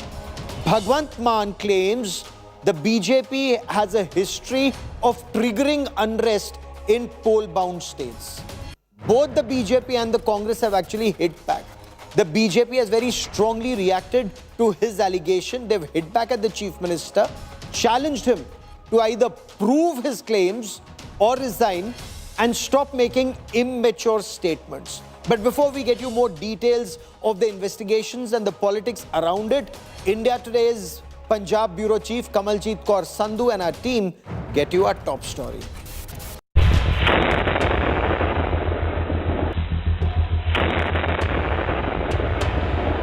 Two blasts, two cities, one chilling message from across the border. And a government that seems more interested in pointing fingers at the opposition than protecting its own people. On the anniversary of Operation Sindoor, twin explosions rocked Punjab. First near the BSF headquarters in Jalandhar, then hours later near an army camp in Amritsar's Khasa area. According to police sources, both the blasts were plotted by Pakistani handlers and carried out with the backing of ISI. But Punjab's state apparatus appeared to be focused elsewhere as Chief Minister Bhagwant Mann levelled big allegations on BJP. Mann alleged the blasts were a political conspiracy ahead of state elections and sought to downplay the alarming incidents, a claim that left even his own DGP scrambling to contradict him publicly. Punjab's top cop Gaurav Yadav called the twin blast a part of Pakistan's ISI design to create unrest in the state. ਇਹ ਜਿਹੜੇ bomb ਧਮਾਕੇ ਹੋਏ ਨੇ ਛੋਟੇ-ਮੋਟੇ blast ਹੋਏ ਨੇ ਜੋ ਵੀ ਉਹ ਜਾਂਚ ਜਾਰੀ ਹੈ ਇਹ ਬੀਜੇਪੀ ਦੀ ਪੰਜਾਬ ਦੀਆਂ ਇਲੈਕਸ਼ਨਾਂ ਦੀ ਤਿਆਰੀ ਹੈ ਉਹ ਇਦਾਂ ਹੀ ਹਿੰਸਾ ਫੈਲਾ ਕੇ ਲੋਕਾਂ ਨੂੰ ਡਰਾ ਕੇ ਧਮਕਾ ਕੇ ਹੀ ਵੋਟਾਂ ਲੈਂਦੇ ਆ ਮੈਂ ਬੀਜੇਪੀ ਵਾਲਿਆਂ ਨੂੰ ਕਹਿਣਾ ਚਾਹੁੰਦਾ ਇਹਨਾਂ ਹਰਕਤਾਂ ਤੋਂ ਬਾਜ ਆ ਜਾਣ ਆਪਰੇਸ਼ਨ ਸਿੰਦੂਰ ਦੀ ਐਨਵਰਸਰੀ ਹੋਣ ਕਰਕੇ this is part of Pakistan's ISI's designs to cause disruptions in Punjab ਤੇ ਪੰਜਾਬ ਇੱਕ ਪ੍ਰੌਕਸੀ ਵਾਰ ਲੜ ਰਿਹਾ ਹੈਗਾ ਦੇਸ਼ ਦੇ ਬਿਹਾਫ ਤੇ ਅਗੇਂਸਟ ਪਾਕਿਸਤਾਨ ਸੋ ਇੱਕ ਸਿਨਰਜਿਕ ਤਰੀਕੇ ਨਾਲ ਅਸੀਂ ਇਸ ਇਨਵੈਸਟੀਗੇਸ਼ਨ ਨੂੰ ਅੱਗੇ ਲੈ ਕੇ ਜਾਵਾਂਗੇ ਜਿਹੜੇ ਪਰਪੈਟਰੇਟਰਸ ਹੈਗੇ ਉਹਨਾਂ ਨੂੰ ਅਰੈਸਟ ਕਰਾਂਗੇ BJP immediately hit back at Mann and accused the Punjab Chief Minister of giving cover fire to Pakistani terrorists. बड़ी खेद की बात है, बड़े दुख की बात है। एक सेंसिटिव स्टेट का मुख्यमंत्री जो कि कॉन्स्टिट्यूशनली इलेक्टेड है वो ऐसी बचकानी स्टेटमेंट दे रहा है जो आम आदमी पार्टी की अक्सर स्टेटमेंट रहती है। अरविंद केजरीवाल जी का ये हमेशा से मोडस ऑपरेंडाई है कि पाकिस्तान का साथ देना है, चाहे यहाँ पे भारत की सेना लड़ रही हो या सर्जिकल स्ट्राइक्स हो रही हों या बम धमाके हो रहे हों, हमेशा केजरीवाल जी ने भारत की सेना और भारत की सरकार को सवाल उठाए हैं। कल के ब्लास्ट से पहले ही आपने देखा होगा सोशल मीडिया पे पोस्ट थी Khalistan liberation army in fact has claimed responsibility for the Jalandhar attack. इसलिए it's all the more regrettable that के पंजाब के जो मुख्यमंत्री हैं मान साहब उस पे ये अजीब किस्म का कंस्ट्रक्ट डाल रहे हैं। Punjab has been down this road before. The ghost of militancy does not need an invitation. It needs a vacuum. And right now, with an AAP government more focused on the ballot than the border, that vacuum is dangerously wide open. Punjab deserves better than politics dressed up as governance. Bureau Report, India Today. And former Aam Aadmi Party MP Raghav Chadha, who has since joined the Bharatiya Janata Party, he's launched a scathing attack on Punjab Chief Minister Bhagwant Mann, saying he's promoting Pakistan ISI's narrative by such kind of a response. That when the DGP of Punjab is saying this appears to be a Pakistan ISI black back terror attack, especially around the time of the anniversary of Operation Sindoor, you have Punjab's Chief Minister Bhagwant Mann giving a clean chit to Pakistan's ISI but blaming the Bharatiya Janata Party. Listen in to what he had to say and listen in to the Aam Aadmi Party's response. Punjab के DGP साहब ने मौकाए वारदात पर जाकर और forensic experts से सारी जांच पड़ताल कर शुरुआती जांच में ये पाया कि इस वारदात के पीछे पाकिस्तान के आईएसआई का हाथ है। दूसरी ओर पंजाब के मुख्यमंत्री ये बयान दे रहे हैं कि इस वारदात के पीछे पाकिस्तान के आईएसआई का हाथ नहीं है बल्कि भारतीय जनता पार्टी का हाथ है। तो मैं सीधे तौर पर ये पूछना चाहता हूँ कि पंजाब के मुख्यमंत्री भगवंत मान साहब पाकिस्तान की आईएसआई को क्यों क्लीन चिट देना चाहते हैं और क्या उनकी इतनी दुश्मनी भारतीय जनता पार्टी से और अपने पॉलिटिकल ओपोनेंट से हो गई है कि आज उस पॉलिटिकल ओपोनेंट पे दोषारोपण करने के लिए उन्हें पाकिस्तान के आईएसआई की गोद में जाकर बैठना पड़ रहा है? देखिए, ऐसा भी कोई बयान ऑनरेबल डीजीपी साहब ने नहीं दिया। उन्होंने कहा था कि अभी इसकी इन्वेस्टिगेशन जो इनिशियल स्टेज पे है, हमने अभी फोरेंसिक साइंस की जो फोरेंसिक टीम होती है उनको इनवाइट किया है, उनको बुलाया है, वो पहुंच चुकी हैं और फोरेंसिक एंगल इसका देखा जा रहा है और इसके किस एजेंसी के साथ लिंक हैं, आईएसआई के साथ हैं, किसी और एजेंसी के साथ हैं, इसके पीछे कौन है, वो अब फुल फ्लैश पीसी जब इसके जो एक्यूज सामने आएंगे तब करेंगे। तो उन्होंने तो अभी कुछ कहा ही नहीं, तो उन्होंने ऐसा कुछ नहीं कहा। अभी इनिशियल जांच हो रही है, जो भी बीजेपी का नेता जिसके भी लिंक जुड़े उसको कटहरे में खड़ा करेंगे, उसको जितनी बनती सजा दिलवाएंगे। ਇਹ ਜਿਹੜੇ ਬੰਬ ਧਮਾਕੇ ਹੋਏ ਨੇ, ਛੋਟੇ ਮੋਟੇ ਬਲਾਸਟ ਹੋਏ ਨੇ, ਜੋ ਵੀ ਉਹ ਜਾਂਚ ਜਾਰੀ ਹੈ। ਇਹ ਬੀਜੇਪੀ ਦੀ ਪੰਜਾਬ ਦੀਆਂ ਇਲੈਕਸ਼ਨਾਂ ਦੀ ਤਿਆਰੀ ਹੈ। ਉਹ ਇਦਾਂ ਹੀ ਹਿੰਸਾ ਫੈਲਾ ਕੇ ਲੋਕਾਂ ਨੂੰ ਡਰਾ ਕੇ ਧਮਕਾ ਕੇ ਹੀ ਵੋਟਾਂ ਲੈਂਦੇ ਆ। ਮੈਂ ਬੀਜੇਪੀ ਵਾਲਿਆਂ ਨੂੰ ਕਹਿਣਾ ਚਾਹੁੰਦਾ ਇਹਨਾਂ ਹਰਕਤਾਂ ਤੋਂ ਬਾਜ ਆ ਜਾਣ। ਆਪਰੇਸ਼ਨ ਸਿੰਦੂਰ ਦੀ ਐਨਵਰਸਰੀ ਹੋਣ ਕਰਕੇ this is part of Pakistan's ISI's designs to cause disruptions in Punjab ਤੇ ਪੰਜਾਬ ਇੱਕ ਪ੍ਰੌਕਸੀ ਵਾਰ ਲੜ ਰਿਹਾ ਹੈਗਾ ਦੇਸ਼ ਦੇ ਬਿਹਾਫ ਤੇ ਅਗੇਂਸਟ ਪਾਕਿਸਤਾਨ। ਸੋ ਇੱਕ ਸਿਨਰਜਿਕ ਤਰੀਕੇ ਨਾਲ ਅਸੀਂ ਇਸ ਇਨਵੈਸਟੀਗੇਸ਼ਨ ਨੂੰ ਅੱਗੇ ਲੈ ਕੇ ਜਾਵਾਂਗੇ। ਜਿਹੜੇ ਪਰਪੈਟਰੇਟਰਸ ਹੈਗੇ ਉਹਨਾਂ ਨੂੰ ਅਰੈਸਟ ਕਰਾਂਗੇ। So it is not just Bhagwant Mann, the Chief Minister of Punjab, but also Harpal Cheema, a minister in the Aam Aadmi Party government in Punjab, who's saying that the DGP has said nothing of this sort. The Chief Minister of Punjab blames the BJP. The minister says that DGP has said nothing. When you clearly hear the DGP of Punjab after preliminary investigation saying that this appears to be a Pakistan ISI backed plot, and he's also giving the significance of the timing. This is the time when India was hitting Pakistan during Operation Sindoor. So he's saying this is the time that these incidents are taking place. Is there a deliberate attempt, Raghav Chadha of the Bharatiya Janata Party asks, to give Pakistan's ISI a clean chit by Bhagwant Mann, the Chief Minister of Punjab and his ministers? But this latest twin blast in Punjab, it's once again put the spotlight on a very familiar and a very dangerous pattern. Pakistan's ISI using the Khalistani elements to target Punjab. Take, for example, on the 27th of April this year, there was an attempted blast on a railway track, dedicated freight corridor in Patiala. And that again exposed Pakistan ISI's Khalistani module with the arrest and recoveries. And that again, sources say very clearly, the money trail points to handlers overseas. A few days before that, again in the month of April, there was a blast, this time outside the Punjab BJP headquarters in Chandigarh. Preliminary investigations indicated a module that was backed by Pakistan's ISI. Funding again came from overseas. April 2025, there was a blast outside BJP leader Manoranjan Kalia's residence in Jalandhar, and that led to the arrest of an accused with Khalistani links. The NIA charge-sheeted 4 people, including some suspected Khalistani operatives. In March 2025, a temple wall in Amritsar was damaged. Again, there was an improvised explosive device. Police once again said these are Khalistani elements, and there is this particular module that they're talking about. September 2024, a grenade attack on a retired police officer's house in Chandigarh, again traced back to these same Khalistani elements.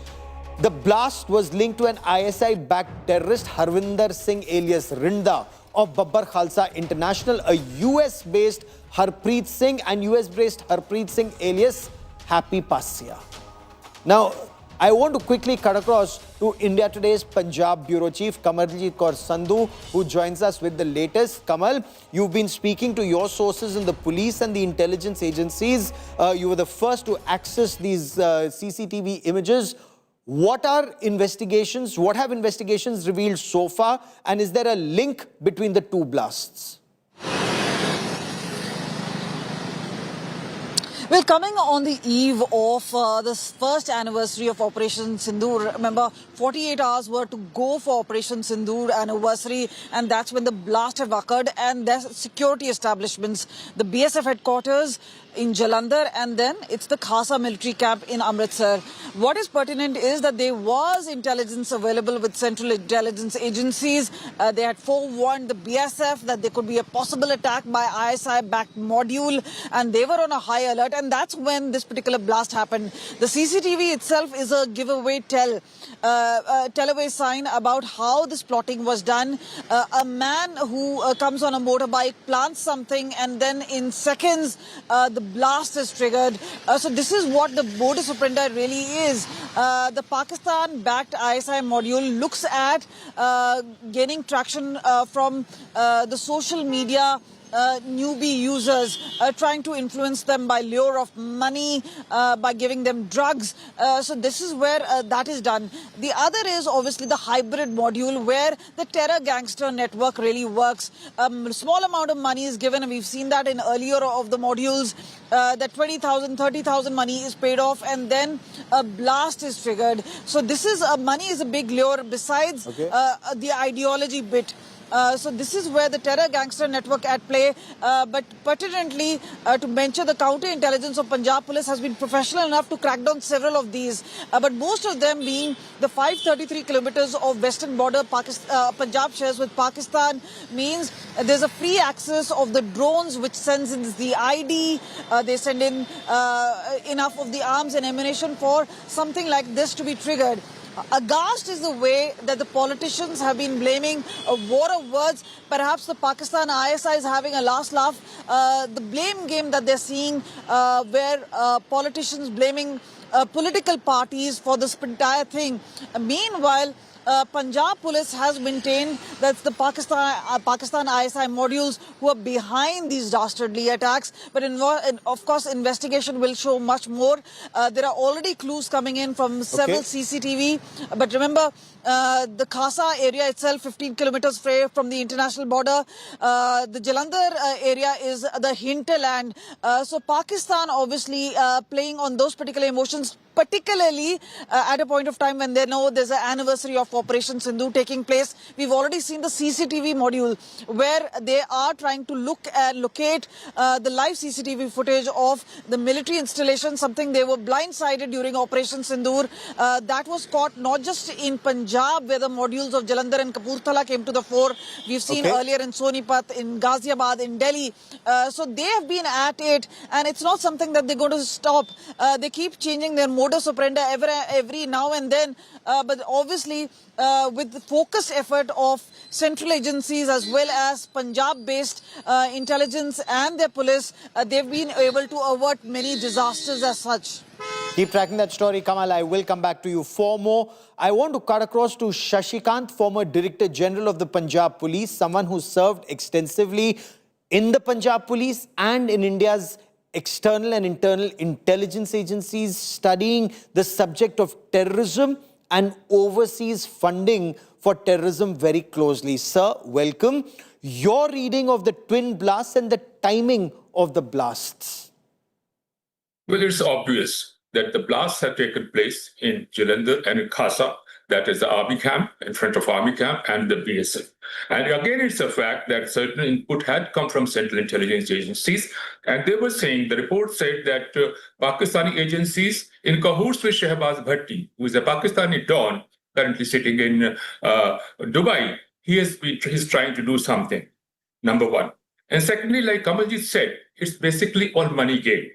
These persons sitting abroad, whether it's ISI or whatever it is, they give small petty amounts to any person and they indulge in this exercise. And third, Kamaljeet gave a good narrative, but again, she forgot about recently only this equipment that was recovered from Firozpur as also Jalandhar Kapurthala belt.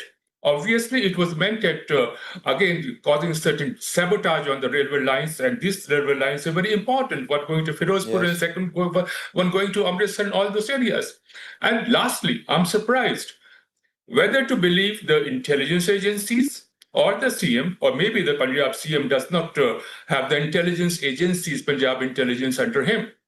They are making I'll come to the Punjab Chief Minister in just a moment, because this is far too serious, to be left to political leaders like Bhagwant Mann to weigh in on, especially when it's national security that's involved. I want to understand from you, sir. You named Shahbaz Bhatti in Dubai. How is it that these elements are able to send funds to India? Is it through some Hawala network? How is this funding happening? Why is it that the agencies haven't been able to curtail, one, funding, and two, the availability of manpower on ground to these elements? Here's the worst and the shocking part. This money trail has been going on for ages now, for several years now. But none of the operations by any of the intelligence agencies, and we have got innumerable in our country, they couldn't find out any of the trace of this money which is coming in from Dubai, from Pakistan, from maybe the section of diaspora. And again, like I say, it's a money game. Big fishes, I'll call it big fish, because still we don't know who are the main sponsors. They give petty amounts to the lower level operatives. And instead they get lots of chanda, donations. In the name of Khalistan, that, hey, keep the flag up and we are going to give you as much money as you want. So basically, it's a money spin game in which these poor guys who are sitting here in Punjab, they get targeted and they indulge in this kind of action for petty amounts. Otherwise, we all know there's no Khalistan, no such demand in Punjab. It never was. It was always had come from Pakistan right from 1930s. That is the first time when this demand for a Sikh state had come up. Then after during independence, later on. Absolutely. Now, the Director General of Punjab Police, and you know him well, Gaurav Yadav, he specifically spoke of a Pakistan-Punjab ISI link. He specifically spoke of the timing of the blast, linking it to Operation Sindoor anniversary. But you have Punjab Chief Minister Bhagwant Mann, who's hitting out at the Bharatiya Janata Party. Does the Chief Minister know something that the DGP does not know, or does the DGP know something that the Chief Minister chooses to ignore or has not been informed? Well, I'll bet on Gaurav Yadav any time. He is a person and of Punjab intelligence system, that to couple with the reports which have been coming from the Central Intelligence Agency, they all indicate Pakistan, how they have been planning. That's why the alerts had come from central agencies to BSF and to certain other places that, hey, be careful, it's going to happen. But again, like politicians, frankly, I never know. I could never vibe well with any of the politicians. Sorry for saying that, because I'm a professional, Gaurav is a professional. We know and we talk on the basis of the reports, the intelligence, information, etc., which comes in. That's what I'll say. So when the Chief Minister of Punjab, Bhagwant Mann, blames a political party and not Pakistan's ISI, is he virtually giving Pakistan ISI a clean chit? And is he weakening India's case to gain political brownie points in your appreciation, sir? I'll say that brownie points are here in India. Stand by our country, be national-minded, we believe in India, believe in its intelligence agencies, police apparatus, other government machinery, and I think that is that's where I'll bet on. And politicians, well, I won't say much about politicians because I've already been in massive trouble because of the politicians, because I've been outspoken. So I will not speak anything about it, but I'll say I believe our intelligence agencies, I believe our system, I believe that whatever information intelligence comes from in our resources, intelligence circles, both local and government of India. And again, last year, I'll say, Gaurav is a good guy, and I know what kind of intelligence, how he deciphers the intelligence. Intelligence which comes, it's not that it's not information. Whatever intelligence comes, you have to cross-check. I have been in intelligence agencies for donkey's numbers of years. One information comes, then we try to tally it, other resources, and then the picture comes up. Hey, this is the picture, and that's on the basis of that, central intelligence agencies, they send us information, intelligence reports to the state and the states act on them. And it's basically a very good example of coordination between them. I think that we should continue. And I'll bet on Gaurav Yadav anytime, like I said, sir. So clearly we expect our political leaders and Chief Minister Punjab to keep India first, and political interests perhaps can come a distant second. But can terror flourish without patronage, whether it's political patronage or financial patronage, whether in India or overseas? No, sir. That's because nothing happens. To study international in terrorism, you'll find that there's a connection, there's a monetary angle there too, whether it's in this country or whether it's in the United States, America, anywhere. Nobody takes action for carrying out any operation require immense amount of money, planning, resources, intelligence, information, and it's not the work of one person. It all requires massive. That's why we have special funds for the intelligence operation of apparatus. That's so that they get information.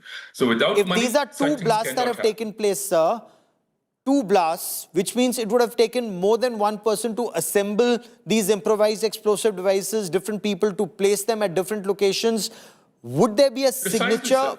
Would there be a signature on these IEDs of the bomb maker? And from the debris recovered, would it be possible to identify the bomb maker, the IED maker, from the ingredients? What kind of a terrorist organization uses those kinds of material? Certainly, sir. The kind of explosive which the forensics must have taken, that has to be compared. Whatever fragments of metal and other things were there, they have to be matched. And somewhere, because whenever these IEDs are manufactured, or maybe it was grenade, that all has to come what exactly it was. But it's always possible to check up, to compare the metal, to compare the explosives, kind of explosive that were used. Certainly, it can be, and it has to be, and it will come out very soon, I'm sure about it. Okay. Sir, we'll be tracking that story very closely. Mr. Shashikant, former Director General of Punjab Police, for joining me here on India Today. Many thanks. Thank you, sir.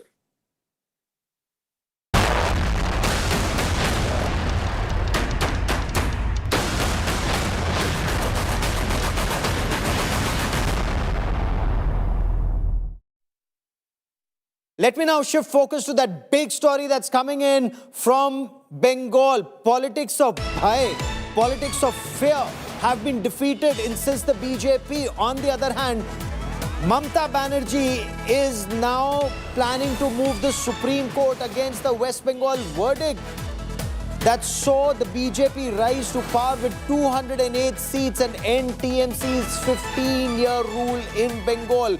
Trinamool Congress sources telling India Today, Mamata Banerjee is getting the paperwork together to approach the Supreme Court, and she is doubling down on her claim that these election results were rigged in BJP's favor.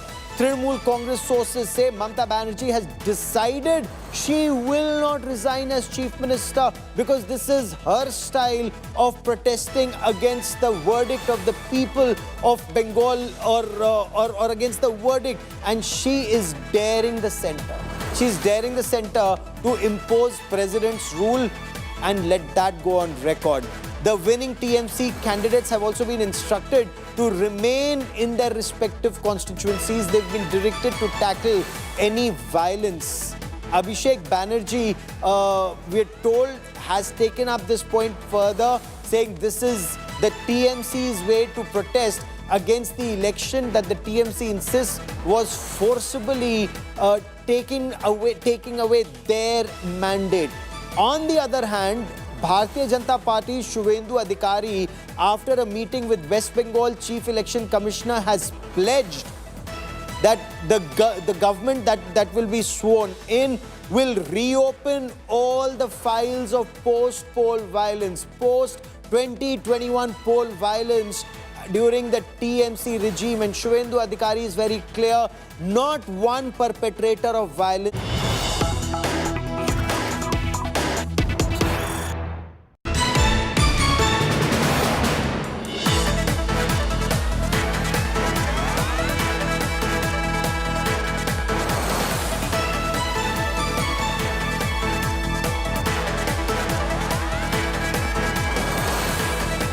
Breaking news coming in right now. Shubhendu Adhikari's PA has been shot dead. 4 rounds of exchange of fire. It's been a violence heat campaign. It's been a lot of violence post the election results as well. And now a new twist. And this is something nobody saw coming. 4 rounds being fired. Suvendu Adhikari's personal assistant has been shot dead. This is the big breaking news coming in at this point in time. This is a week where you're looking at the swearing in, etc., etc. You are looking at so much more in terms of formation of the government, and this is what happens. Suvendu Adhikari, the man who led the campaign, his personal assistant, has now been shot dead.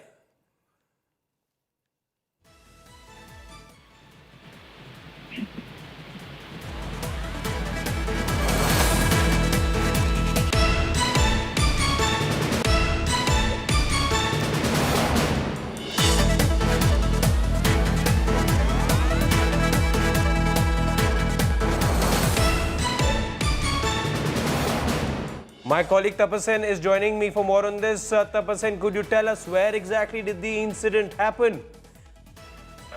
Well, see, Gaurav, the incident happened in Madhyagram in North 24 Parganas. What we've been given to understand that he was traveling in his car.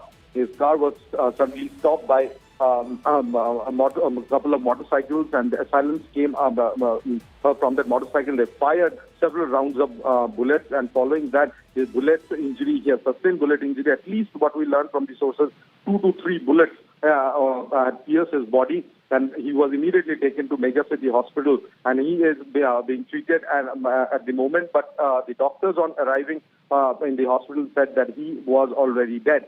But we know that there have been a series of post-poll violence being reported across West Bengal, but this has come as a big shocker for everyone, because Chandranath Roth, who happens to be the personal assistant of Suvendu Adhikari, have been there with him over a very, very long time. And he was suddenly attacked today, and day after, we know that on 9th, the government formation is all set to happen. He has been moving around with Suvendu Adhikari at different places during elections, in his other election rallies as well.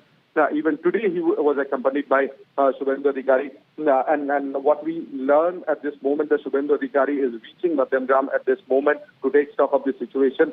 Youth forces have been mobilized in that area, but who were these miscreants are yet to be identified. Police is trying to figure out from the nearby CCTVs which are placed in and around that area.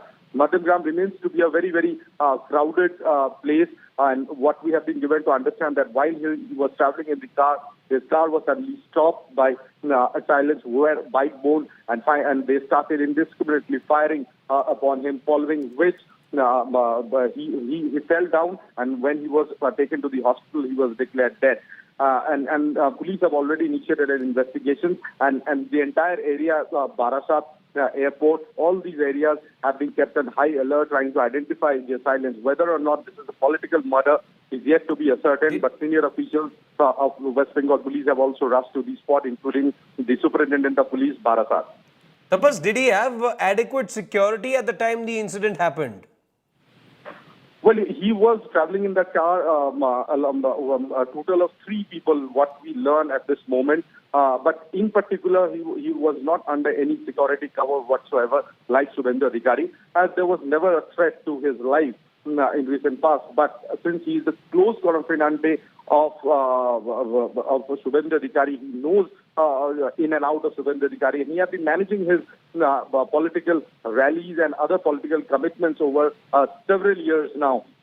Henceforth, it is very surprising that whether or not targeting him was a political in nature, whether this murder is a political murder or not. You speak of targets. Was he the target, or since, as you said, that he was around Suvendu Adhikari all the time, where was Suvendu at that time? Well, Suvendu was not in Madhyagram or in close vicinity to that area, but he was traveling alone and he was, what we have been told, that he was traveling from Madhyagram towards Barasat in that area. And when his car reached to a particular point, his car was forcefully stopped by bike-bound assailants, and that's where from they started indiscriminately firing upon him, and what he's been given to understand, at least 2 to 3 bullet injuries he sustained on his leg, on his chest, and he immediately fell down and succumbed to his injuries. When he was taken to the hospital, he was declared brought dead. Okay, in terms of what the police is doing, tell us where the investigation has reached. Well, as we gather from the police at this moment, that they are trying to figure out what exactly there happened. They are talking to the people who were the eyewitness in that very area. They are trying to figure out the identity of the motorcycle bone silence. They are from the CCTVs which were installed in and around that area. But what was the motive behind it is yet to be ascertained. Senior officials have already rushed to the spot, and this has come as a big surprise, because he was never a target to any political from he never got such threats, what we have been given to understand. But why suddenly this incident happened? Was this a kind of a message that somebody wanted to communicate or convey to other people? Is something needs to be investigated. But as of now, police is not jumping into the conclusion at this moment. They are probing to every possible aspect that is possible, and they are questioning people, and the entire area have been cordoned off. The forensic would also be called in later on. But as of now, the primary target of the police is to seal the entire area and the close vicinity so that the assailants do not escape the periphery of Barasat or the airport area. The entire area have been, the police have increased their surveillance in and around the area and trying to figure out the identity of the assailants. And Chandanath have already been taken to the hospital where he was declared brought dead. But the motive of this incident is not clear as of now. They are probing the matter. Senior officials, including the SP of North 24 Parganas, have also reached the spot. Subhendu Adhikari is also reaching the spot, is what we have been told as of now. But police is not giving any kind of official statement as to what could be the possible reason of the murder. Has Subhendu Adhikari met with the family members yet? Well, no, he will be certainly meeting the family members, but he is rushing to the hospital at the moment. He will take stock of the situation, and then subsequently it will be decided what would be the next course of action. Okay. In terms of what's really happening on the ground, could you elaborate a bit more? Tapas, you've told us that area has been cordoned off, but in terms of the presence from the political party, the BJP, besides Subhendu Adhikari, who's reaching there, who all is expected? Is the BJP in charge also still around? Well, yes, he was in charge of the entire campaign earlier, and obviously day-to-day activity of Subhendu Adhikari, he was very much privy to that. And the car that he was traveling, it was clearly mentioned, what we have been told, that West Bengal Legislative Assembly. So it was a government car, I suppose, because there's no confirmation as yet from the police. But why in the first place he was attacked is something police is trying to figure out. And the driver who was driving the car have also sustained injury. He have also been taken to the hospital. He's under treatment right now. Police will be questioning him once he stabilizes, and from him more details could be understood, that who came from which direction and how many assailants were there can only be ascertained once he stabilizes. But primarily the investigation have begun, and they're trying to figure out through the CCTV footages in and around the area, talking to the people and eyewitnesses who had witnessed this incident happening. It's a very, very crowded area, Madhamgram, but despite that, this kind of incident have raised serious alarms pertaining to the safety and security, especially given the kind of forceful incident happening across West Bengal since the last 2 days. So besides him and the driver, Subhendu Adhikari's PA and the driver, was there anyone else in the car? And are they doing fine?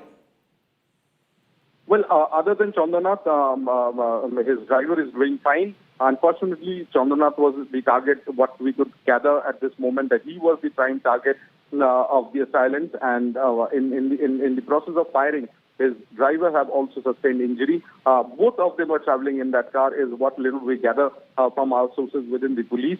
And the driver who sustained injury, whether or not he has sustained bullet injury, is yet to be clarified by police. But he has been taken to the hospital. He remains under medical supervision. And once he stabilizes, police officials will be talking to him and try to understand exactly what happened at that very moment, from which direction the bikes have come in and how many rounds he could feel that were fired upon, from which direction. All these questions will be asked to him, but the priority remains at the moment that he stabilizes in the first place, and only after that the rest of the questioning would happen. His statement would be recorded. But at this moment, the police is talking to the shopkeepers, to the eyewitnesses, and also especially the CCTV cameras which were installed in the nearby areas. The assailant, after executing this crime, they escaped from that place, and police is trying to find out all the CCTV footages that could connect the direction from which these assailants came and from which direction these assailants fled.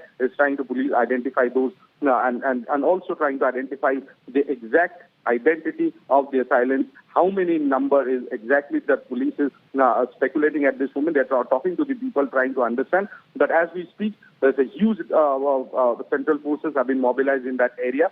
On the other hand, Chandanath was taken to a megacity hospital in a nearby area where he was declared brought dead once he was taken to the hospital. But as of now, Shubhendu Adhikari is reaching that very spot to take stock of the situation, and this comes as a big political murder, as it seems. Whether it was a pre-planned is something that police is trying to ascertain. Obviously, there is a political angle, as a police source have told us, but they are not disclosing much at this moment for the sake of the investigation. In terms of the relationship and the working relationship that the two have had, could you throw more light on that aspect as well for the viewers, Tapas? For how long did the two work alongside each other, and what was their relationship like? Well, ever since that Shubhendu Adhikari came in BJP, and ever since then, Chandanath was with Shubhendu Adhikari throughout his political tenure, especially with the BJP, and chalking out his plan and doing liaison, and every bit that Shubhendu Adhikari did, his official assignments, his political assignments, everything was being chalked out and managed by Chandanath. He is the most close associate of Shubhendu Adhikari, and he knows in and out of Shubhendu Adhikari his assignment, where he goes, whom he will be meeting. Tapas, just hold on. Maria Shakil also joining us right now. Maria, developing story. He's also a chartered accountant, from what I understand. Shubhendu Adhikari's aide. But I was just speaking to Tapas about the relationship that he's had. We'll come to that in just a bit. But we've seen tremendous amount of post-poll violence in West Bengal. What is it that you're picking up, Maria, at this point in time? Yes, indeed. Very concerning situation arising in Bengal, even as the BJP prepares for the legislature party meeting on 8th and the swearing-in ceremony of the new government on 9th. Reports that are coming in are very disturbing. Shubhendu Adhikari is closest aide, his man Friday. We had seen him with Shubhendu Adhikari when I was covering the campaign trail of the leader of opposition, and Chandra was there with him everywhere. What sources close to Shubhendu Adhikari are telling us at the moment is that he is on ventilator. He has been shot at. Perhaps we'll get more details on his health condition in some time from now. But the Bengal BJP has also issued a statement in which they have said that they unequivocally condemn this kind of action. They have said that this is not this is essentially deception which is happening of Trinamool Congress, and to quote BJP, it has come to our notice that elements of Trinamool, so-called Gunda Vahini, are attempting to impersonate BJP workers to mislead people and create disorder. And the people of Bengal have given a decisive mandate for change. The era where criminality and governance went hand in hand is over. Over the last 24 hours, we have seen emerging law and order situation in several parts of Bengal. Reports coming in from Medinipur, reports coming in from Murshidabad and several other parts in which there are reports of vandalism and concerns. The BJP says that these are not the BJP workers. It is essentially the Trinamool workers who have now lifted the banner or bandwagon of the BJP, and they are indulging in this vandalism in the name of BJP, which is not true. So the BJP is totally distancing itself from all the actions of post-poll violence which is happening. But certainly, one moment, Ankoli. The person you are speaking. We will try and get Maria back. It's a developing story. Somebody who was and has been alongside Suvendu Adhikari, the key man for the Bharatiya Janata Party, his aide, his personal assistant, he's been shot at, and all of this comes at a time where you've seen massive violence break out in several parts of West Bengal post the poll verdict that's come out. Let me bring in Maria Shakil once again. Maria, you were telling us about how there has been an unequivocal statement that's coming from the BJP condemning this particular incident. Go on. Yes, so I just received a call from Suvendu Adhikari himself, who has confirmed that his man Friday has been shot dead. Those were his words. So we can run that now, that Chandra, his man Friday has been shot dead. Those were the words of Suvendu Adhikari, the leader of opposition, who's all set to be the chief minister of Bengal. I know this was a very quick call, Maria. Is he at the hospital or is he at the spot where the shooting took place? Could you get that from him? So Adhikari at the moment was on his way. He sounded extremely disturbed and very worried. So all that he could say, when I asked him specifically about the condition of his man Friday and PA, he said that he has been shot dead. Those were the words of Suvendu Adhikari. But overall, what we can say is that the incidence of post-poll violence in Bengal is increasing, and an attack of this nature on an aide of Suvendu Adhikari is a clear message that this is an attack which is happening on the BJP leadership of the state. Suvendu Adhikari himself was on his way to the hospital where Chandra's body is at the moment. But the overall law and order situation in the state of Bengal is certainly very worrying.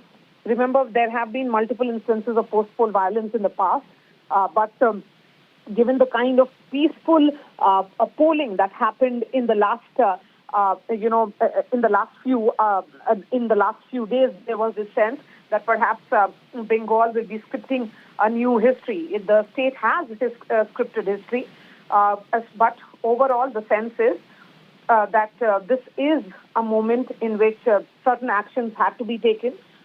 It remains to be seen what will be the action that will be taken by the state police, which is presently under the Election Commission, even as the state goes through the process of churn of the government formation. Right, Maria. Piyush also joining me right now. Piyush, why was Chandranath Rath targeted? Have you managed to pick up anything on those lines? Well, police will certainly investigate the entire matter. As of now, the information is trickling in that he has been shot, and as of now, he is critical and is on ventilator right now in a hospital in Madhyam Gram of Kolkata. And remember that this incident happened around 10 p.m. and he was there in Madhyam Gram, and while he was there with few people, 4 rounds of firing happened in which Chandranath, along with his PA, along with his few other officials, they were shot. As of now, both have been admitted to a hospital, and we are trying to ascertain more and more details. But what is more unfortunate here is that this incident has happened at a time when the swearing-in ceremony of a BJP chief minister is yet to take place. The state is still under the rule of election commission, and this incident is somewhere raising a lot of question over law and order situation. But we have seen how the political violence has been the part of West Bengal's political history, and even before new government could form, this incident has happened. If you talk about this person, Chandra, he was with Suvendu for the last many years. He was working there as in the capacity of handling the office of Suvendu Adhikari. We have seen him working during the campaign also in Bhawanipur as well as in Nandigram. But now he has been attacked, which is certainly raising a lot of questions as to why he has been attacked. BJP sources are also blaming TMC workers behind this entire incident. We'll have to wait and watch what police is now going to say this. But yes, this entire incident, which will certainly be investigated, and police will try to ascertain the reason behind this entire incident. Piyush, could you throw some light on what that relationship between Chandranath Rath and Suvendu Adhikari was? For how long had the two known each other, and for how much time were they working for the BJP? Well, Chandra was working with Suvendu Adhikari for the last many years. We ourselves have seen during the course of campaigning, Chandra was active and was looking after the office of Suvendu Adhikari. Whenever we have tried to speak to Suvendu Adhikari, we have always spoken to Chandra first to ascertain about the whereabouts of Suvendu Adhikari to cover his campaign. So he has been a close aide and has been associated with Suvendu Adhikari for the last many years. He has also been looking after his offices in Nandigram and Bhawanipur. And remember that this time Suvendu Adhikari was managed to have a historical win from both Nandigram and Bhawanipur. And after this, now this incident has happened. We'll have to wait and watch what kind of investigation police is now going to do. But this entire incident is certainly raising a lot of eyebrows. It is also raising questions over the law and order situation of the state. In the last few days, we have seen few political violence incidents happening in the state where few people have also lost their lives. But now, this incident somewhere putting a lot of question mark over the situation, over the law and order situation in the state. Though the state is still under the rule of Election Commission, new government is yet to be formed. Mamata Banerjee is still the sitting chief minister of the state. She has not resigned from her position. The new government will be formed on May 9th. Swearing-in ceremony is also to take place on May 9th. But before that, this incident somewhere raising a lot of questions, lot of points towards the law and order situation. We'll have to see how the investigation further happens and what kind of angles the Kolkata police is further going to investigate. Piyush, I know you were there covering the elections and there were so many stories, but the one thing that this election in West Bengal was marred by was the sheer violence. How shocking is this really in your times of having visited so many states across the country, covering not just political campaigns for parties, but also being around there, watching swearing-in ceremonies from very close quarters and seeing what post-poll action is like? How shocking is this really that an election that has been marred by violence, there is something as shocking as this happened? Also there is that this incident has happened after the final results are out. We have not seen even one person losing his life during the course of campaign because of the tight vigil, the security vigil which was there by Election Commission and also by CRPF. We did not see even one people, getting killed. Yes, there were some incidents where a few political workers got injured, but no one was killed. But this incident is certainly a shocking incident. Why? Because this has happened after BJP has been able to sweep the entire election. BJP has got more than 200 seats in West Bengal, and after that, now we have a person who has been closely working with Suvendu Adhikari. He has been shot. Now, when he has been shot, it is certainly indicating towards the kind of political acrimony which is there between TMC and BJP. Why? Because BJP is now blaming TMC workers for this. We have been speaking to various BJP sources. They are now indicating towards the involvement of TMC workers in this entire incident.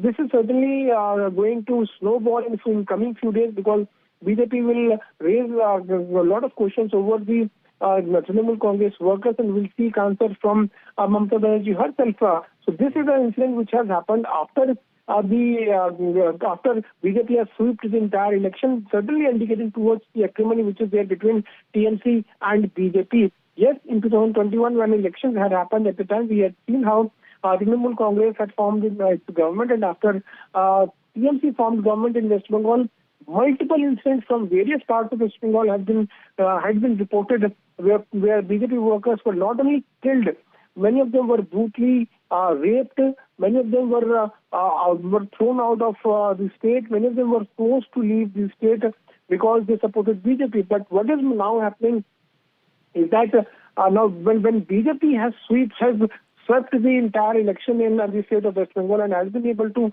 gain more than 200 seats in the state. Close aide of Shubhendu Adhikari has been shot. Not only him, but one more person who was with him has been shot. So in total, 2 people have been shot and both have been admitted to a hospital in Madhyam Gram of Kolkata. We'll have to wait and watch how the investigation in this entire matter will happen, but it is certainly shocking incident which is coming. Please just hold on. I believe Maria Shakil is joining us live. Maria, what are you picking up at the moment? Yes, so I spoke to Shubhendu Adhikari just a few minutes ago, and the leader of opposition and the face of the BJP in these elections confirmed that his private assistant, who has been his man Friday, almost his go-to man. I did meet him also during the course of the entire election. When I was covering Shubhendu Adhikari's campaign trail, it was Chandra who was planning and lining up all the meetings. So he was almost like it is his shadow accompanying Shubhendu Adhikari everywhere. So Shubhendu Adhikari sounded visibly tensed and also disturbed with this kind of an action which has been taken against incident which has certainly shaken him up, and rightly so, because this has been this will be seen as more than just post-poll violence, because this has touched him very, very closely. Remember, the last 24 to 48 hours, there have been multiple such instances of post-poll violence across Bengal, coming in from Kolkata, reports coming in from, Murshidabad and other places as well.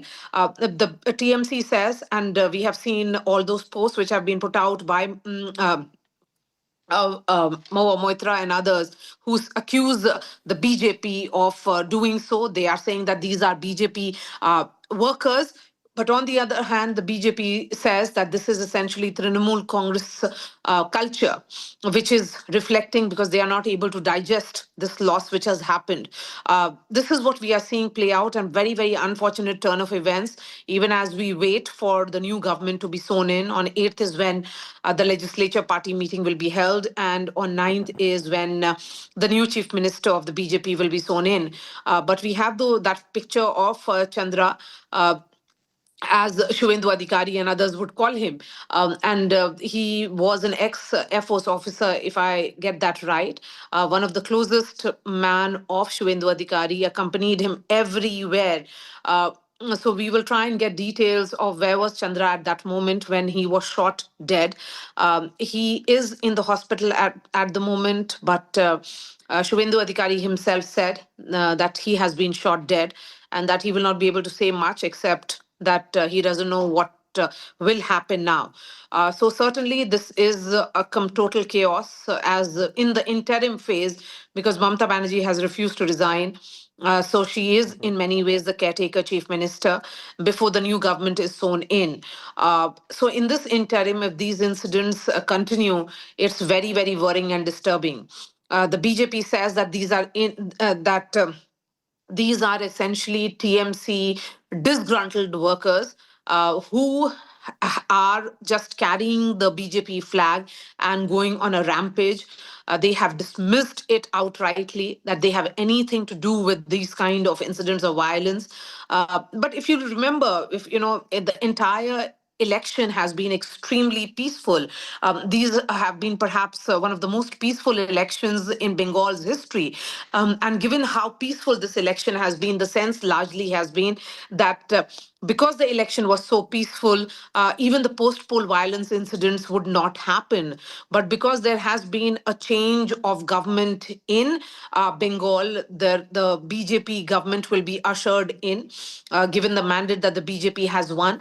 Now it remains to be seen how, in the interim, before 9th, what will happen on ground in Bengal, because certainly it appears that there is much more disturbed or perhaps tensed situation which is prevalent on the ground. There's an uneasy situation which is visible, because this attack on Chandra is not just an attack on any other functionary of the BJP. This is an attack on Shubhendu Adhikari directly. This is an attack on Shubhendu Adhikari, and because if his man Friday has been shot dead, it means that the target could have been somebody else. The message was directly to the man who's almost seen, it almost seems certain that he will be the next chief minister of Bengal. Right, Maria. Stay on. Tapas is also joining us live. Tapas, in terms of what's happening on the ground, and since Maria touched upon the fact that this was an area where which tends to be crowded, could you give us a greater sense of what exactly happened and how is it that the assailants went about their hit? Well, see, what we little gather from the police as of now, that there were two persons in the car, and Chandru was sitting just beside the driver, and the driver have also sustained a bullet injury, but his condition is not very grievous. He is being taken to a hospital in Kolkata, whereas Chandru was shifted in the first place to the nearby Viva City Hospital, where he was declared brought dead.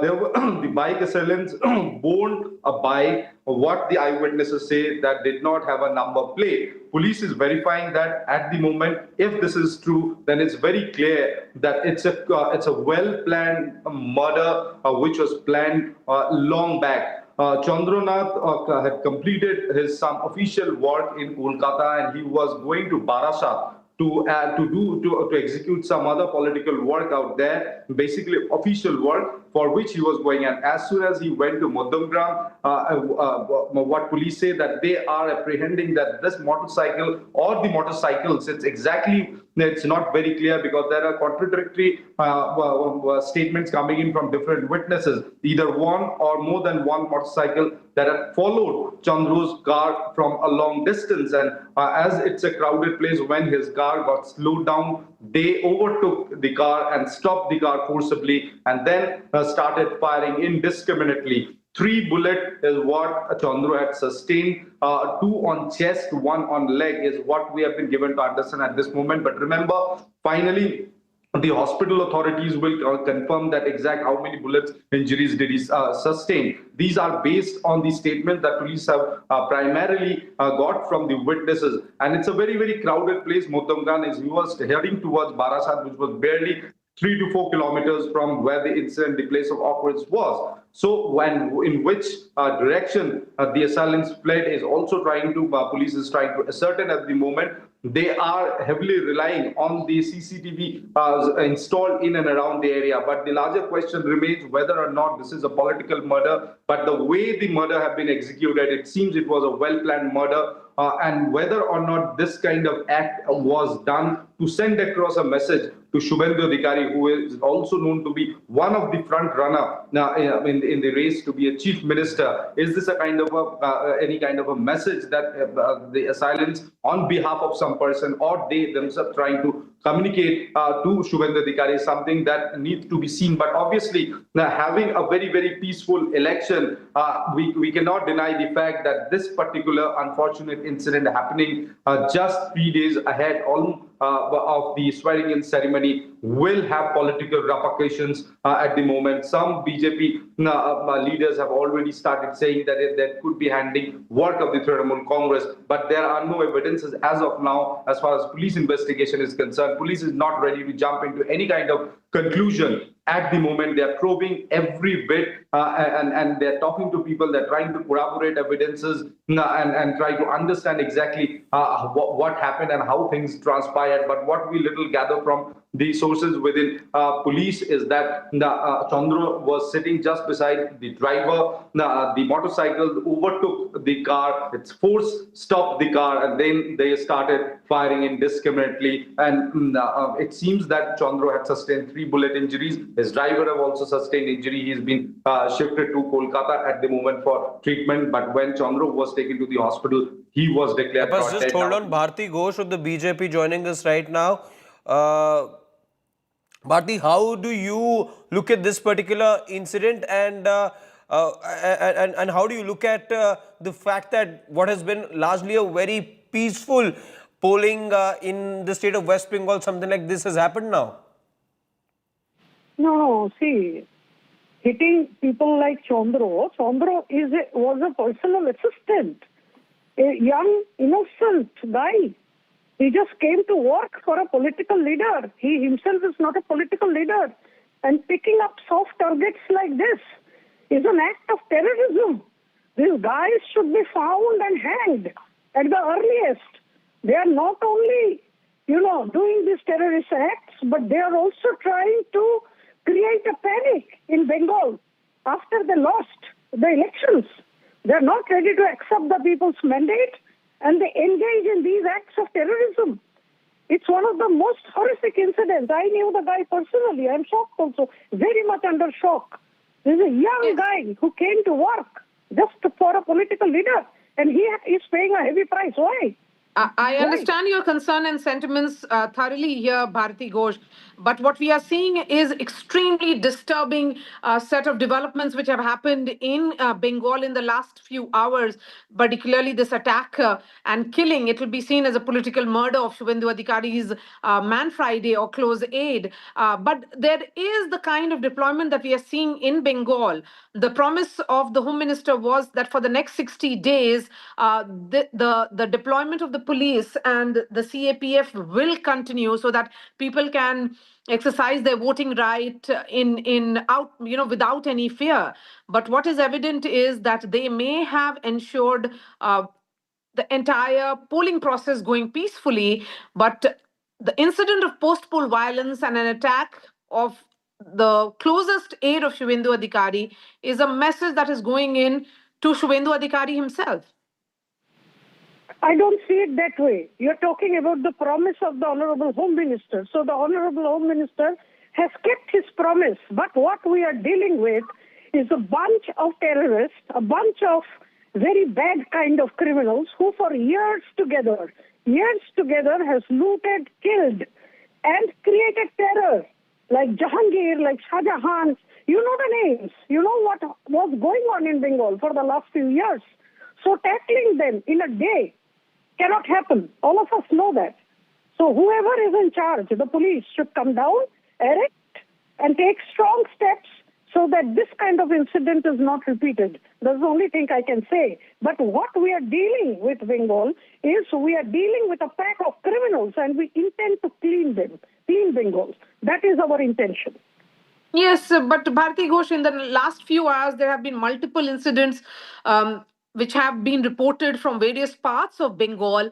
The Trinamool Congress says that this is the new Paribartan that the BJP promised. You, of course, are distancing yourself from the entire criminal nexus which seems to be at play here. So what will you be telling the TMC right now? We don't have to tell the TMC anything. The TMC knows what is happening. And what is happening now is what was happening for the last few years.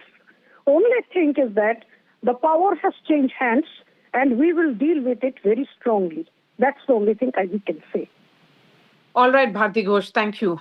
So the power has changed hands, but the BJP promising that they will be dealing with it very, very strongly. The state BJP, Bengal BJP, has also issued a statement some time back expressing concern, but let's try and get details of this particular hospital where his body is at present. And Shubhendu Adhikari, as he told me, he was also on his way to this hospital. Tapash continues to be with us.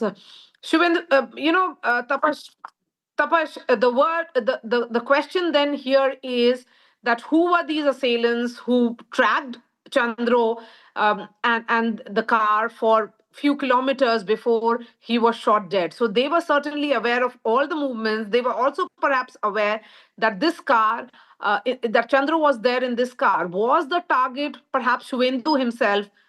Because Chandro always accompanied Shubhendu everywhere.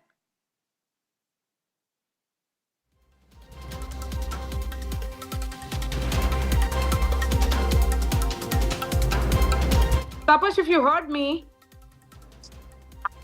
Okay, we'll try and connect with Tapash in just a bit.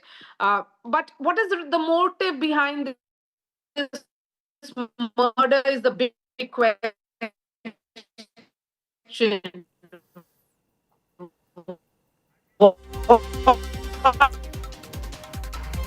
There are plenty of questions at this point in time, as my colleague Maria was pointing out. So many of those will obviously be answered as investigation in this case takes place. But extremely shocking what's happening. We'll get you live details from what exactly is happening at this point in time. But we're getting more news right now. According to sources, Chandra was shot at close range in his car and he suffered injury to his chest and to his head. He was rushed to a nearby hospital but succumbed to injuries during treatment. Suvendu Adhikari is expected to reach the hospital very shortly. Initial inputs from the scene suggested that the attackers had been tailing Chandra's vehicle. Someone followed his car and when it slowed, they opened fire. This is what we're picking up here at India Today. That's driver also, by the way, received bullet injury and is being treated as things stand. 4 shots being fired. There were 4 rounds that were opened